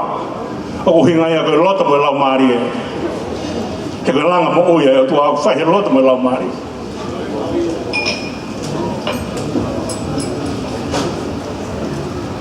Te ko whakaolunga hau tama he kari whanawhana. I he pō, Moi po. Tupuha ke a Susana Heni na kai ki mamata he leke o whakareke I. Leke ia nei whola e kariloa. Osi ai whakataulama ku whai he tamai. Ke tau tuanga hewa ke whae. Ke leke ia o ilo e mauluta. E whetaulaki a tāba mo lulu. Tako mea ia o whatu ai. Ai whiwhine. Te koe tangata. Te koe tamsi. He tau mai a. Koe oroa he kari loaba mo kari whanawhana. Koe whanawhana mea koe iau whai peha po e taha pe wike taha pe ahe taha. Pe tau e taha. O whai e tau kakata. Whakalau. Ai ngahi aho e nai he wau ke whitua whitupu ai aho. Ko tāwha ingo ai a Susana ke nea o whiwhine. Kone mau e urunganga ke whai aki ai mo'ui. Ka koe poto koe a whiwhine tonga hono whakamatala he taimi wa i ne tō tahu ke ne tama. Whamatala aki mo heofi. Ka mo heofi whai e Susana he kari na ki hanga whonga i he reke e whakareke I. I loa malo e tauhi. Tau mai ai lawa e whai tō taha ai ngā wene. O mo tū whataha mo Susana, pou ke lo tū, mea ke mo ia ke lo tū. E mea i loa ai hamo ki whamiri, o i loa he lo tū. E ko ngai koloa i ang mohanga mai na taha whakaino i ngā ka Susana. Ke lotu nei whai Solomone. Dal mai Solomone ne whakaosi ne lotu kon koe ki o tua pan tamai nei. Hange ki mautonu, ha uka mea nei tō mai bea me he whoni se awhi. Te kei kai hano whōtunga ta. Ke tō mai ha uka mea me he whoni se awhi. Hu whanga whakatapu kei vaia bea uka mea koe. Te kei kai hano whōtunga. Pero ki hanga he o tua o tā whakaingo ingo whakawhōtunga i sineri. Ko mea ena mo whai i loa. E mo Susana. Nai tō mai ai koloa koe ni na hange ha uka mea i meha lo loto whoni si a whi ompe o kei vai pe o te kei ahana whōtunga hanga heo toa tāpu kina ki maua ki mohanga whaka whōtunga i koloa koe ni malo e ngawe la heo kai ki te ahe tō tau lelei ka koe tō tau he tangata pe mai whiwhine ka tau tōho tau tau pa ke hae tau tau hanga tōho uwhi mui pe uwhi keri. Kai otu bea e tau ka haukaos. Ka tau tau whai he tofia. Ko tau hui e tau whanau koe tofia. Pakai otu tau koe whai ai. E whai he tauni. E whai he tau ka hau. E whai he tau koko mai. E whai pe ka oa ua o ha taime. Pe ki aia Susana. Ka tau lelea. O tau mohanga tō ke ina se ai asasi, ina se ai whanua, ina se ai pureanga, ke ina se ai whamiri. Malo e ngawe la. E koe whamalo e ko whai i loa i he ahoni. O tau whamalo ki heo tua atu poto ka te moua langa ki ki whare koe ni. Ia ka kai tuna mau malu ai. Sana ko tō haka whakataha ka mo e whanau. O e tū ki i tāni tība mo e wasau te o tū kua nai o haka ka mahino ka te au o kuke whakatau watu he mea katoa. Whai lo tū, whai mea sesi, te ai ka mai haka e whanua tawangi o tuahanga talamanu, whai he MC, tawangi tanga ki he o tuahanga ne tāpu ki nga koe. Taro i kukumi holo hareo ki u almo i o malanga ake. O tu kia pe ilo reo ko iaha whoha he ahoni. Kai u lawe ia ko MC he ahoni o fu reo le leiki he malanga. Ka ko toki hao pe o ilo. Ma whai tok whai tau lagi mai pe eni ki heni he ahoni. Pa nau whanawhana ngia i e nai. Ko kamata eni tau malanga. Whai ngā reo ia ko ena ka tū pe ia stage. Os kotoa ka kai he afe mai. Ange ia pa mo dictionary mune ngā o aki. o ko fu whakarere loto a dictionary ngau e aki e hoku foha.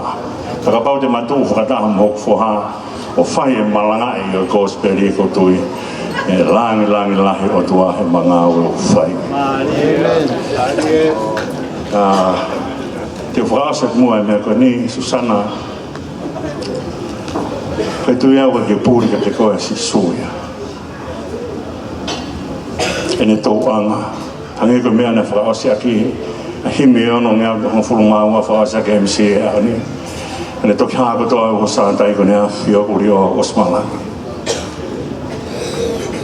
taimina alo e ai hea i ankai koe alo e he futopu anga ia ne ofa e te tautolu ane kumi ki tautolu tupu haki hea masiwa pai taku i he siaspa mui pure anga e whai ka alo a ki he kau helo e taki o e taimi ko ia e kōwa nā loa ka pai lato nau hanga whakaikai ko mea nei kore ko hai e tuku ange pe hiri whake ka lau tala pe hata whai peo au ke kolosi pe au ki whanua loto ane oso singo maari e ia kei tau lau whamatala e ofa sisu him te tau whaase aki i e pōni koe nima taha noa himi Susana ko whetalo aku mo sisu e pehepe. Sisu ke mau maau ngahi mea kotoa. Tareni ti ngahi tau whanau wharewe mo e koloa. Atu e reo, atu e mea kotoa pe. Lea ko he vesu wof ke vesu whao si. Me tamai, loto mo e tamai, kon pure angai. Na kai hanga sisu ang ko viha mea ta. Ko whanonga te ke ikunai ha mamani ko ni. Oua na kia ngāngo i ha mea ka sisu. He ilo ai lei i hala whanonga tēne hanga taki ai koe. Ula veibere oku e ongo sia e whahinga nihi te ke lawa ke helo tua pongpong lahi tālunga.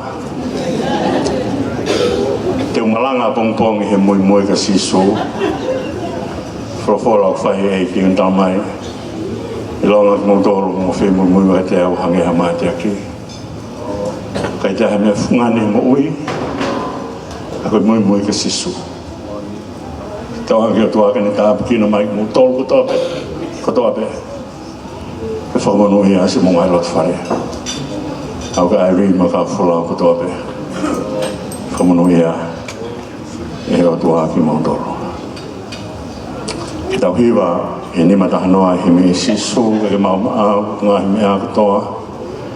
Tarini ti ngahi tau, whanau, whare mai koloa.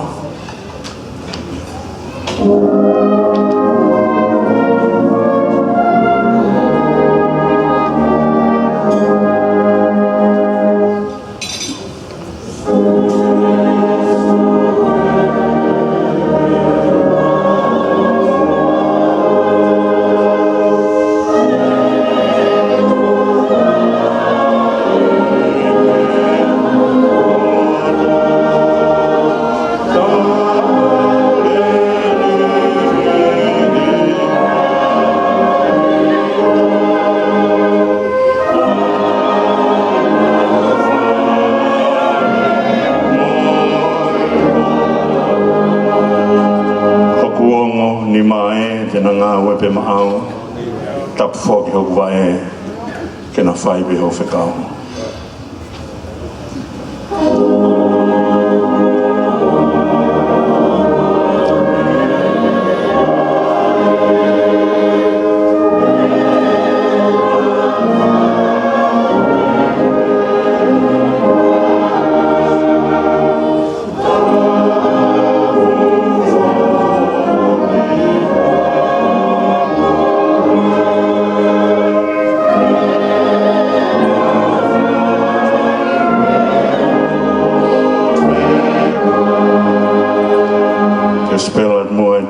Moi wha, ka tātou hiwa mai e nema i mesi. Ngotu moe reo e sila be ko mea. Hiwa aki be a koe, whakahoko be hore. Siliwa mai kaula whoko ko pano ki heiki, i kai be te uta ofi ha kong se niti. Nema i mesi. Loto moe ata mai hopure a ngāia. Foto taloni ai, talai o whatungia.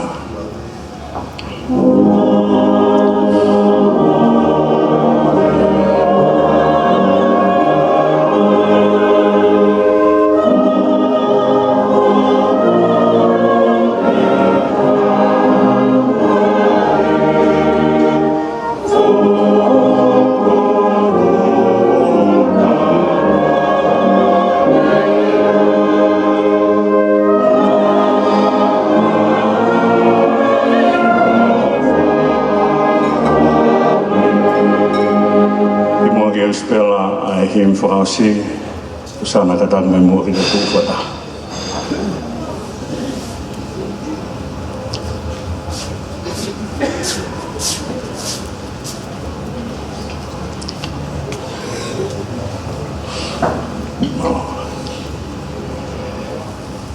Mes whakasi mea tai tāu pe muoni, ono uke pesia. Oa eke momoi, he ko siok ngātanga.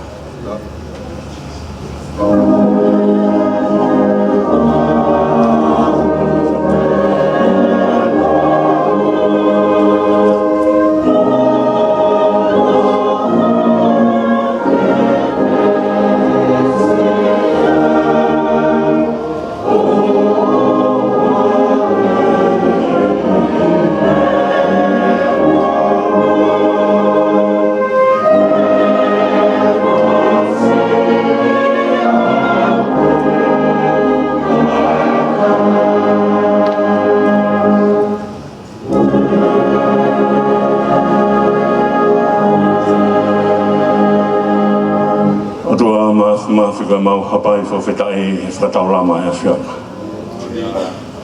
Rea au whai mātua na mau teupe, koe a whiona na ki hanga whakahoko. Te mau whakamalo lau maari ho ha e rea ki mau tolu. O mai ki mau lava e mau lotu whakawhetai, te mau whiwhia ki ulunganga na ki hanga o mai ki ho mau whonua. Te mau te whoke atu pē ki a whiona, o whamalo atu kulava.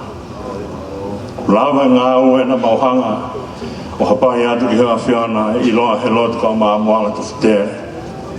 E hapai atu he whaifkau kau maa si kāinga lotu e me vai saute e me tautu o ki I tāni ti a ka pēi kau maa hoi fuanga. Ka ma lotu wha maa loko uhigo e si ngai whamiri e na holo pāngo ka mo e hala tutonga kau maa si kāinga pe me whoa. E mau whamalo atu he mea kotoa pe. Maloi mau koloa, maloi mau tawhia. O mea tawhia koe nike whae whiwhia e tamai mo e whae seuke. Kau mau kaunga whiwhia kotoa he o whae a whiona. Hange koe a mau preaka ne nai. Ka kolori a koe mea bea ho whio. He kai alaka haase tangata. Ha kolori a me langi a whiona. Mau whakafoki atu e ka a whio. Ka koloa koe ni atua mo papai atu. Mo papai atu to whia koe ni whaia I tōta. Tōta ua I siasi, tōta ua I whamiri, tōta ua I ngahi potngau, tōta ua I aku. O malotu o papai atu si Susana ki a whiona e ki e whamore more. O take ane mui hange koe taanga na mau hiwai ane nai. Si su ko koe pēa tau kei he tōwhai. Whamore more whaka ilo e lei. Kine laka atuai. So pau tene ilo lei e halako ia pe hangea muri tuku whai. Tauang kine laka atu he halako tofa. He kai tuku he tau. He kai awhi hakoloa. Whamunu ia si Susana. Hangea ka lot na mau hagan nai. Niango ene uru te fua ka tuha taha ka me o tua. Kau ka koha kau. Whafoka tā langi ki a whiona. Maha mālono ke mau mālono ai he pōni mau tua pongpong hoko atu e mau tariui ki o whio e koe tea mea whungaini ka koe atu he tangata ni mo ui ke whaia ke whinangalo he whiona e ke whamore more taria e lotu hake atu ke a whio e ke mau tamai ka mau nofat pou whanau a whio e ke mau tua ke whaipuno ma pasia e mau huu ki he whiona mau kore kato ai ni huafa si sukala isko alo ka mau eiki ke mo whangamu ui e meni tu ke kres tau e ki si sukala iso ko lahe tu aku da mai whio ke me la maria maani oni toka ho alo fa fe a be mo to fiane mo mo to lu to be fai be o tanaka amen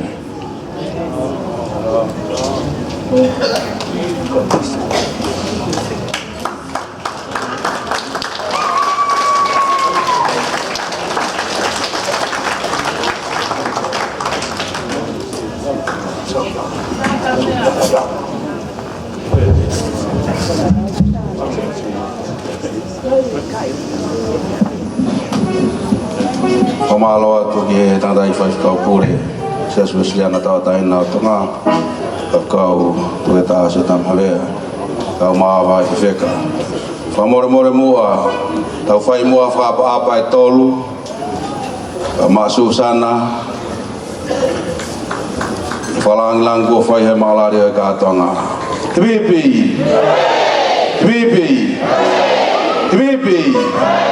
pamalo atu